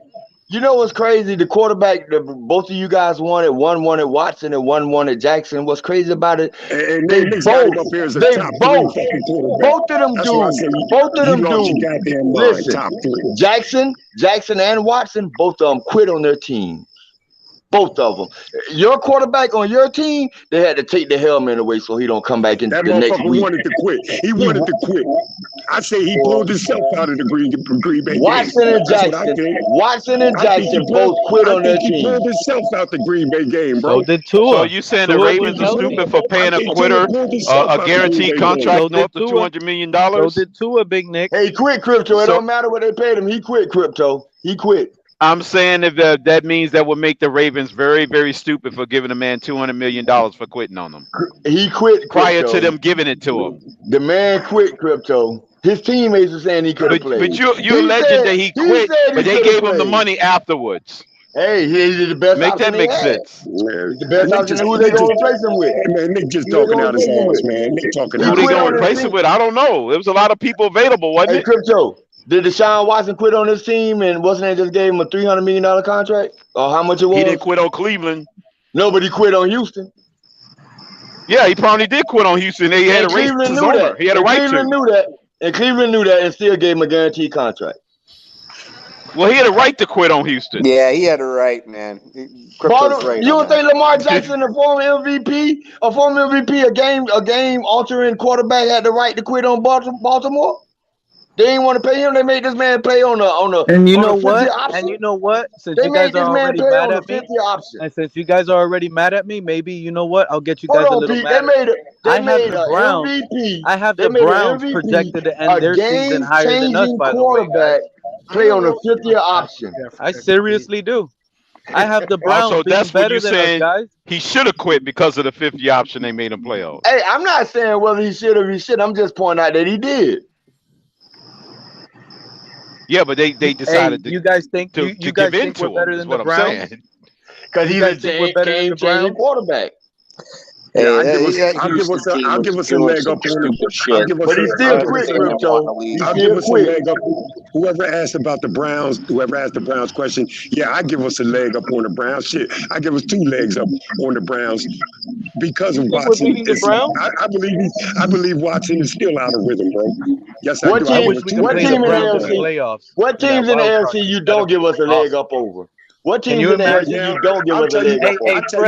Hey, Fred, you and you can think call Tua me a will be fucking able to fan knock all you off the want, Watson but I give narrative if we play the Browns in the playoff and Tua beats the Browns?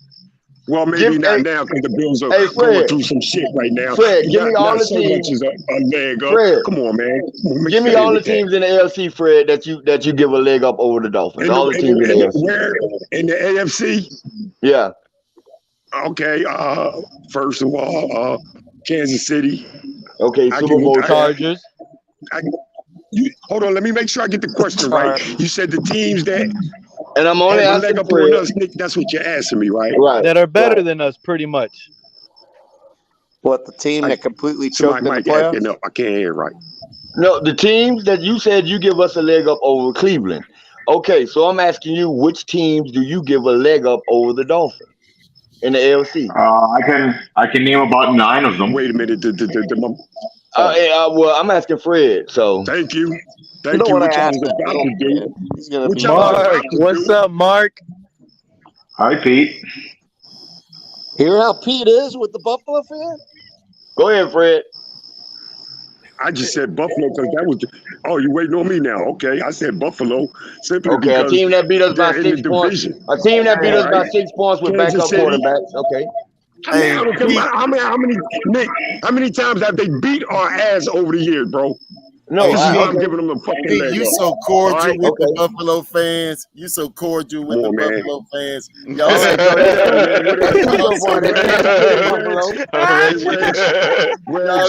That's Kansas City, Buffalo. Call me cordial with the Buffalo Bills, man. Call me cordial, man, but Kansas City City, won the Buffalo. division the last fucking 5 years. Kansas Okay. City, Buffalo. Every view is important, man. I give San Diego a leg up on us. Who? I give San Diego a leg up on us. San Diego don't have a team. You mean the Los Angeles Chargers? Oh yeah. That's what I mean. Okay, That's so what that's I mean. 3. Okay, That's Chargers. 3. Let's see. Cincinnati, of course. That's 4. Let me see where I'm going at with it. How about the Ravens?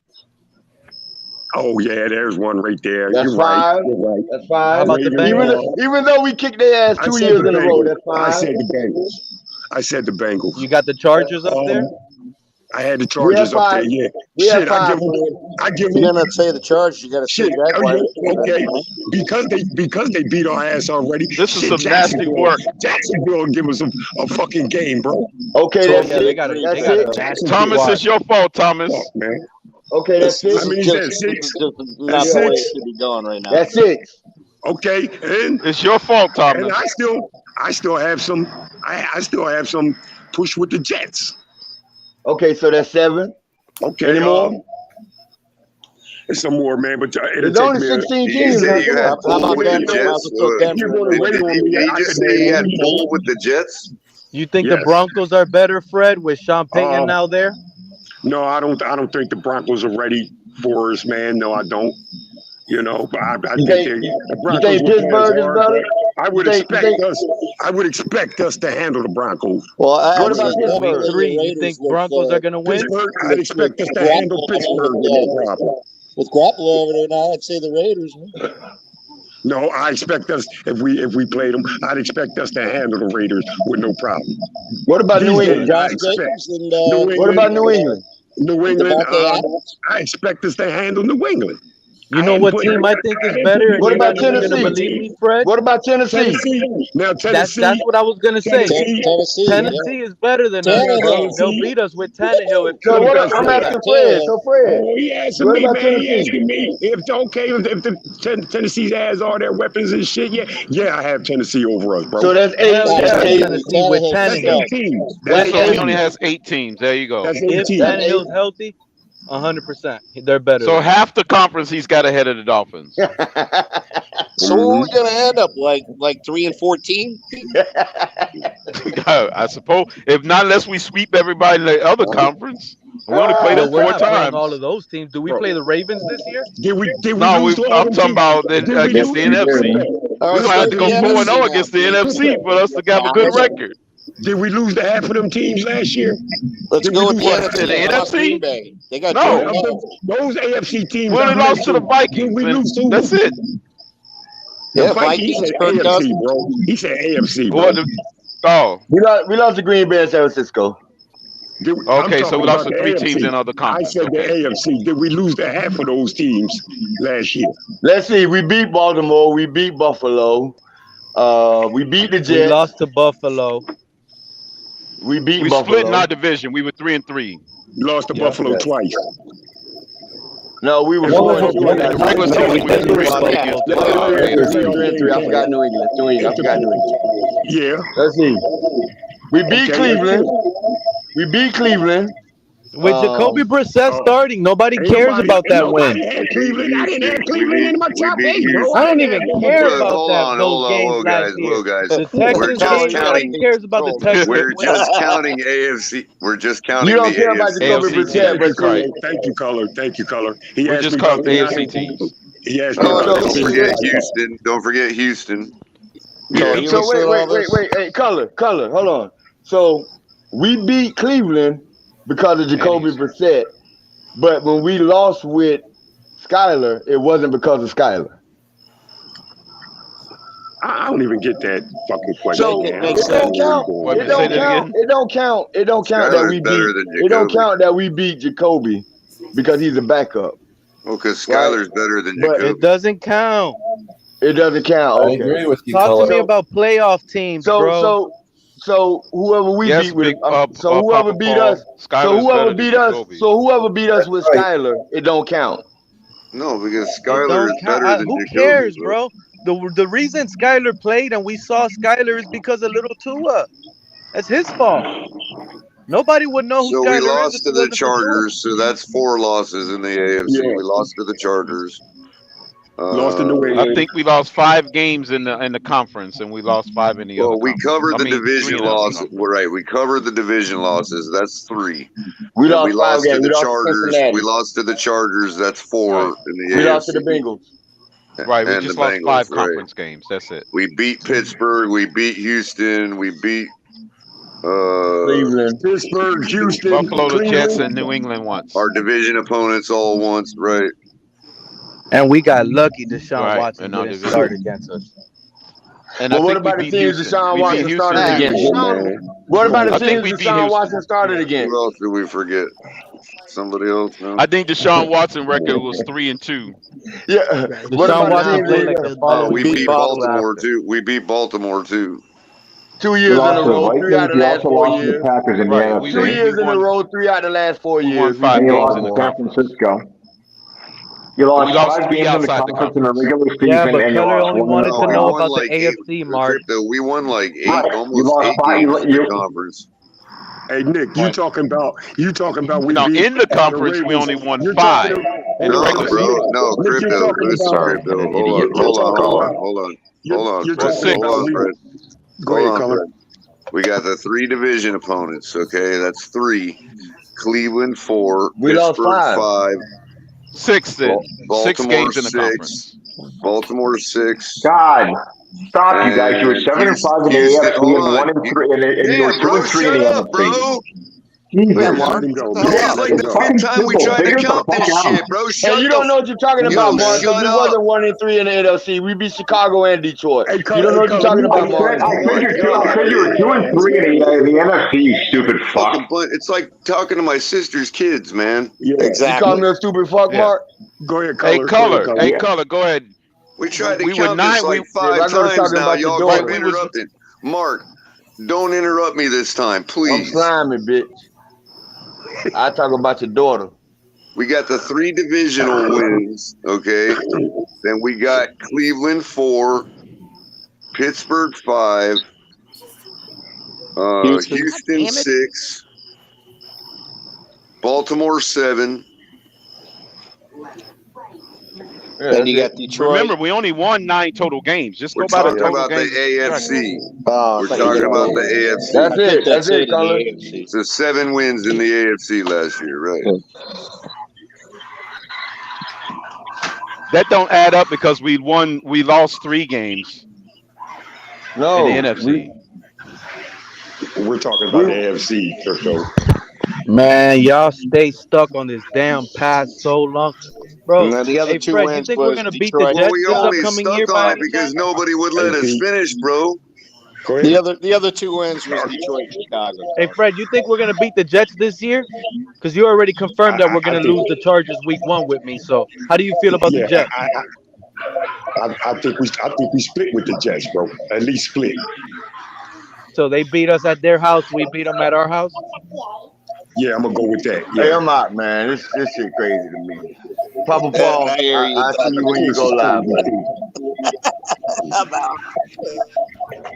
Hey, Nick. Later, big man. Color, it was a pleasure meeting you on Sunday, Color. Yes, sir, Papa Paul. How you doing? I thought I seen you down there.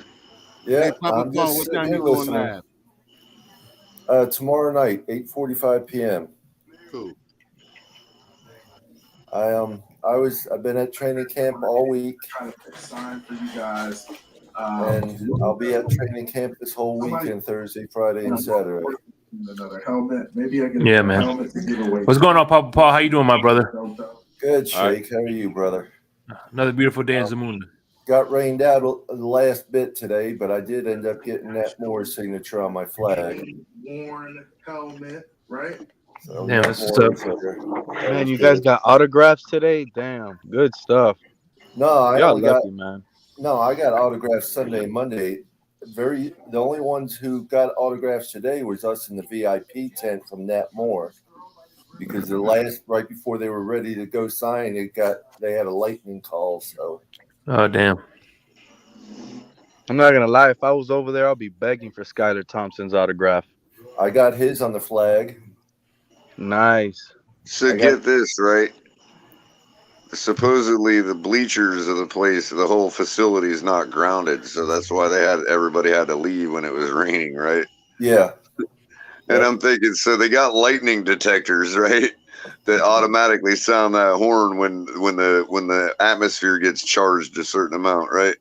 Yep. Yet they don't have no lightning rods on the bleachers, man. Like, what's up with that? It's they crazy. couldn't find any money for the good grounding system. No, the ones I can remember I got on the flag. Well, if it ever strikes, hopefully it's on the away side. Yeah. I got Nat Moore on the flag today. Yesterday I got Duke Riley and Van Ginkel. Yeah. I got the day before Sunday, I got Mike White, Skylar Thompson, Trill Williams, Blake Ferguson, Good, and I think there's one more I just can't think of right now.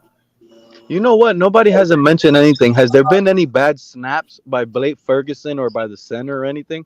Have you guys noticed any bad snaps? Ferguson's our long snapper. I have not seen a bad snap from him at all. There was, I don't know who was snapping yesterday. I saw a couple high snaps yesterday, but I don't know who was snapping at the time. I was busy taking pictures with the 35 millimeter camera, which I just posted a bunch on my group page. 122 of them that I took today. That's what's up. Jalen Ramsey was out there on the field in his crutches and even walking some without his crutches. So that was nice to see him out there, and he got in the huddle with the defensive players at one point. Mm-hmm. I got pictures of that. It was a good day, just seeing him out there and seeing everything going on. I got some good close-ups of, Ramsey with Coach talking and stuff. I got some close-ups of Tua doing some stretching and stuff, and yeah, you could tell in his legs. Other photos they weren't photoshopped. His legs are a lot bigger than what they were, and he put on some weight. What is that noise? I think Big Nick's eating something over there. No, Big Nick left. Big Nick. Oh no, that's Dr. Reggie eating something. Oh yeah. Hey, Culler. I'm thanks sorry. for having me up, man. Y'all have a gentleman. Have a good night. All right, Thomas Jensen, you be good, my brother. Yep. Take care. Yeah, I apologize. I was all right, bro. How you doing, Doc? All is good, man. All is well, man. What's your first impression? What's the one thing that jumps out you without giving away information on your show? The defense. The defense really has been crazy good, I think, really. I mean, every play is different, it seems like, out there. I think Fangio is just mixing it up so much, it's going to really confuse the hell out of anybody. And you know what? That's another concern when you say the defense. Because in my mind, and we hear it from the coach's mouth as well, Tua knows the language. He owns the language. The offense knows it now. Tyreek Hill knows it. Everybody's in the building. They're all the same guys. They all know it. The offense should be doing better than the defense right now. Hey, Pete, did you hear? Well, let me just say this. They should be ahead. Hey, Pete, did you hear him say that the defense was doing well? I was expecting the next person to say, "Oh, wow, that's great. The defense is doing well. They're learning it." The first thing I hear is, "Oh, Tua, bro, come on, man." I said the offense. Right, but the offense feels like they're behind, bro, and the one that's supposed to be behind is the defense. No, that's they're not true at all. Been as far as matchup. It's Pete. It's not, because as far as matchup, we have a new scheme defensively. They're behind. Shut the fuck up and let me talk. Go ahead, Dr. Paul. Jeez, I don't like doing that, but God, no way. I've been at training camp all 3 days. I'm the first one at the gate all 3 days. I'm the first one in there. I've been watching everything. It's been 50-50. But seeing the defense doing the things they're doing has been top of the game for me. The offense is keeping up with them in a lot of ways, but you got to understand this is training camp. Your team playing each other, they both can't be perfect. And they're doing great either way. I mean, you see the plays, offense and defense both making great plays, but the defense has impressed me more this year than they did last year at training camp. Let me put it that way. And here's the other thing, Papa Paul. I'll just say this.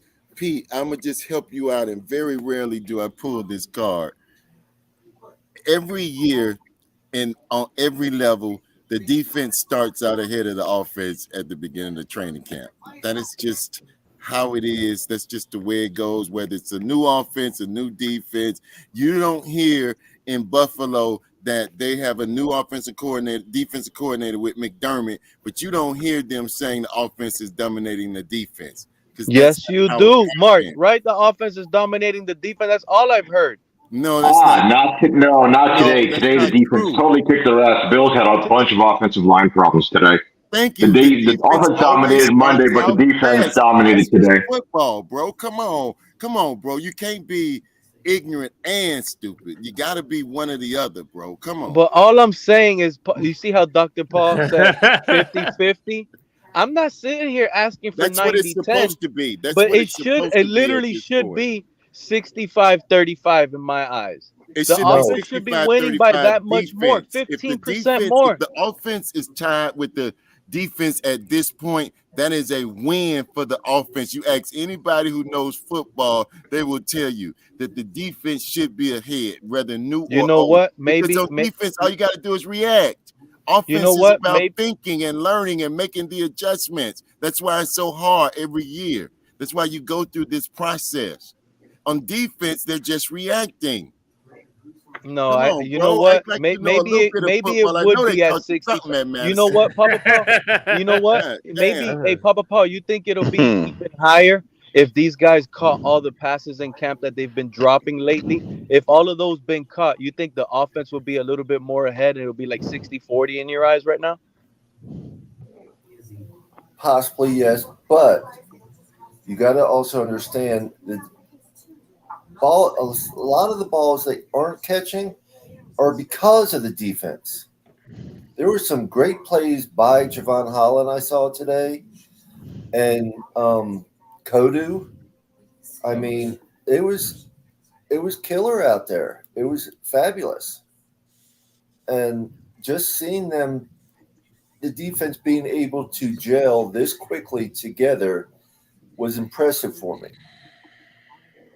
Because the whole new scheme and everything, especially with Fangio, all his mind and all his plays that he's got, for the defense to catch on this quickly and do this well, I was impressed with. The offense was doing just as good. I mean, it's this time of the year for a 50-50 battle, and we're going to see more on Saturday. Saturday is a training camp in the stadium. It's going to be, a full. Man, you know what I just thought about? If Ramsey would have made this even better. Oh my God, man! Just only imagine. Yep. I could only imagine. Well, Well, I did see a tweet. I did see a tweet by Jalen Ramsey himself saying that he's going to come back quicker than expected. So who knows? Yeah. Yes, he did the last time. And look, and like you said, the defense is doing well without him. So hopefully by the Chiefs exactly. game. That's what I was trying to start saying. We didn't have him last year, and we had a pretty decent defense. We're doing even better this year in training camp at this time this year in training camp compared to last year, to me. So it should be easy for these guys in the live practice versus the Falcons. They're going to practice. It should be easy for these guys to shut them out, right? Desmond Ridder, Drake London. They're going to shut all these guys out. That brand new running back that they got that they said was John the next Robinson, Walter Payton. Tyler Algier, Kyle Pitts. They're going to shut these guys out, right? In theory, yeah, we should. In theory, we should. Pete, I got a simple question for you, Pete. Do you know how to wait till someone's completely done talking? No, he doesn't. That's Okay. why I could have sworn you were done. But go ahead. No, it's just it's very annoying when you keep interrupting, and you didn't give me 2 seconds, not even a second, and you were already saying something and thinking I'm done. If I'm done, I'm gonna say, that's what I feel, or I'm done, or I'll be totally quiet and won't say a word. Well, that's what happened. You did get quiet, but go ahead. I got quiet for about a half a second, Pete. Jeez, I mean, come on. Reggie, have you been to training camp yet, Doc? I'm in Houston, so. Oh, that's right. Houston, yeah. So I'm that's going. Right. When they come to Houston for the joint practices and the games, so I'll be able to give you guys some updates when they get here to Houston. And yes, I really think that obviously we saw that San Francisco defense, and D'Amico Ryans is going to bring that defense, so we'll get a really good look at some of those things. Right. When we practice with them, and I'll be able to give you guys some updates on what's going on in Houston. Yeah, please do, because, I mean, I'm not a professional at this. I just know my team, Miami Dolphins. I know what to look for as far as the players and what they do, but I've never really played football except for sandlot football because I didn't like wearing the pads. So, but I've been a Dolphins fan for 50 plus years, and seeing Nat Moore was a highlight for me today. Yeah, I imagine that one catch. What game was that? The helicopter catch. Here we go now. That was Nat Moore. Man, we always living in the 1972s, man. Hey, say, Yeah. bro, Pete, can I just enjoy because you my weren't Dolphins born, with the That's old not school living in the player? What is 72. wrong Hell with yeah. you?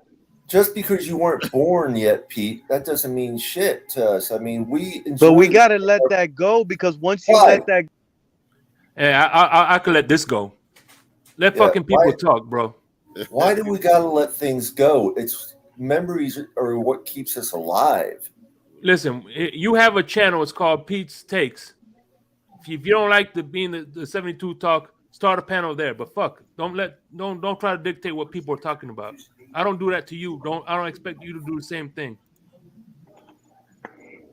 You Go ahead. know, it was just spectacular. You know, I live on memories, and I always will. Between Marino, Greasy, Mercury Morris, Zonka, the Marx Brothers. I can sit here and go on, you know, on all of them. He was really Nat Moore was really that in that era, that linchpin between Woodstock and Marino and the Marx Brothers and all of that and Cephalo. He kind of got a chance to play in both of those times and really, in my mind, brought the Marx Brothers along and taught them how to be professionals. Well, yeah, I agree with you on that, Reggie. To me, Nat Moore was ahead of his time. Yeah. You know, it was, but seeing him today, and it was funny for the guy right next to me. I can't think of his name right offhand, but I'm friends with him on Facebook and stuff. But he called him over and got him to sign a mini helmet because all the stuff we were getting signed is being raffled off for DCC. And he went to, the guy went to USF as well. I mean, not USF, U of F, as well as Nat Moore. And he was there just after Nat Moore, and he's like, "I'm glad I was there after you." And that's like, "Oh, you're calling me old now, huh?" Right. Yeah, it was funny. But we were talking. I mean, seeing Sam Madison out there coaching and stuff. Sam Madison's got all that gray and that beard, and he's looking old, but he's still a hell of a guy. I'm trying to get Coach McDaniels. If anybody knows what a hemorrhoid flare-up should be, is a Bills fan. So yeah, you should know what a hemorrhoid flare. Josh Allen's IQ is too. No. You shake, you right, man. And I apologize, Papa Paul, for trying to dictate the conversation. That's my fault. Apology accepted. You know, I am, as I've said before, 50 plus years fan. I have seen the good, the bad, the ugly, and it's very little ugly, really, for me. And this is the most excited I've been for the Dolphins in over 20 years, really. Thanks.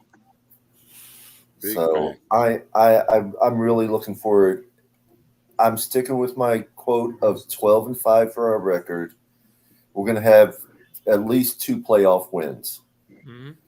And I'm sticking with my quotes of out of the first 4 games, no one is scoring more than 17 points against us.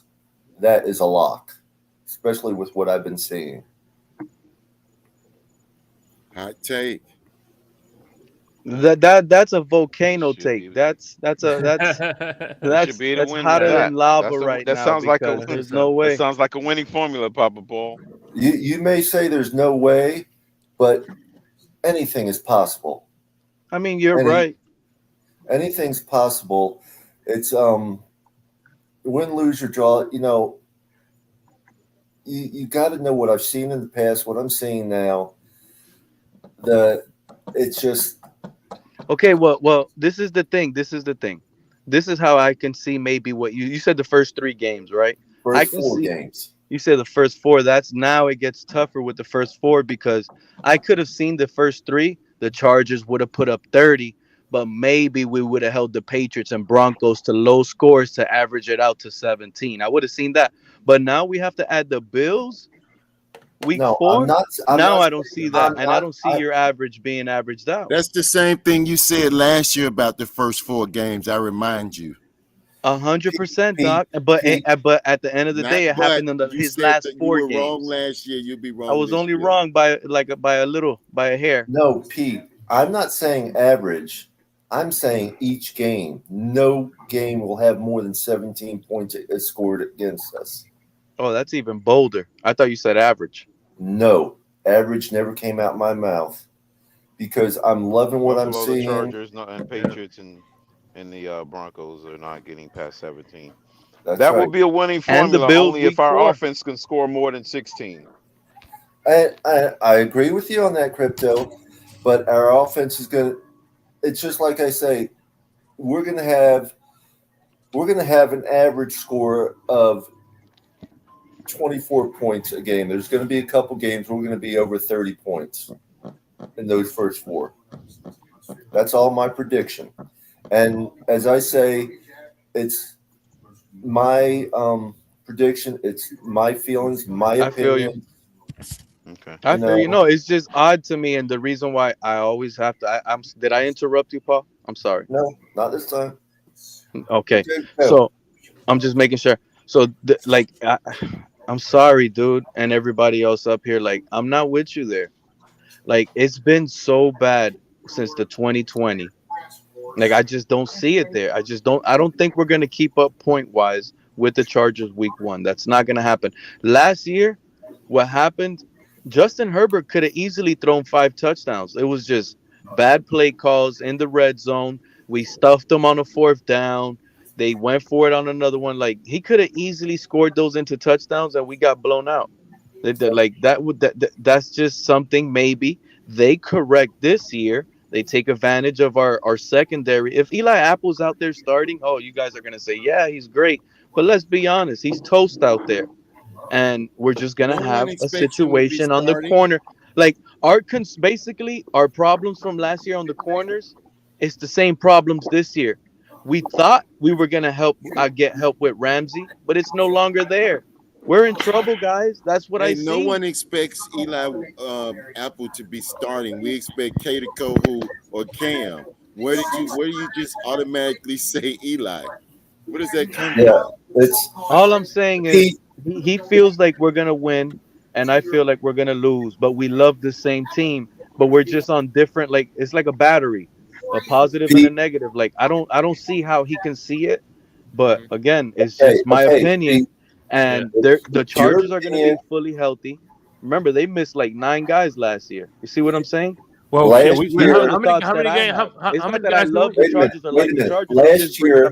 many guys do we miss on defense, though? Last year, starting off the season, our home opener, we had 18 injured players. Not all of them were out, but they were injured in one form or another. 18 starting the season opener last year. So I understand that, and that's your opinion. You have a right to your opinion, Pete. I'm not arguing with that. I agree to disagree with you. That's all. Okay, so now let me ask you guys, if we're struggling offensively, week 3, let's say we're 0-3, is the quarterback going to be the problem by then? Yes. First of all, we won't be 0-3. Right. And what if we start off 3-0? Then what? But I'm just asking, if we start 0-3 last year, and we start what will be the problem? The running game, the quarterback. I'm just saying, will they be? I can't say until I see the game. Did you predict 0-3 last year? Sure. Hey, let them predict 0-3 this year. Hopefully, it's a good luck charm. Right. You know what? That can be a benefit if it's turned out to be the opposite.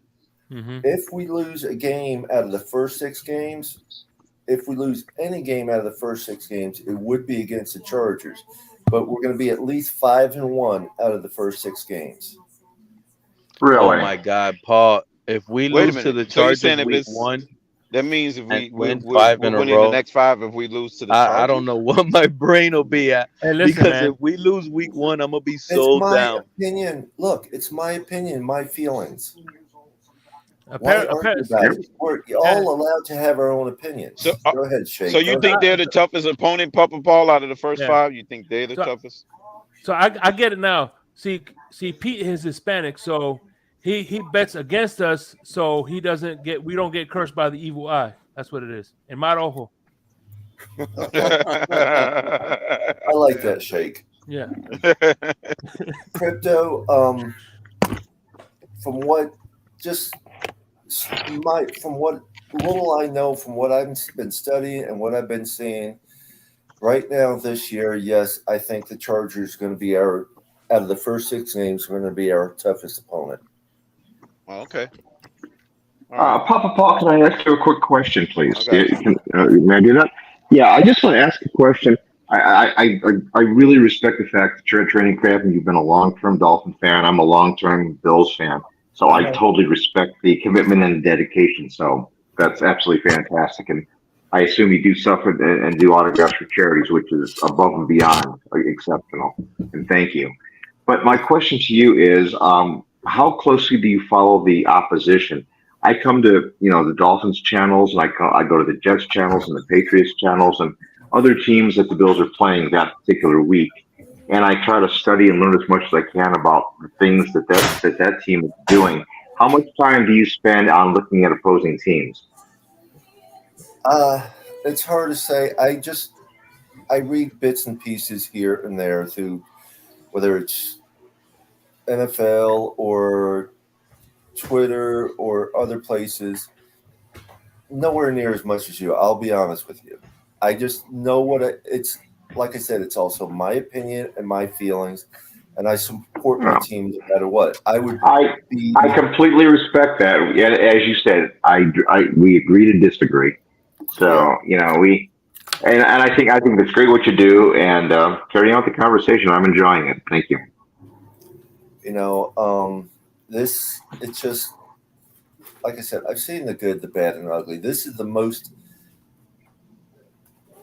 hype, the strongest feeling I've gotten from the Miami Dolphins team in over 20 years.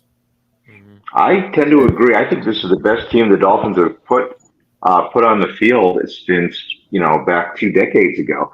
The only concern that I have, and looking very closely at Miami, because I do consider them a team that's a viable threat, is that I thought Buffalo's roster was stacked in 2020.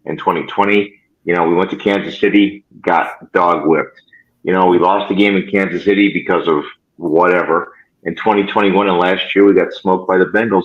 There are times where we think we have the roster, and there's just times that other teams are just better than we are, and we have to face up to that. Yeah, and Mark, the one thing, I never go into. I'm a realist in the sense I never go into a season saying we're going 17-0 again or anything like that. I am a realist and a true believer in any given Sunday. You can have the worst team beat the best team. Yeah, exactly. We both lost to Jacksonville, and that season they won 2 games. That's almost guaranteed to happen at least least once or twice a year. And you know what? And football isn't like passage. Football isn't like basketball where the better team wins because of a series. This is one and done.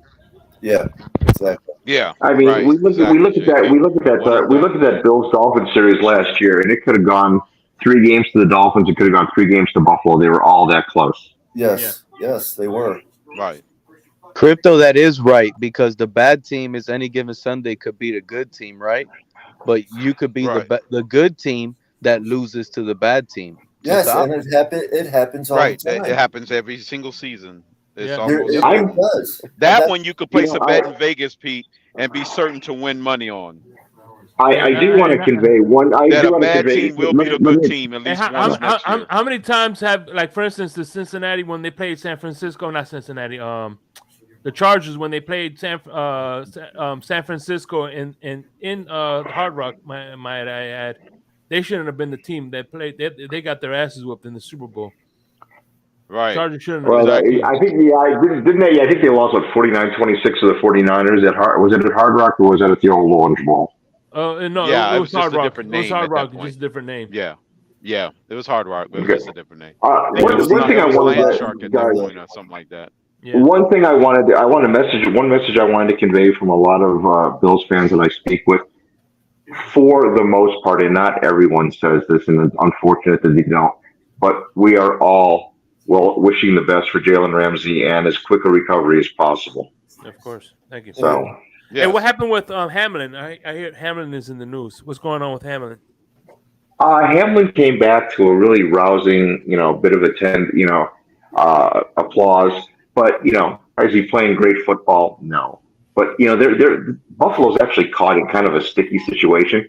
You can't cut the guy if the guy isn't as good as the rest of the safeties. You can't cut him because it's a PR nightmare. It really, really is. Yeah. And I'll tell you, Mark, we were all praying Mark, for let me him put you back to the last test, week. Mark. I'll put you to the test, Mark. You acknowledge that this Dolphin team has been the best in a while, in 20 years or so. I would say if you had a time machine, can this year's Dolphins team beat the 90s Bills teams? Oh, that's a great question because athletes are better in today's era. They're better trained. Do they have? I guess let me ask the question in this way: how many cornerstone players D on each lineman team? is probably as good as Bruce Smith. I don't think that's what I would case. say. How many? That'd be interesting time machine experiment. No, but let's look at how many cornerstone players existed. Because this is something that Kyle Krabs brings up. I think all you guys listen to Kyle Krabs. He's absolutely outstanding with his Locked On Dolphin reports. So cornerstone players that Buffalo team had, they had Jim Kelly, they had Thurman Thomas, they had Andre Reed, they had Will Wolford.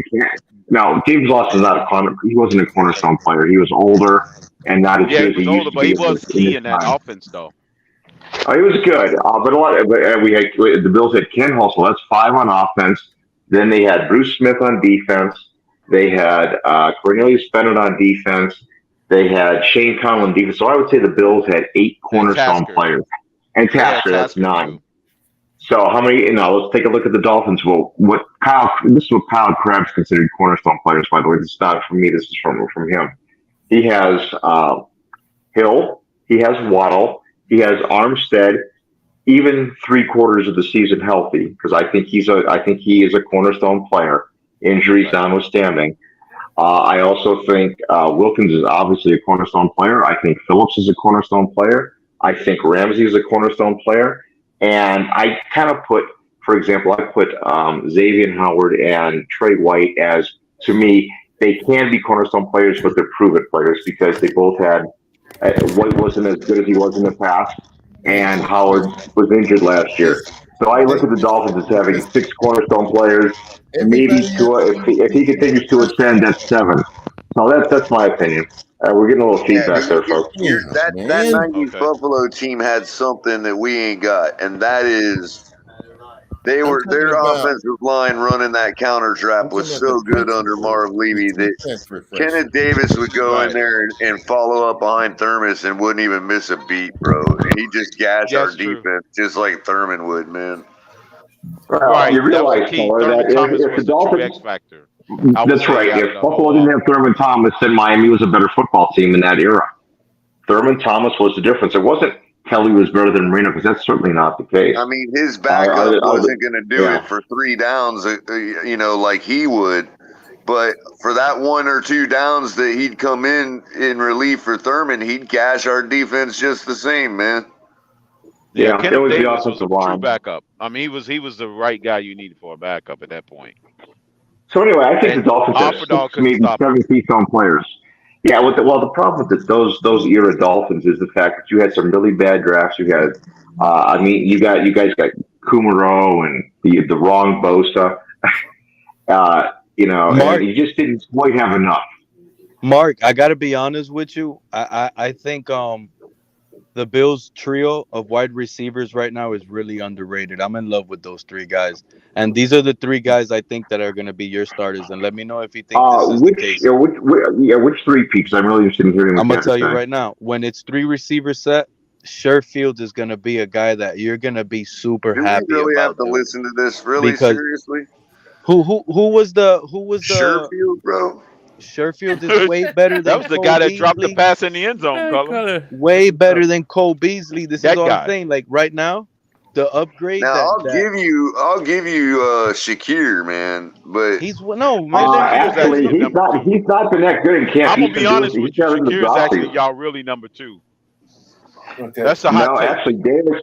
The thing that let me just kind of explain a little bit from the Bills' perspective. Hold on, Mark, because all I was going to say was Davis you is guys have the combination with Gabriel Davis, Trent Sherfield, and Stephon Diggs with size, speed, and possession. All three. You forgetting the guy who's going to be number Davis 2 with in his targets this measly year. 42 receptions last year, bro. Seriously? He's not truly Actually, number it 2. was 48. He has flashes of number 2. He's not a number 2. Josh Allen's going to have to fucking hold on to the ball a little longer instead of running it if you expect Gabe Davis to get up there. Yeah, and but receptions, Color, man. we don't have that, bro, and we're dealing with drops in camp already.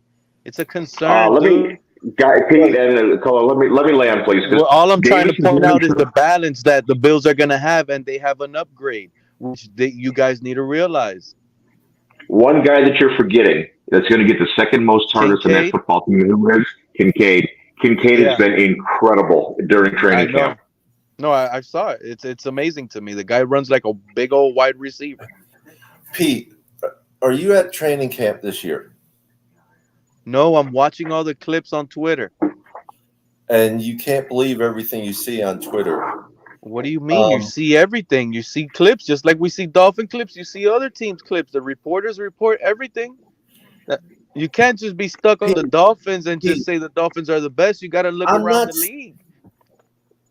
Pete, I'm not saying they're the best, but there's not that many drops as you think as there is defensive plays causing the ball to be missed and stuff. Wasn't it yesterday that they reported there was multiple drops by each quarterback? That means multiple drops on drives. Each quarterback dealt with Skyler, Tua, and Mike White. Friday. That was not yesterday. That wasn't was even Friday. in pads, and they're dropping passes. That's when it's the easiest. These guys are across the league without pads are catching passes like Odell Beckham with one hand. We don't have that. Are you any better? Oh, are you any better? That's what you got to go to, Pa? Are you any better? I'm looking across the league, undrafted free agent receivers for New York snagging one-hand passes, and our guys can't even catch a pass and make a nice one-hand catch. Pete, give it a break. You're not seeing it. You're seeing it from one They have view. drop issues. I'm not going to give it a break because you want me to give it a break. We lost a playoff game because of drops, Paul. Pete, you're seeing, yes, but you're seeing it from one view. One view. Just give it a break, Pete. Just because you're saying we have drop issues when there's not. Really, it's problem, bro. And I'm just pointing out that the Bills are more balanced. We're not. We're still going to have drop issues, and there's signs based on. I see you getting a good laugh there, huh, Doc? Like, let's get real here. I'm trying to have a conversation with Mark. Mark, was that the final answer? Is that going to be your top 3? And is that an upgrade from what you had last? Actually, no, I don't agree with you because I think your 3 top wide receivers are going to be Diggs, Davis, and Deontay Hardy's looked really, really good during preseason. Sherfield looked exceptionally good during preseason. The guy that's been disappointing a little bit is Shakir because he's had some drop issues. But as I said, I really think your number 2 target is going to be Dalton Kincaid, and then Davis is going to be the 3 Has Shakir target. been disappointing, Mark? Can you say it again? Yes, Shakir has had some drop issues. So, yeah, he's not been... He has drop issues, so that's why he's dropping down the roster. Okay, go ahead, Mark. Yeah, Sherfield is the solid. It looks like he's the solid number 3 when they go to 3 wide receivers, and also they're running a lot of. They're going to be primarily a 12 formation team. They're going to be one back and quote an inline tight end and Knox, and they're going to be using Kincaid as the wide. And you're going to see because if you took Buffalo's roster flush, let me just land, please. They had 107 targets last year that went to players that aren't on the roster any longer. So Kincaid's going to probably get about 85 of those. And he's going to be a nightmare because he can block. He's a better blocker than Gesicki. Let's just put it that way. I mean, that doesn't say a huge amount, admittedly, but he's a better blocker and he's a bigger blocker. So when the Bills had Cole Beasley playing the slot, that's when Allen was most effective. And of course, Beasley is now older and washed up. But Kincaid's going to be, and one of the problems with Allen, and it's always been there, and it's been there since college, is his accuracy issues. That's the superpower that Tua has that Allen doesn't have. Tua's incredibly accurate. He's just not. Accuracy issues, and it shows because for the last 2 or 3 years, Buffalo's been in the bottom 3 in yards after the catch. And this is part of the reason is they're going to deeper patterns that are better covered, and the accuracy issue comes into play. That's why he's down at about 63.8% accuracy last year. This year, you're going to see a huge difference. The intermediate is going to open up with Kincaid. Cook is an excellent option coming out of the backfield, but we have one problem with Cook that you have with Ahmed or with A-Chain. He's just today in blocking just absolutely horrendous. I mean, Allen was being smothered literally on every play, and then the backup quarterbacks. If you think your backup quarterbacks are bad, come and look at Buffalo sometime. It's not good. Mark, I just want to go back to something you said earlier about players these days are better than they were in the past and stuff. Mm-hmm. I disagree somewhat with you on that because back in the 70s, even early 80s, players played because they loved the game, and they played with broken arms and stuff like that all the time. They played hurt, seriously hurt. They played because they love the game. Today, players are trying to play and be good for the money.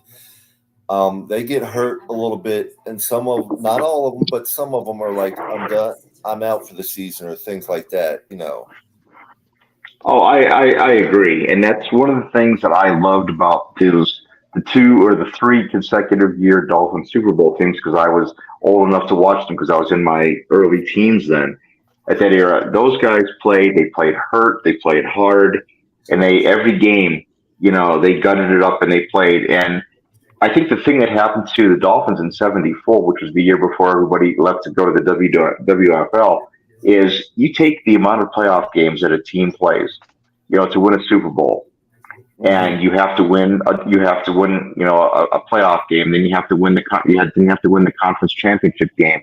Then you have to win the Super Bowl game. So at that year, they were playing 17 games, then 17 more games, and then they go and then 17 more games to win the second Super Bowl that they won. And by the time they got to the Oakland playoff game in '74,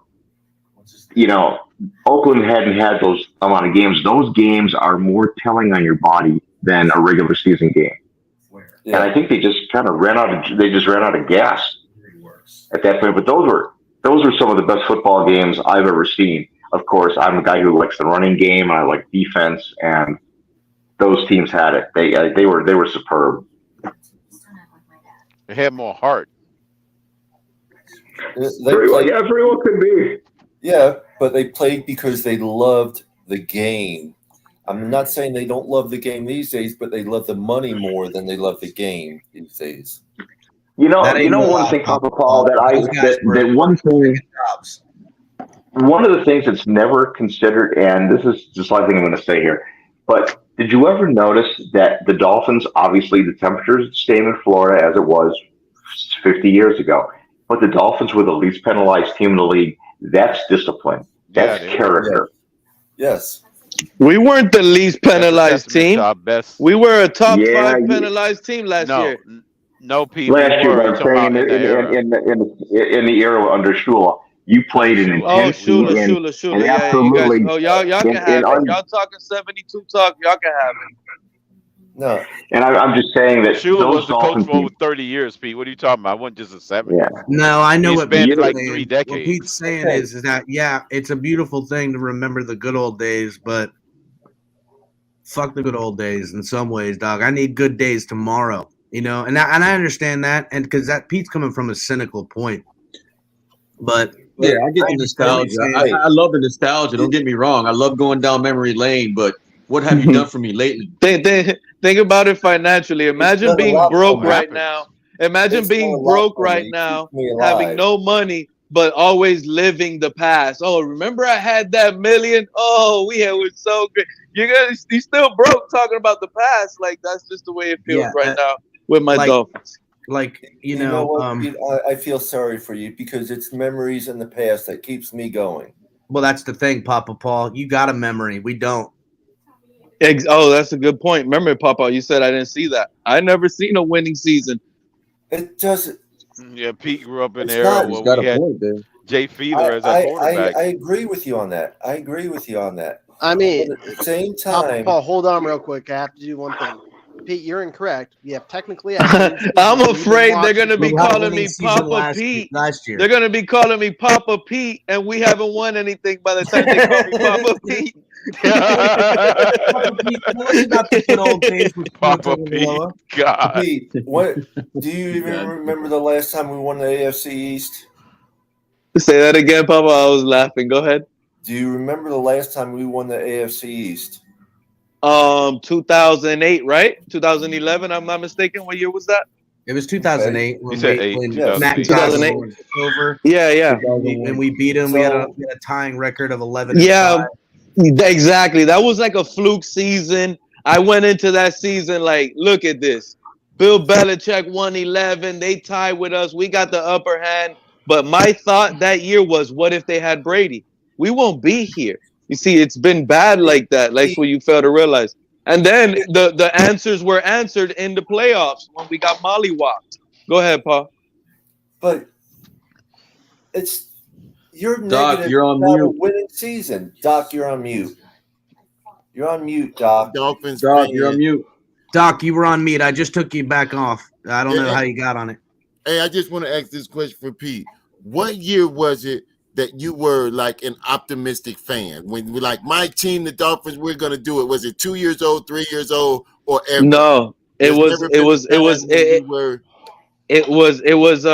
2002, 2003 years. How old were you then? Like 13, 14. So you've been miserable since you were 13 years old? Oh, okay, I got you. Yeah, you got me. No, I agree with you because he's been so. It's like he's negative about the Dolphins every year. Then why are you a fan if you're going to be negative about them? Come on, man. I mean, miserable. Yeah. I mean, you got to. Have we had the great last 20 years? No. But you're even saying you were negative about them when we won the AFC East in 2008. Let me ask you guys a question. If certain fans weren't vocal about the way this team has been the past 25 years, do you really think this general manager would make some type of move to go get a Tyreek or try to get other moves like Bradley Chubb to save his ass, knowing that the fan base is already irate and pissed? Like, do you think the fans that are like not on board with the pom-poms all the time have some say in the fact that this management is making moves? Because if they don't, the fans are going to get even more pissed off. No, I think that general managers, when you bust your ass to get to that level of being in an NFL team, you're doing your best. Some people are better than others at it, and they might not be good, but every general manager is trying to do the very best they can to fucking win. Your voice ain't got nothing to do with what they're trying to do. They're trying to win. God damn. Well, I mean, I guess for me, that's the problem here, because of that notion of you doing the job by yourself and not having input from the fans thinks it's going to help this team. Obviously, the proof is in the pudding that it did not help the team. Do you listen to the fans at your job? No, I mean, I don't know. A lot of the fans said draft Jonathan Taylor. The fans are stockholders for their team. The Green Bay Packers feel like they're smarter now. Majority which stockholders fan that are their listen fans. to? You gonna listen to the Pete fan? You gonna listen to the Color fan? Which one you going by? I'm just saying, I wish that the Dolphins would have the same passion for the normal Joe fan as opposed to the VIP fan. You know what I mean? Like, we all have voices, is what I'm trying to say. If you think that the minute voices cannot be heard, even though they're spending the same amount of money, I think that's wrong. Okay, Cap, I'm a normal Joe fan. I sit in the 300s. The things I do is because I'm disabled and I want to help people. I love helping people. That's me. Now, they don't listen to the fans because if they did, they would be doing more for the fans. But your owner and what's his name? Not Chris Greer, but the other one are all about the money. And at the same time, Garfunkel, yeah. Yes, Garfunkel. What they were looking at the past couple of years is how empty the damn stadium was. Yeah, That's well, what there's they a were looking reason at. for that. Because we sucked. And coming from a customer service background myself, look, if I'm handing my customer a shit fucking sandwich and telling them it's a fucking healthy cheeseburger, I mean, really, how many times are you going to go to McDonald's if they fucking put shit in your cheeseburger? Don't worry about the crab sandwich. Worry about the Formula One. Worry about the soccer. Worry about everything else. Or how about this? Or how about this, Right. Color? They could be a Yeah, in good that sense, it's the cheeseburger. But how customer about who if has you say-so already know in the the other product. place has a better burger? Are you just gonna go with the good burger or go to the better burger? You can have a good burger, and there's always, you know what I'm saying? Pete, you got to give someone a chance to answer. You're sitting there going on and on. You don't even give someone a chance to answer. I understand where Color's coming from because I've been in the service industry most of my life. At the same time, empty stands means no money. Right, but we're not talking about, bro. But we're talking about $300 for nosebleed, bro. I expect a better product. I'm a customer at some point. I know we're fans, but we're also paying customers, man. Well, I don't pay anywhere near that for my 300 seats. Well, that's nice for you. I pay $300 for a ticket. I pay $100 for parking. I pay another, $40 in gas to get down and back. I drive 55 minutes to the stadium. I take out half my day to do it. And they want to fill my stadium full of purple jerseys for the Vikings. I understand where you're coming from. And they want to fill my stadium full of purple jerseys.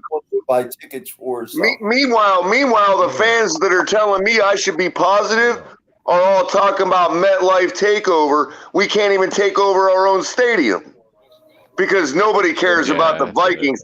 That's an NFC team. Well, guess what? If we beat the Vikings last year, we'd have had 10 wins instead of 9. Louisiana? Yes, I agree. Good evening, Dolphin winners. What's up, brother? What's up, brothers? Yeah. Hi, guys. Hey, what's going on, everybody? Pete, stop your bullshit. Hey, what's going on, Dolphin winner? What's going on, dog? Pete, What stop did that your guy bullshit. say, Pete, Dolphin stop your winners? bull coming at your neck like Wu-Tang. Stop your bullshit, Pete. It's fucking brothers. Yeah, we talking about practice here. They We talking about coming practice. hard. We I talking about love practice. We really arguing about motherfucking practice right now. Are you serious? But Winters, can I just Come tell you on, one little man. secret? I'm so tired Come of on, off-season man. hype. Let's go. Go ahead. Come on, man. We talking about practice here. I'm from the city where that shit came from. We talking about practice. Practice. We talking AI, about man. practice. AI, man. Keep saying that. We really He's a talking true about. We're originator. literally talking about players dropping passes and fucking practice. Are you fucking kidding me? Right now? See, I can go off right now. See, this is not WCFL Dolphins talk. This is the Fins tailgate. I can let my hair down. I ain't got no motherfucking hair. Motherfucker, we talking about practice. Pete, chill. Chill, bro. That's number one. Number two. Wait. So I was always told practice makes perfect. We gonna cook right now. Pete, check this out, Pete. Check this out, Pete. You clearly said that you were not a miserable fan since you were 13 fucking years old, correct? Did I just hear that? Yep. Yeah. 13 was the exact number. Did I really? Hey, Doc, you see where you put me at, right, Doc? The question here is this. The question here is this. Why the fuck are you still a fan? Whoa. What do you mean, bro? You're being a fan.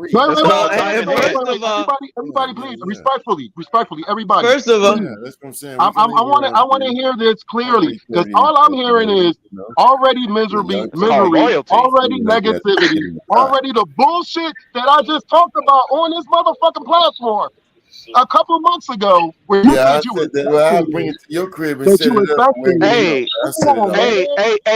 Hey, can I steal Mad Pete's argument? And this coming from a Cubs fan perspective. Don't do I wasn't it, around in 1908 when they won their last World Series before 2016. So that would be a question to a Cubs fan, like, well, why are you a Cubs fan for the last 70 years and y'all ain't won nothing? Because I think we're going to win it in the next 30 years. Well, here's the that thing. would be the answer. That is not the question. And I had the question is no. See, that's not because the question. you're a fan because you endure. You go through the endurance. Yeah, but I want to hear. No, I want to hear from Pete though. I want to hear from Pete's take. No, I'm just saying I was still man his argument based on the crypto perspective. I need Pete's take. So Crypto, you don't have to for individual players in the Cubs to fail. Crypto, you're wrong. That's the difference. Crypto, so you're Pete's wrong. Take, what is your answer? There's no difference because you're a fan for life. It's a lifetime commitment. That's the point. But it's a lifetime, bro. It's a lifetime, like Crypto saying. You have 108 years. That's 59 years to your life right now.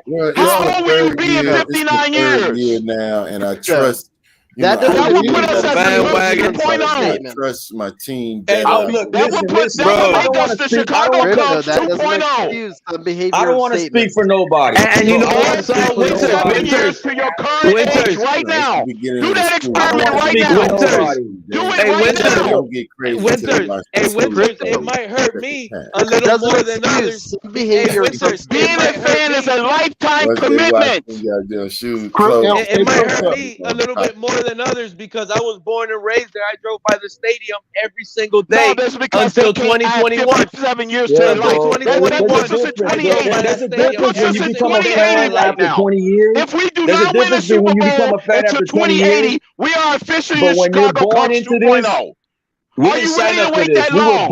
Are you willing to wait that long?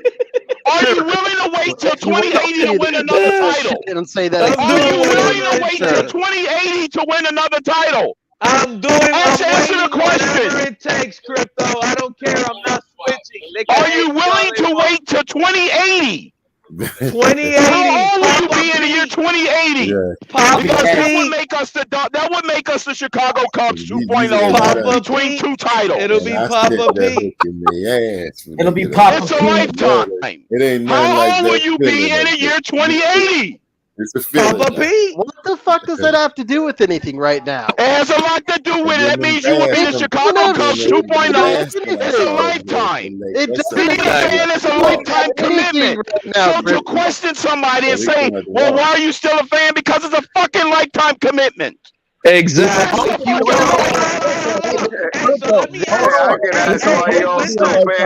can ask why y'all fans of the Marlins. Hey, Winters, but I don't do that. Hold on. Hey, Winters, let me ask you a question. Damn, bro. Hey, Winters, let me ask you a question. What team you used to like before the Dolphins? What team you used to like before the Dolphins? That's the point why I go through that exercise. Because I wanted the Chicago Cubs broke that curse for me. I didn't have to wait 108 fucking years. Winters, what team you used to like before the Dolphins? I didn't have to wait 108 years before I could see my team win a title. Hey, hold on, Crypto. They won it in my lifetime. I was in Wrigley Field, goddammit. I witnessed it in my life. Okay. And I want to be at Hard Rock Stadium when the Dolphins win. I don't want to wait till 108 fucking years. Goddamn hot dog in my hand and a glass of water in the other. 5 seconds. I'm not trying to wait 108 years for the Miami Dolphins. That's the point. It was jiggling, motherfucker. I'm not trying to wait 108 years for the Dolphins to win. That's the point. What's wrong with you right now on that? Hey, Winters. And I don't want nobody to question why I'm a fan because I'm not finna wait 108 fucking years. It's a lifetime commitment. Hey, Winters. To answer this question, can I answer this man's question? All right, crypto. Hey, Winters. Hold on, Pete. Hold on, Pete. I want to let people get a chance to respond. Crypto, you have effectively won. I know everybody I want to hear everybody's responses, but no way you can match the passion. But I want to I know Papa Paul and Winters, and I'm sure Doc wants to respond to all this. But crypto, we gotta get some air in there, dog. They call that a crypto Tuesday night terror. Yeah, that's called the crypto, the Adam crypto. It was building bomb, up. Dude. It was building up. Yeah. Yeah, I loved what I seen in chat though. Where was it? It was a Jets fan that said it too. Where is it? Hold on. He goes, "Old heads ain't having it, bro." They were coming in on it. It was like shit. So look, before you guys respond, I do want to make something kind of clear. My golden years of watching the Dolphins were never about the wins. They going or the going victories or the big victories or the championships, because I didn't get any of those. It was about certain players and who and what they were, and especially in my youth playing football and how I identified and put that together. That's why I'm married to it. Guys like Zach, guys like Jason, I played a lot of defense. I love defense. Those were the guys I emulated. I played middle linebacker. It's those things. But I will say it, like most things that I love, they hurt me the most. And they continue to hurt me the most because I can't. And this team, as high as my expectations are, my ultimate is I expect to be hurt. That's it. Okay. I expect to be hurt, dude, because that's all I've known. I'm Exactly. And that's what Pete's talking about. And there's a breaking point with it. I'm There's such like a baby and the Dolphins, baby, cry. It hurts, bro. We could sit here and say all of the things we should, could, would, and are and gonna do. But the facts are that, like, I don't have a Super Bowl championship. You want to know something crazy? I've got tattoos. I don't have a Dolphins tattoo, and it's not because I don't want to get one or wouldn't have one. It's because for several times in my life, I thought, oh shit, this is the team where I'm gonna be able to get my Dolphins tattoo with the fucking Lombardi on it. And I'm almost 30. I'll be 38 years old this year. I'm just gonna have to get it without it. And I've been waiting since I was 17. Because I've been getting tattoos since then. And I got that, but it sucks, bro. Like, no joke. Go ahead, Papa Paul. You have I like everything you have to say. But you're positive a lot of times with a lot of what you see. You like what you see on different things and this and that. But you're a realist. You know what's been happening, what's going on. I have jumped off the ledge with absolute vitriol and venom in my words, worse than anybody you've seen up here. That includes Crypto and Pete. Okay, but what I'm saying is Pete basically said he's been negative since he was 13 years old. Yeah. So he's been negative all these years. And that's what Dolphin Winters was asking. If you're so negative against the Dolphins, because that's what everything he says is negativity against the Dolphins. So if you're so negative against the Dolphins, why are you still a Dolphins fan? Now, Crypto, don't go off on me. I'm trying to reiterate and clear things up a little bit so people understand. If I'm going to be negative for 13 years on something, I'm going to give it up. I see the positivity in a lot of things, but I understand we're going to lose games. And trust me, the past 20 years we've lost a lot of games. But the thing is, Paul, Pete, the internet. Go ahead. I wasn't hearing you. Go ahead. It wasn't even a second. When I am a realist in the sense that I know we're going to lose games, but I hope for the best. Well, I may be. But I'm not going to go like a lot of people are already saying, we're going 13-4, 14-3, and stuff like this year. I'm saying 12-5. And there's games. I can't say all games what we're going to lose, but I know we'll probably lose a game we shouldn't lose. We do every year. Just about every team does. But if you're going to be negative every year, we're going to start off 0-3. We're going to start off 0-3.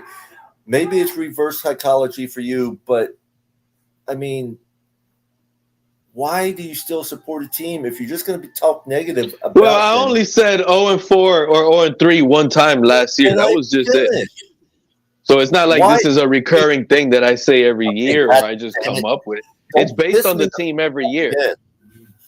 You know, this is bullshit. I'm just saying, not just 0-4. You said you've been negative since you were 13. No, but we haven't had a quarterback to make me believe. I need a quarterback. To be fair, Papa, when Tua got nailed in I need Crawford a quarterback. couple times, and we were backed up with the second string quarterback. Pete has tried supporting the backup quarterbacks numerous times, and he always gets crap for it. And exactly. I gave Tannehill a shot, but when I seen he didn't have it, I was like, "Oh, come on, man, we got to move on." You know, I believed a little bit with Tannehill. Tannehill was one of the better quarterbacks we had. Okay, he was the best quarterback we've had lately. Yes, even better than Tua, right? But you got to understand, he was during several years that he played. He was the most rushed, most hurried, most sacked quarterback in NFL during those years he played a lot of the time. Well, some of it as well could be held against him. He held on to the ball too long, you know. His pocket awareness, things like that. Yeah, look, that was the issue. Again, you know, there was a year I didn't watch any Dolphins. I want to say it was during Tannehill. I forget which year it was or right before him, but I can remember that year not watching football. Okay, and it was one of the worst years. One of the worst years of my life. Nothing ever good happened that year. But all I know is I know this guy's defended Teddy. He's defended Brissett. He's defended Skyler. All these guys have been backing up Tua. It's not his fault that Tua's not playing, but when he tries to support the team, bro, he gets crucified for it. It's because Cap, they don't see that to me, like Tua, like they don't think like to them, Tua is not strapping this team down. To me, he is. Like that's how I view it. He's holding people back. He's holding other players to being actually great at what they could be. And that's just the reality. I feel like we're just right in a circle again, all over again. It's not Pete's fault that we have a quarterback that's not consistently on the field for 17 games every season. It's not his fault. Look, everything that y'all are saying, I have no issues about. And to answer your question, Pete, I was born and raised in Philadelphia. When I sat with my dad, we watched Eagles football. There was no cable. Cable was only 2 channels. Prism, that was a channel here in Philadelphia, and HBO. So I had no choice. So you used to like the Eagles, you're saying? So when I was a kid, I used to like the Eagles. When I was 16, 17 years old, this year will be the 30th year I like the Dolphins because I lost my virginity watching the Dolphins game. When Marina you see, I didn't get that. So unfortunately, you know, I was born and raised because I was on the blender with Shake Money, and I didn't sit there and go into detail. But since you want detail, that's how I became a Dolphins fan. There was years when I worked for Marriott that I wasn't able to watch Dolphin games. There was years that I didn't have Sunday ticket. I had to read the Enquirer newspaper to find out or watch ESPN. So no, I'm not gonna lie to you. There was times I was mad. Let me finish. So with that being said, my fandom comes from literally, and this is real. This team kind of saved my life.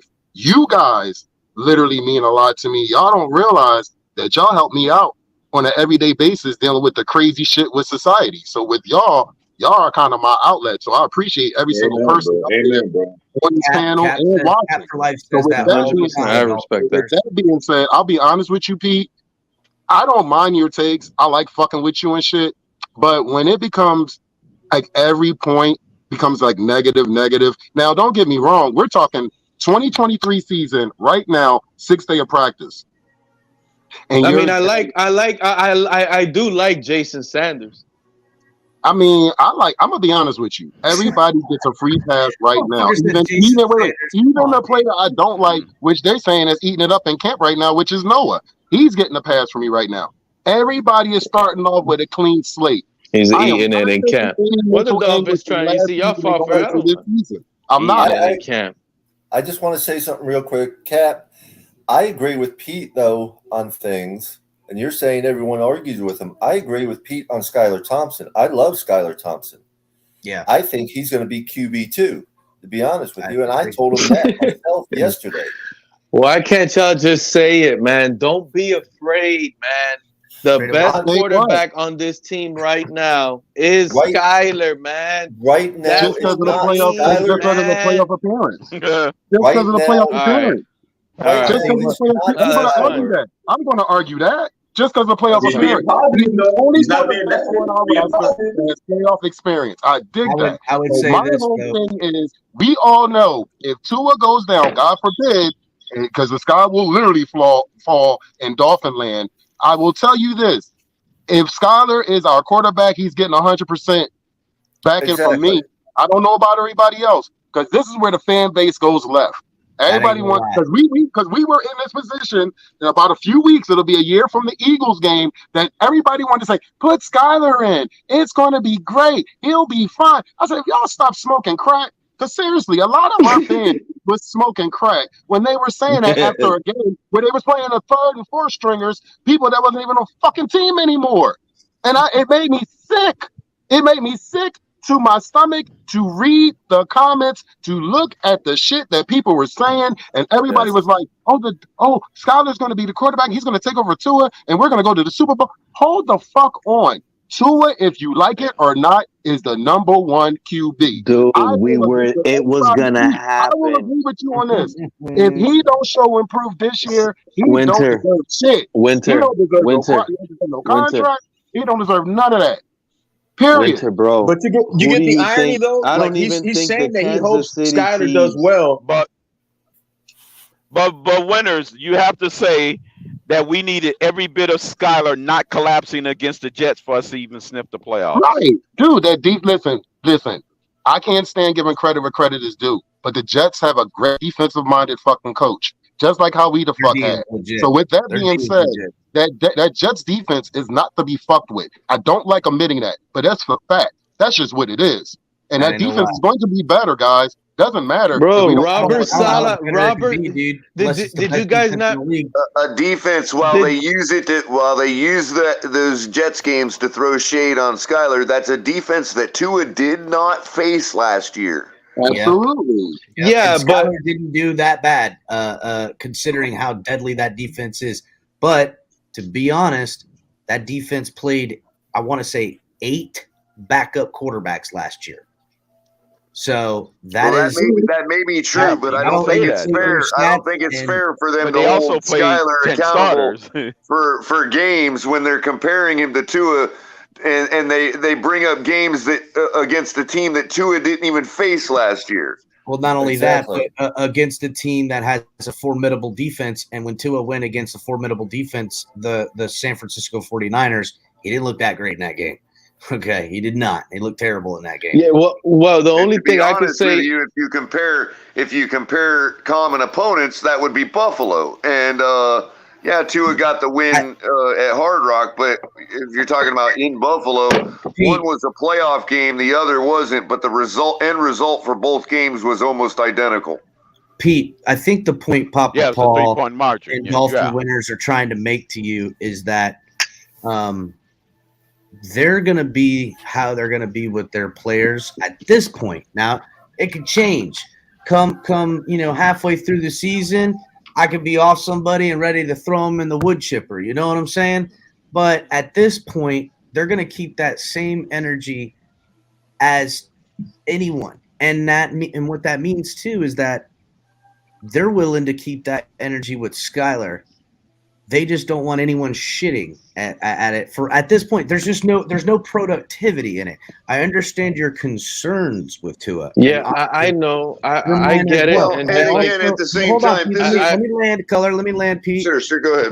But also, I'm not opposed to your sentiment. I know where you're coming from, and then some. Exactly. The anger, the hate, the rage, all the stuff, whatever. It's not really anger, hate, or anything like that. It's just calling out the problems, right? Hold on, real quick, Pete. This is where I get back to what I was trying to express earlier to Papa Paul about being a paying customer. Is that people can tell me I'm being foolish all they want, but when I see a 7th round rookie giving me the same end result as a 5th overall pick in a playoff game, I don't think it's fair for people to think that I'm throwing shade just because I say, hey, that's a good performance, and that's not something we shouldn't say that guy's trash. That was where I'm trying to land. That's where I was trying to land.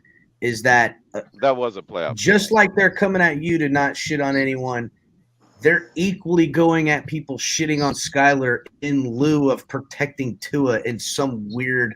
Well, not only that, but I'm not. And as winners just fairly pointed out, Skyler Skyler played in a playoff game. So if you want to talk about, I'm not the first person in the history of watching sports to say that a guy is better than another guy because he's got playoff experience. Right. Yeah, but at the same time, I'm sorry, Culler and Cap. That's not an outrageous take for. Hold on, Pete. That's not an outrageous take for a paying customer of many, many years to say. Yeah, but at the same time, there's actual feelings in this because by default. Because when the owner is out shopping the quarterback and trying to get Deshaun Watson, now that we should be with what the owner wants, right? We should all be one. We all knew that was an upgrade, but yet the Tuaneers went out. They didn't talk ball. They actually deflected anything about on-field performance when it came to Watson and called him the worst rapist with the worst allegations in NFL history. Mind you, he's lining up already playing, and this is where we were heading, and there was a divide there. There's always going to be a divide. Fans are going to fans the way they like, and it's crazy to me. They didn't want an upgrade at quarterback when it was clearly there. Same type of stuff, and it's this weirdness that I see. So I'll give you for instance of something as of recent. Okay, there's a big push for people that wanted Cook, still want Cook. There was people talking crazy, fighting. They can't get this team right. Fire Chris Greer if he doesn't get Cook. When Cook was going to the Jets, people were ready to give him the Brinks truck. They would have done whatever they could to prevent him from even going in the building. They're talking about firing Greer. They're talking about, give Cook $10 million a year, all this shit, which is just nuts. Okay, Cook's a one-year rental, if anything, at this point in his career on this football team. Okay. Not every football team now. There's plenty of football teams that should give him a 2-3 year deal, preferably one that has a young quarterback and they need help with a solid veteran running back. Either way, or he's going to be a depth piece that's added to a Super Bowl run team for a low rate because he's trying to be on the good side of everything. But that same point, now that Jonathan Taylor becomes a topic of discussion. And we start, getting with the scenarios of what it would be to put a guy like that, a young guy who, yes, had injury, but we're talking about a guy who's a year removed from being an all-pro candidate, offensive player of the year candidate, a guy who has been amazing his first 2 years outside of the injury. And we're talking about paying him. And those same people that were screaming, cut Chris Greer's head off and give Cook $10 million so the Jets don't get him are the same people saying we don't pay running backs. That's a stupid move. It's a ripoff, blah, blah, blah, all this stuff. There's this weird favoritism amongst players that the Dolphins fans are allowed to attack, meaning that they'll attack each other if you're not attacking this guy. But if you're attacking another guy, we're going to go at you. It's like Big Nick says, the go along, get along game. Everyone's open to criticism. Exactly. Well, as much as I've criticized Tua, it was still unfair of me to ever call him trash. So I stopped doing that. Now I expect for a guy that's played in a playoff game, okay, when our starting quarterback hasn't, I expect people. expect the courtesy of not calling that guy trash. When if you talk about one reception being made out of 3 that were dropped, could have changed the entire complexion of that game, and we could have possibly won it. And you know what, Color? I never One said reception. it like I And we're never talking said about one reception because I one didn't want them to reception, think and I'm Skylar Thompson extra. is a god in Miami. Exact. And I never wanted to say 1. I've always limited it to 2, but I've always wanted to say 1 because I felt like 1 could have been enough to win that game. And you know what? I'll take it off Waddle. How about the drop by Gesicki? That reception alone, and Skylar Thompson is a god in Miami. Yep. And I'll say this back to being invested into the team. I'm going to 4 games this year. I'm going to 4 games this year. I'm going to tell you guys. I'm going to week 2 Sunday. Week 2 versus New England Sunday night here in Philly. Week 7, Black Friday Jets, Buffalo last game of the season. So the way the team is going, the way I look at the Cowboys team, game. So the way I look at it is this: the way I see the team look, the way I see we are all going to see the game different. I always tell people that. I always tell people I love talking to different people and get different perspectives from different people because everybody views the game different. So with that being said, I am going to sit there. I am going to physically be there. I am going to physically watch the game probably when I wake up that morning, and I'm going to get a couple perspectives on how I feel about either the win or the loss. So I'm invested. Me and Papa Paul had an argument over this. He says he doesn't feel that players should be bashed. If I'm spending the money I'm spending this year, traveling and getting tickets and food and partying, I got the right to say what the fuck you gonna hear my mouth. No disrespect intended. I always say if Tua's willing to let me drive his truck around, I'll stop bashing him any day of the week. Man, in a heartbeat. But let's say Papa Paul with the first 3 games. Let's say Papa Paul is right. We start 2-1, but we lose to the Chargers week 1. You guys are gonna feel good about that. We beat 2 non-playoff teams and we lost to a playoff team. That's what we need to actually come to fruition and actually pay attention to those type of games. To compete, it doesn't matter what happens to the non-playoff games. I'm gonna evaluate what, especially with Tua, is late season play, and let's see what happens versus playoff games. Give it to me, and that's just the reality of it. I'll be fully honest with you. I think we're gonna bomb the shit out of the Chargers week 1. I think we're gonna make a statement week 1. Truthfully, I wanted to also say something you said earlier. I agreed with about camp and about practice. How you came in, being about practice, right? That's why I just want it's the same with who's getting the reps at quarterback. I mean, Mike White gets the lion's share of reps for QB2, and all of a sudden he's beating out Skylar in camp in this competition, right? It's like, what are you talking about? You don't think the guy just got in the building? Okay, Skylar Thompson played against Buffalo in a playoff game. I'm pretty sure Mike McDaniel knows what we got in Skylar. It's time to feed Mike White the ball and see what we got there. But they take that to mean he's winning the competition. You see what I'm saying? And so who are the trolls then? That's trolling to me, Color. Not what you did, what they're doing. What they're doing to me, that I consider that trolling. Right. It's not as if Skylar's not practicing what plays and all that. Maybe he's not getting as many reps, but he's still practicing. Yes. The fact that he's not getting the majority of them is no indication of who's winning the competition. Mike White just got in the building. Yep. He hasn't won it yet, and the depth chart comes out later. Of course, they're gonna put him in the saddle as much as they can. They're on a limited time frame. They got to know what they got to know. They already know what they know in Skylar. My thing is, Color, because this is really confusing to me, dude. Because again, people make it seem like it's not a big deal, but keeping 3 quarterbacks is not ideal. It still hurts your 53-man roster. Where you can put depth around the new rule. No, the new rule. The new rule, it still affects your 53-man roster, keeping 3 quarterbacks, but it doesn't affect your active players on game day roster. meaning you can dress 46 players, and your 47th is your emergency quarterback. He can play, but he's just not counted on the active roster. That's what I'm telling you. So if let's say this scenario, Color, and guys, hold on. Let's say this scenario, Color. Let's say we come out of preseason and we clearly see that Skyler is QB2, right? We clearly see it. Do you think it would be ideal to just cut Mike White and go with two? No.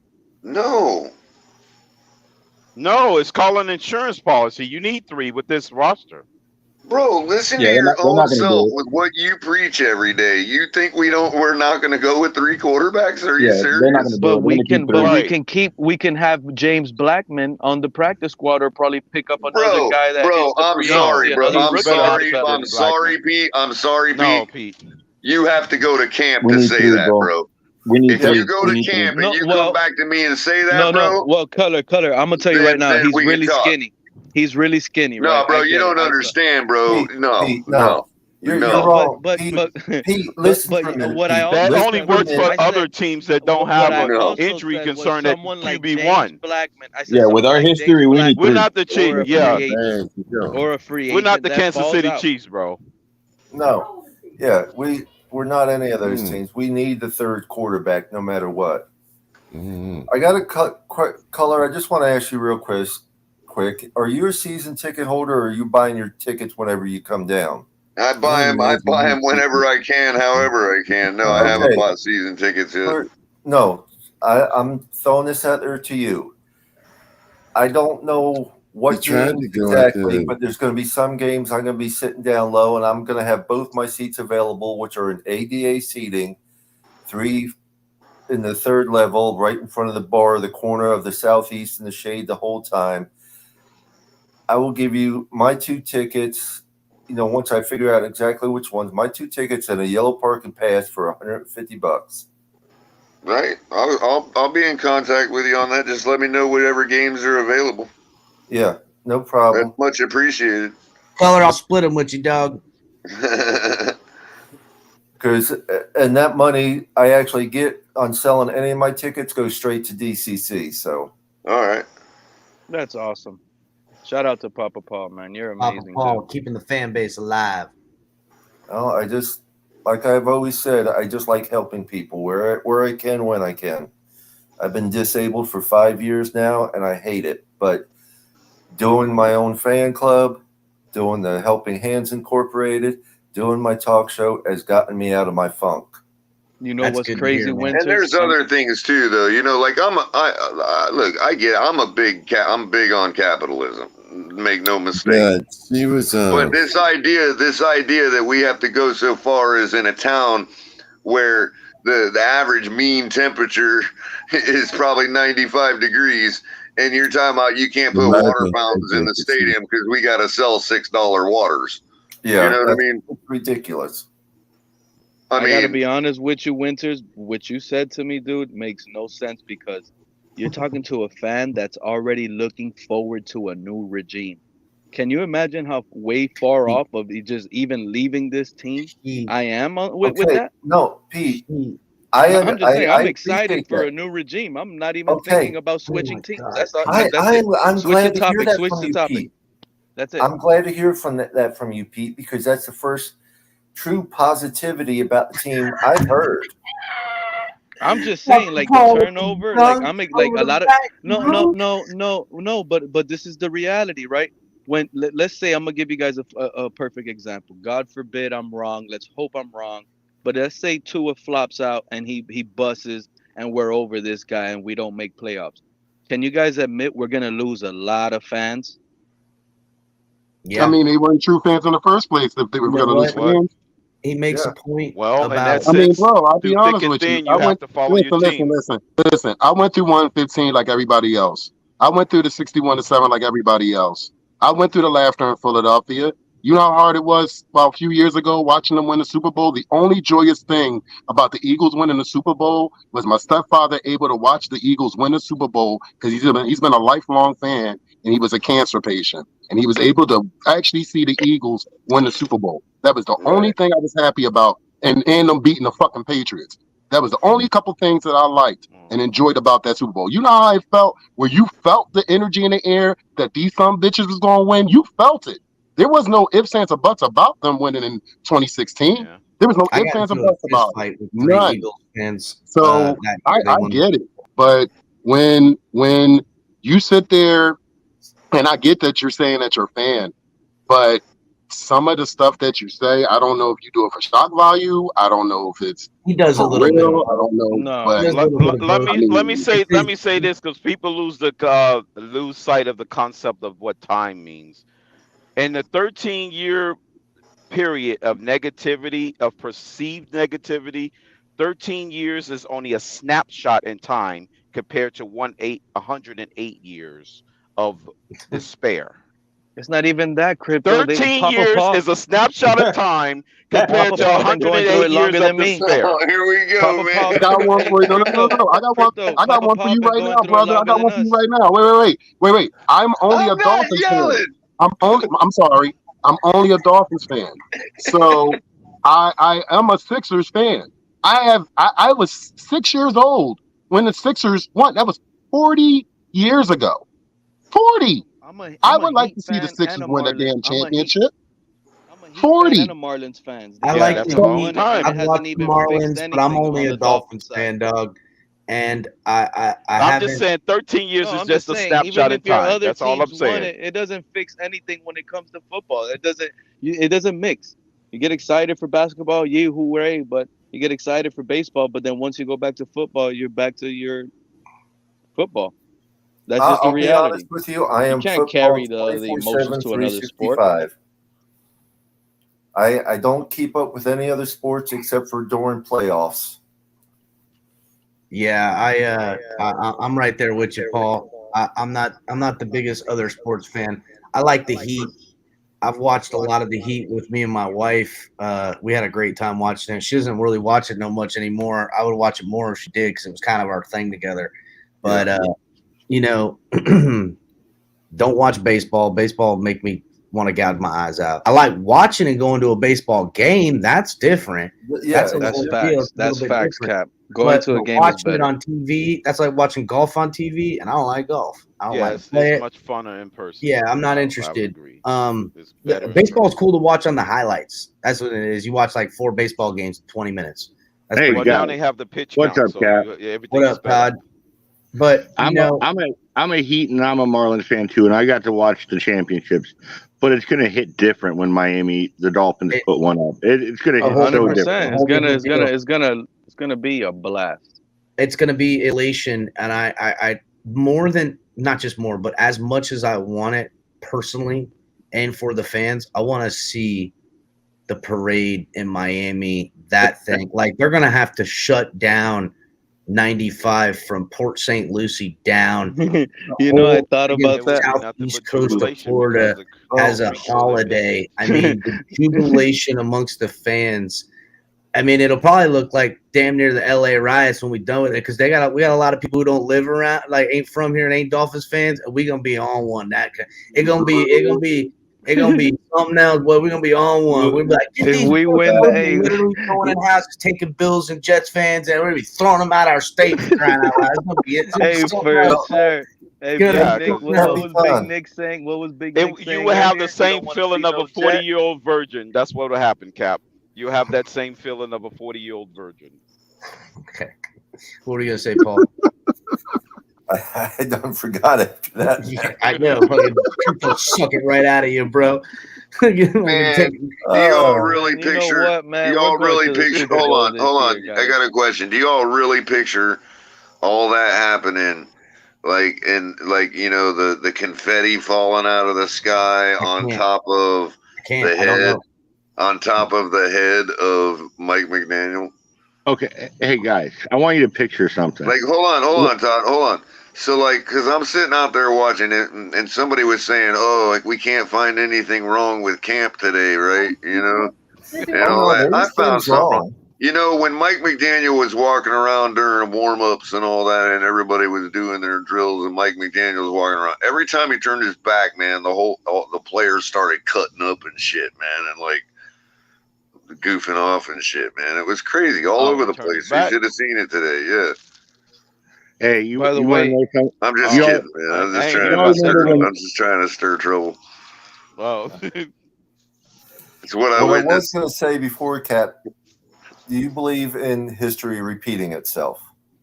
Absolutely, but to Chris's point, I believe it's on like a 120-year cycle, dog. Nah, man, man, because it has been that long already. Earl Morrow, I heard those Earl Morrow days. Don't act like I didn't see it, but I heard it.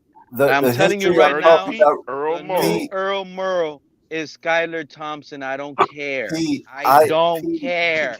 We're gonna win a Super Bowl with 19 I'm not this talking year. about that, Pete. No, because that was Philadelphia that took our history. Philadelphia took that history with Nick Foles, dog. You got it. We need a new storyline. You guys think about this. Right.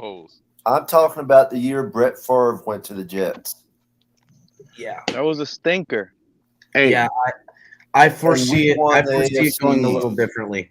Hey, who all saw the last Heat championship when they had the parade and all that stuff down there?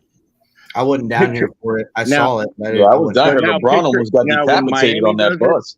When Miami does it, it's going to be 10 times the amount of people. It's going to be going. It's going to be nuts. It's going to be crazy. I'm going to be down there naked, so come see me. I'll only have. No, I'm going to miss out on that one. I only have the purple jacket on and my birthday suit. You'll be able to find me. Your old lady's looking for me. Booyah! You know what, Todd? I'm gonna tell you right now. Because earlier someone said if Skylar Thompson would have beat that playoff game, I think it was Culler. He would have just took. I'm telling you guys, bro. If we would have won that playoff game, everybody would have been happy. To the Chiefs, bro. Everybody would have been happy. It would have been so much energy. We do not lose to the Chiefs. That builds up Skylar.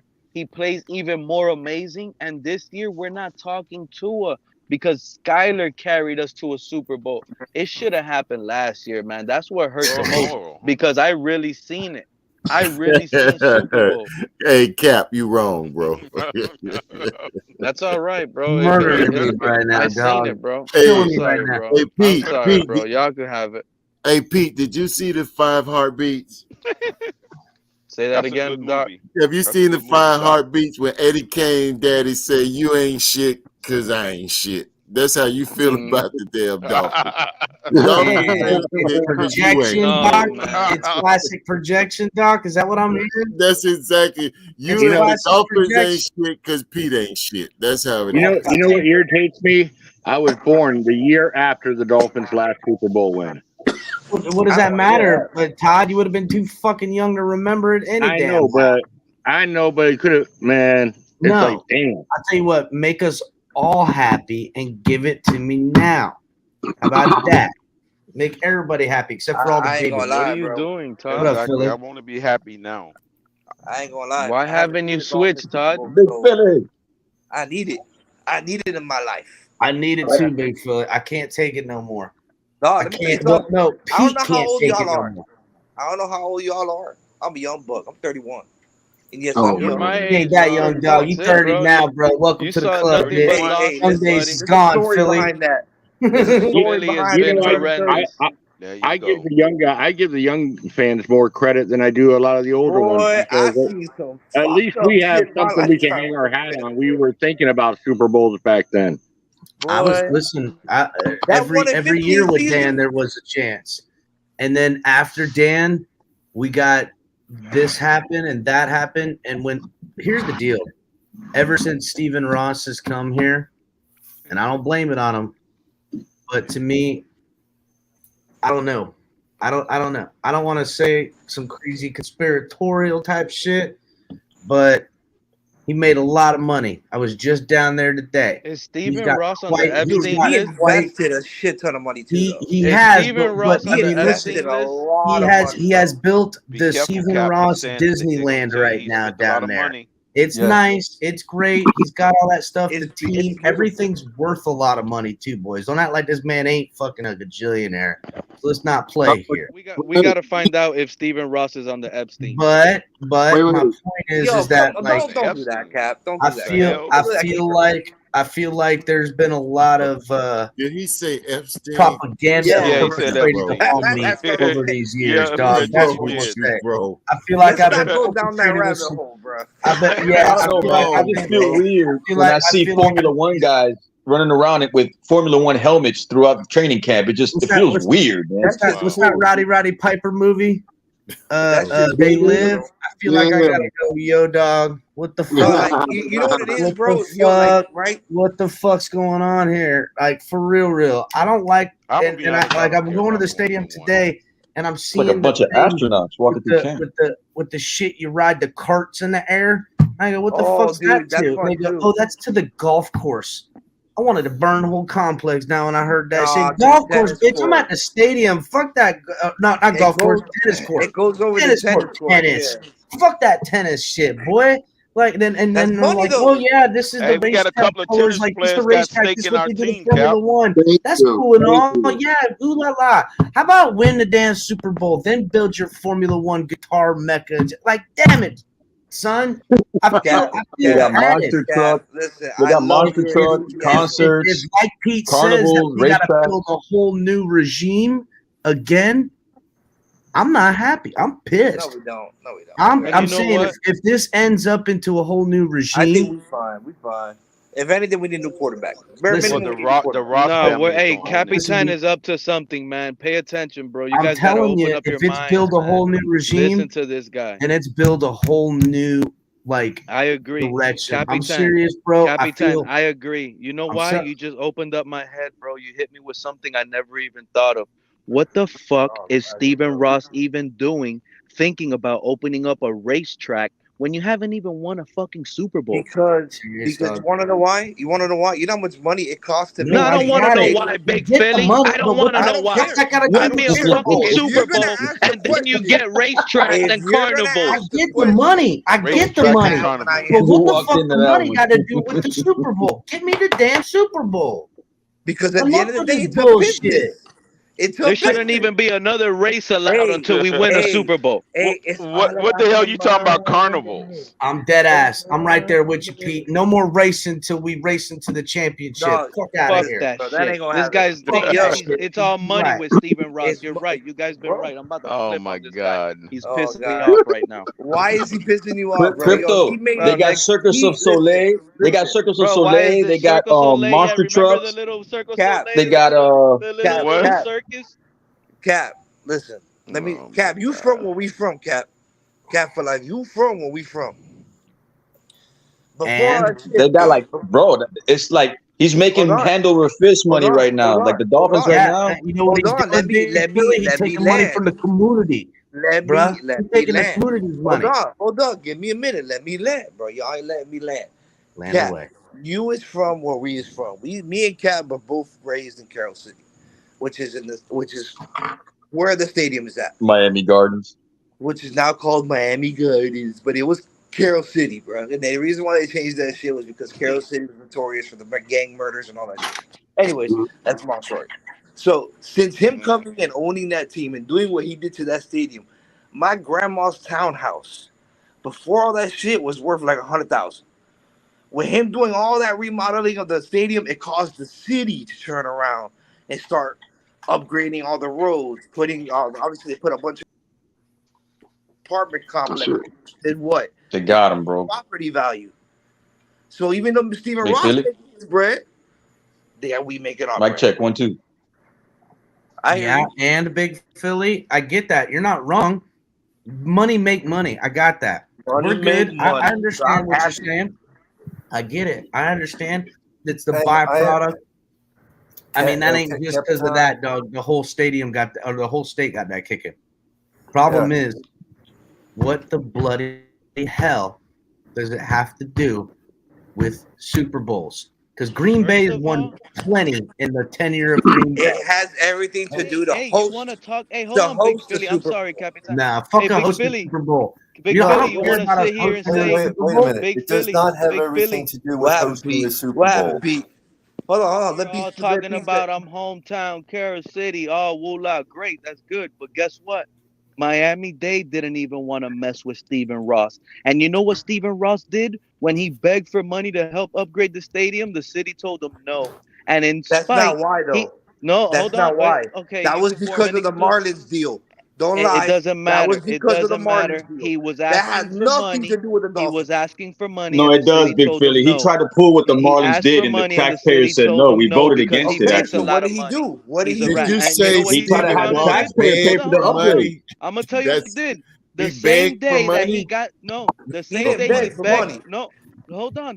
Bro. He Stephen tried to get Ross. the Bro, He's taxpayers to pay smart. for Capitan the did upgrade. We something. voted no I'm They trying against to it. did. tell y'all. I'm They trying to tell did. y'all what he You want to know did. how they I'm trying did? to tell y'all what Stephen Ross did. He got denied for the money that he was begging for. When And they he gave got him a new denied deal. by the Begging city, for he turned around and donated Listen, here's the 400 point, Big million Philly. to Color Michigan or College. Pete.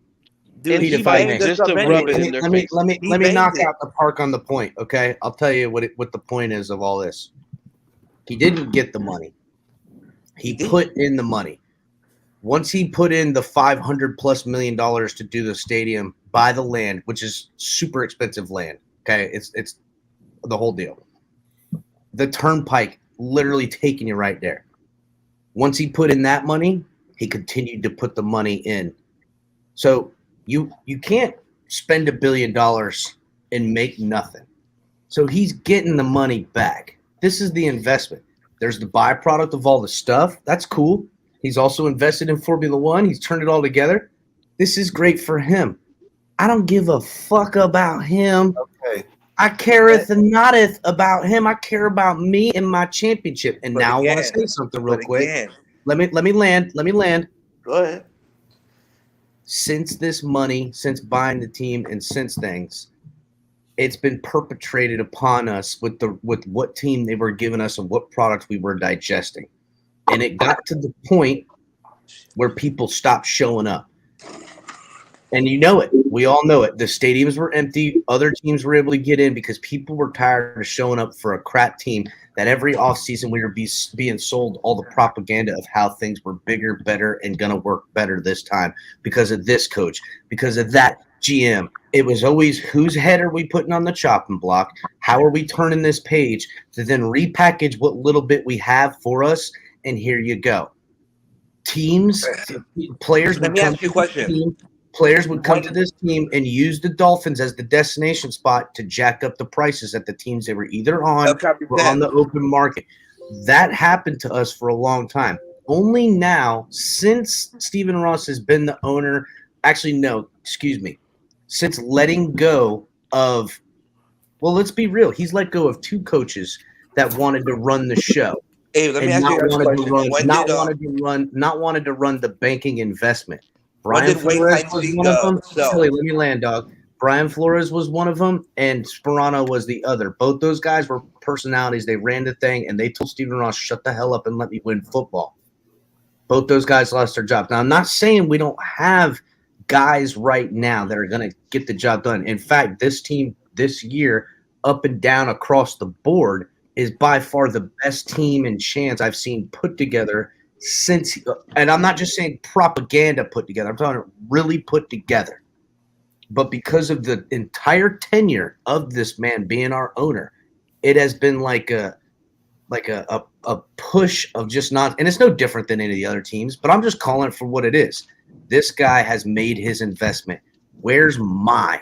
Not just, and when I say mine, I mean us as the fan base who's been here before this son of a bitch. Where's our return? Where's our return? We've been good fans. We held in for the bad times. We still went to the games when the rest of them left.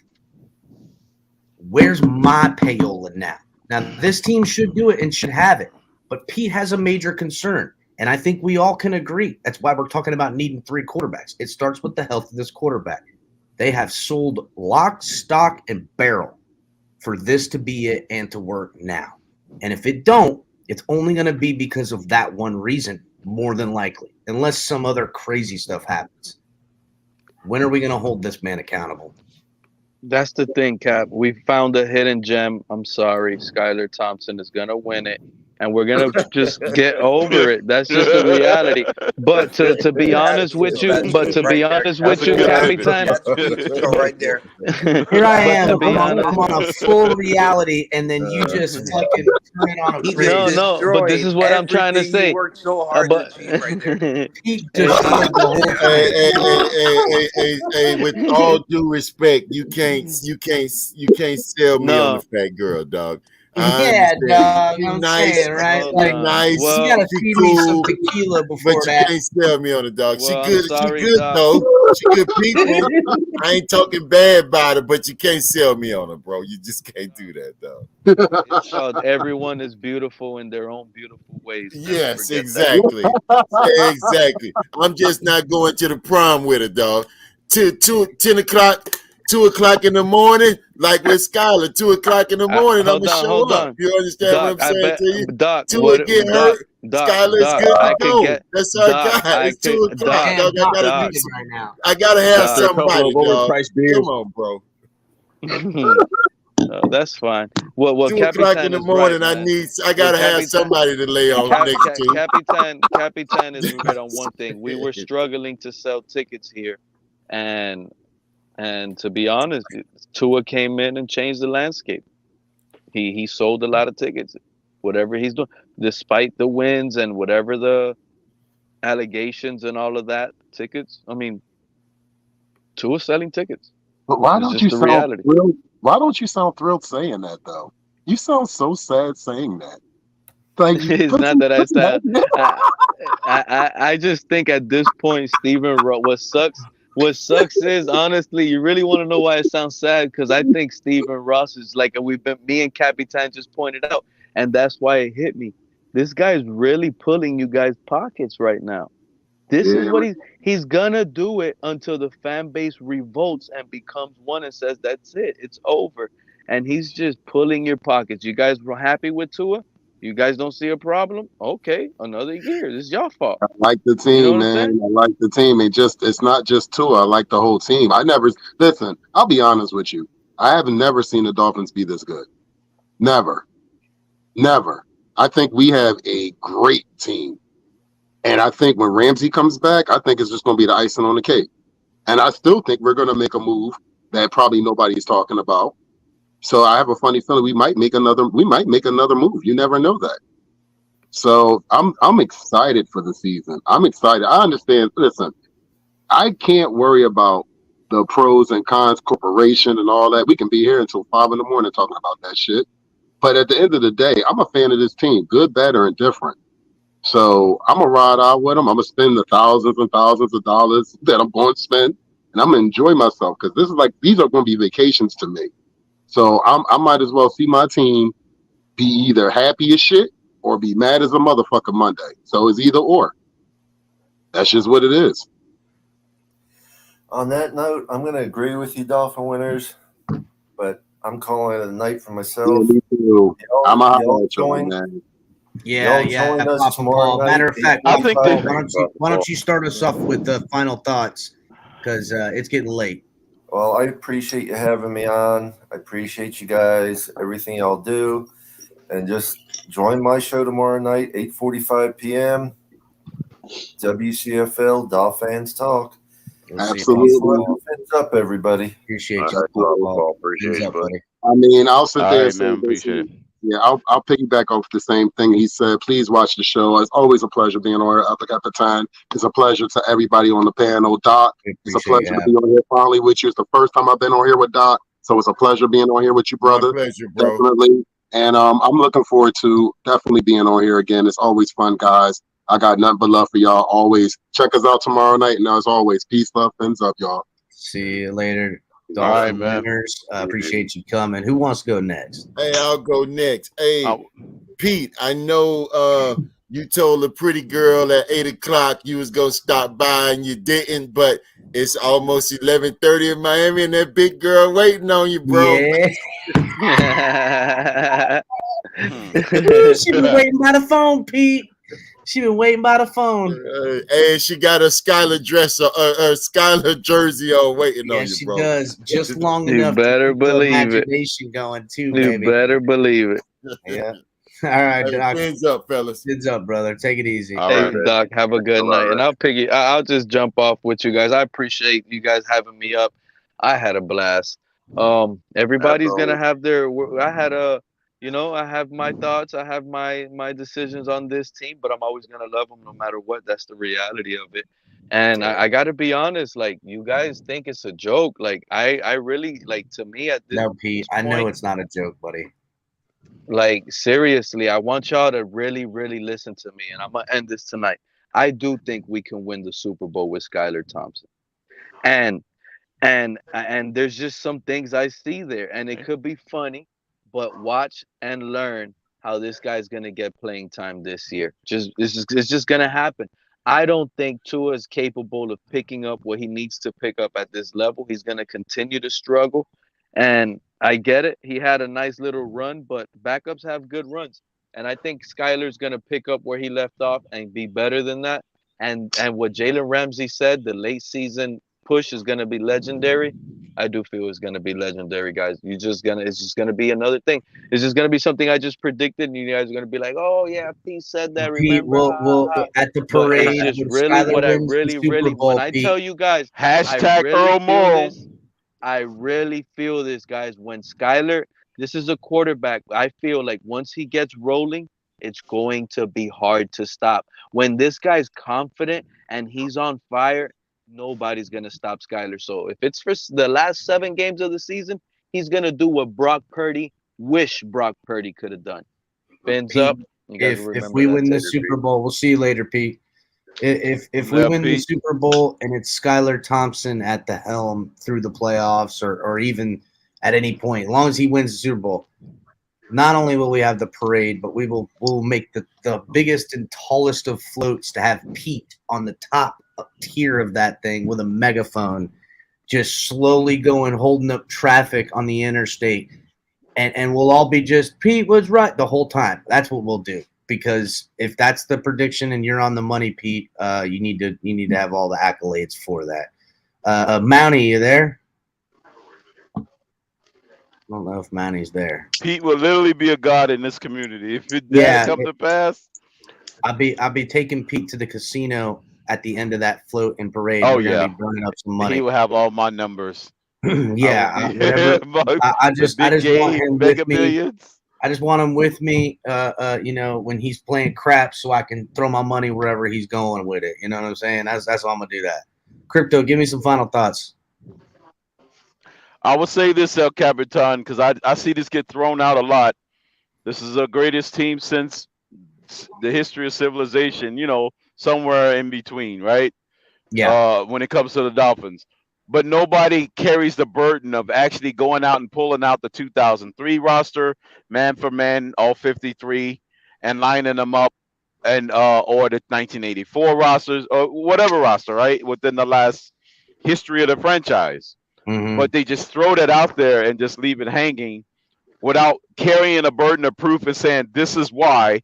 And I'm going to go through each person on the roster, not just the top guys, and say, oh, it's got to be true because our wide receiver core so outweighs those teams' wide receiver cores that by definition is making us the greatest team in history of the franchise, because we so top heavy in only a handful of positions, not looking at the given roster collectively, all 53 or even the top 22. Because I tell you what, Jason Sanders was no better than Pete Stoyanovich. He was not even better than freaking Ford Rivez. Yeah, but Jason Moneyman Sanders has been money often. Our special teams is putrid compared to our special teams back then. So we got 63% of the team. I'll give our offenses better than their offenses collectively.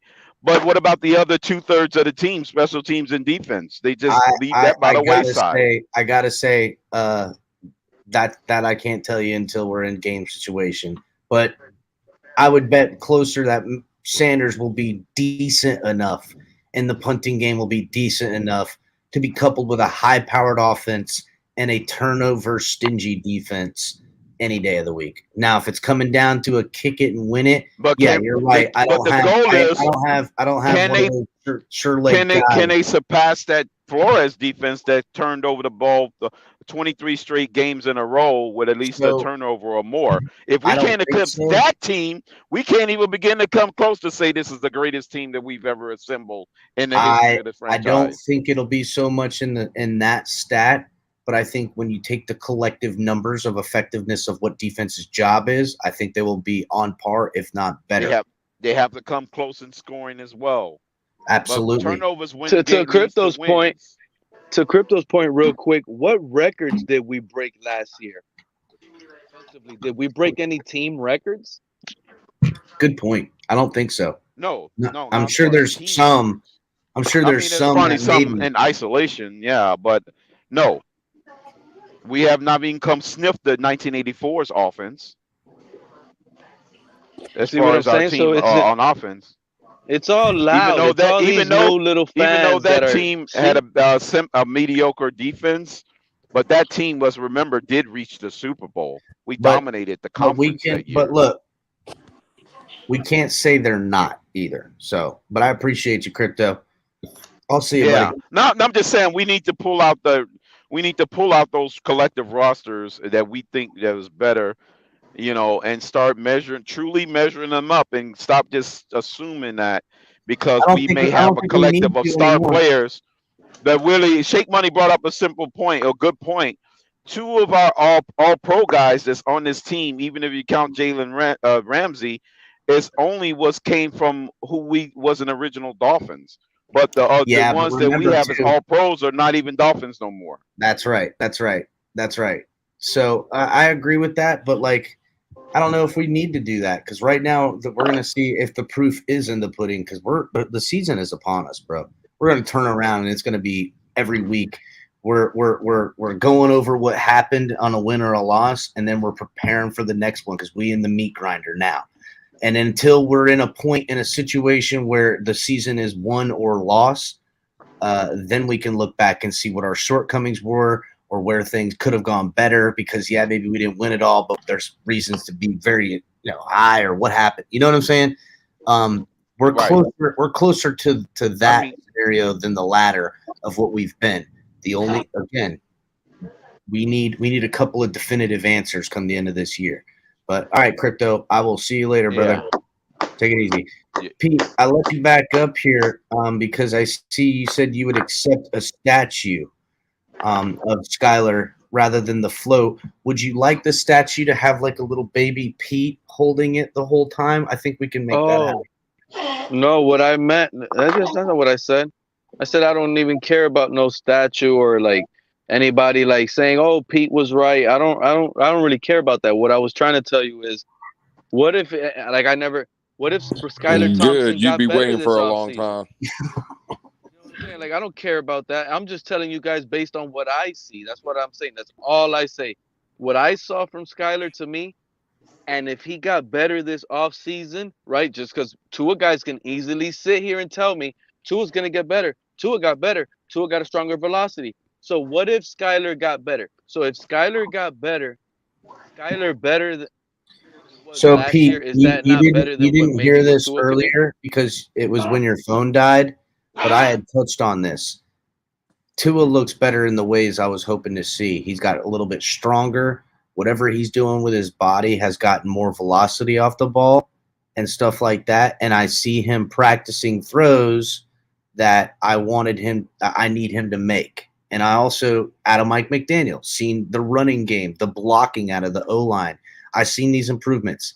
In what limited time I did see with Skylar, what I seen him working on, and this is what he needs to work on, is being the operator of the offense. I don't need to see Skylar throw the ball 50 yards. I know he can do it with good enough intent and results.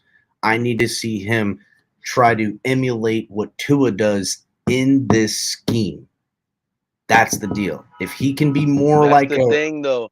That's the thing, though. Y'all. You see how you talking like that lets me know you're kind of shrunk into that sinkhole as well because it's not all about Tua, bro. It's not. Tyreek Hill was not. Wasn't he just an Andy Reid system? in an Andy Reid offense. That's not. I don't. I'm not asking everyone else to change. I'm not trying. I'm not trying to ask everyone to change. What are you saying?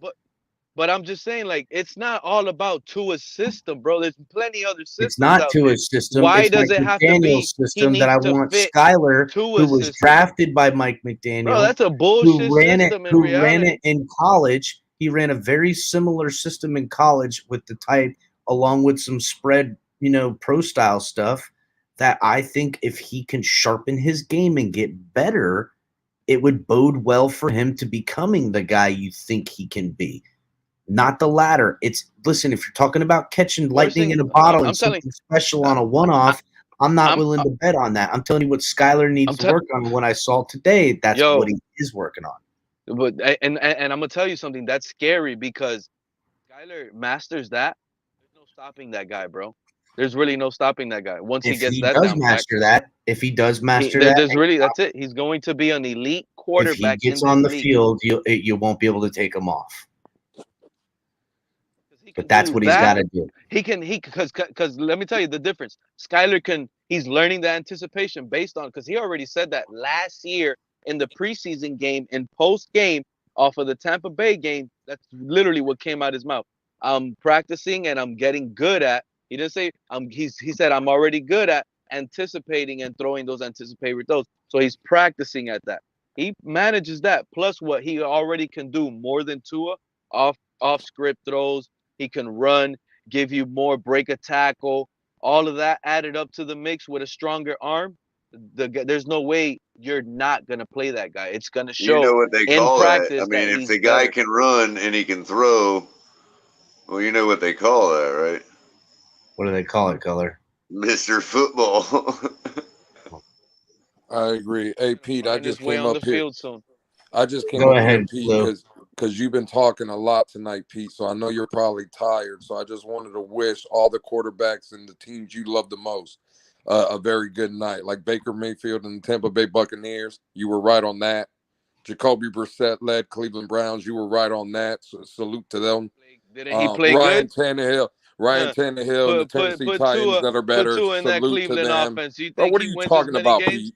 Yeah, he don't last in that Cleveland offense. You put Tua over there, dude. He gets Well, sunk out of the league. I don't know. Out of the league. I don't know. I know. See, I'm high on Skylar Thompson too, but supposedly from what that's fine. So and again, supposedly from what I hear, he's not even beating up Mike White. So if Tua's trash, we all think Mike White is trash. Why ain't Skylar beating up Mike White? Because I'm the one that I agree with you, Pete. It's Skylar should be QB2, but from all reports, he's not even beating out Mike White. It's practice. But Pete, see, that's where I have to, man. Like all reports by who, bro? Because Color, I'm just talking about from everybody that's saying it. I agree with you. I want Skylar to be number 2. I'm not saying it's about wanting; it's about being. That's complete falsehood. There's these reports. Okay, well then that's what I want to hear. I would definitely want to hear that Skylar Thompson is number 2. But again, that's fine. I don't know why we're arguing about Skylar. I'll ask you and Cap specifically. Skylar, with all his upside and what we think of Skylar, is he the best quarterback this season for the Miami Dolphins? No. So what are we talking about? Not only that, Pete.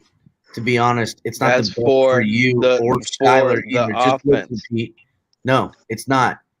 Because unless Tua shows them, by your standards, a reason for the fan base to move off of him, they're never going to let Skylar get a shot over him for whatever reason you want to say. Politics, selling jerseys, whatever, don't fucking matter.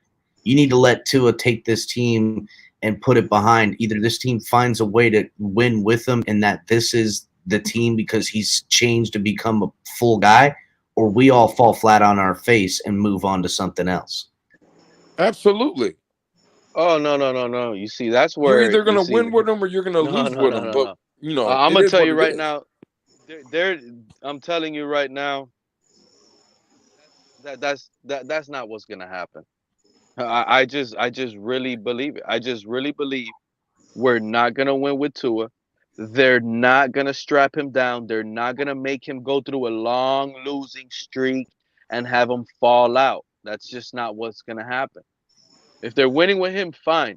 But they're just not going to sink the season and fall out and lose with Tua. I know what I'm telling you. I don't see that either. But if he gets benched for Skyler, fine. That's what end up happening. He's going to end up getting benched. He gets sat down, what's going to happen. And Skyler comes in and it's off. And so be it, buddy. You know what that sounds like to me? It sounds like we're saving money. What it sound like? I don't give a fuck. That's exactly what it sounds like. I'm not even saving money. I don't give a fuck who the quarterback is. I'm just telling you right now, from what I seen at practice and what I see right now, there ain't no fucking way Skyler gives us the best chance to win unless he becomes more of what I think he needs to be. Not a playmaker, not a good arm guy, not a scramble guy, a motherfucking quarterback in the NFL that can operate an NFL offense to an elite degree with audibles, recognizing defenses, and hitting those tight windows that are going to be open to you in zone. That's all. That's what he needs. He figures out a way to do that with timing and ability, and that's the case, and he gets on the field, it'll be hard to take him off with what other God-given talents he's got. I've always said that about him. But there was a reason why he didn't go to Alabama. Sit. Yeah, but he literally came out of his own mouth in his latest interview and says he has it all down packed. Well, then that's what I want to see. But you know what? They're not. He has the whole playbook. He knows the whole playbook. There's nothing that's holding him back. There's really no excuses with Skyler either. I'm just letting you guys know that. But only because he's not sitting here calling audibles and doing things doesn't mean he's not capable of doing that. I think they're probably holding. They're not. This is practice. Pete, I'll tell you what. They're holding me back too, Pete. You're asking for things that they're can't holding even me be back possible too. at the moment, Cap. I'm being held back too, Pete. You know what? I'm a damn good contractor. I build houses for a living now. If someone would have just gave me a bunch of money at any point in my life to fix up houses and flip them, I'd be a millionaire. But they're holding me back. They just won't give it to me. And I don't know who's behind it, but there's some form of conspiracy there, just like what you're talking about. Sounds like Brian Flores is holding you back, Cap. That's what it sounds like. It might be, dude. I'm a fucking listen. I know Brian Flores is a bad motherfucker, everything, but I'll fight that man for that money right now. I'll fight that man for that money. Good luck finding me down a dark alley hungry for some money. Fuck around and find out. I fight dirty too. I don't give a damn. I bite. I'll gouge eyes, pull hair. I don't give a shit. All right, Pete. Talk to you later, buddy. Lou, you got any final words? No. Culler, you got any final words? Yeah, so Capitan, you want to go to a bar? There's a bar in Minnesota. No. And if I'm going to Minnesota, I'm going to see. You want to go in there and you want to ask for a guy named Jesse, and he'll help you find Flores. I don't like this whole scenario, dog. Tripping me out. I ain't looking for no dude named Jesse in a bar. Sound like some weird shit going down. I ain't in it. Jesse does things for Flo. Yeah, I don't like that either. Even that whole thing, Jesse does things for Flo. What do you mean, money? What you talking about? He does things for money? Whatever Flo needs, Jesse does. Whatever. I'm going to Minnesota. It's to go see HB, and I'm gonna go in the wintertime. We're gonna go ice fishing. That's what I'm gonna do. All right, fellas, everybody, if you haven't hit the like HB knows Jesse too. Ask him, he'll tell you. I'll find out. I don't think so. I know Jody. You don't know Jesse. Anyhow, hit the like button if you haven't already. Been going on for 6+ hours. Been a long day. I got work tomorrow. These boys got shit to do. Culler, you got top of the tailgate in the morning? I do. Well, fuck, Culler. You better not leave Ali hanging. All right, everybody. We'll see you next time. Fins up, everyone. Deuces.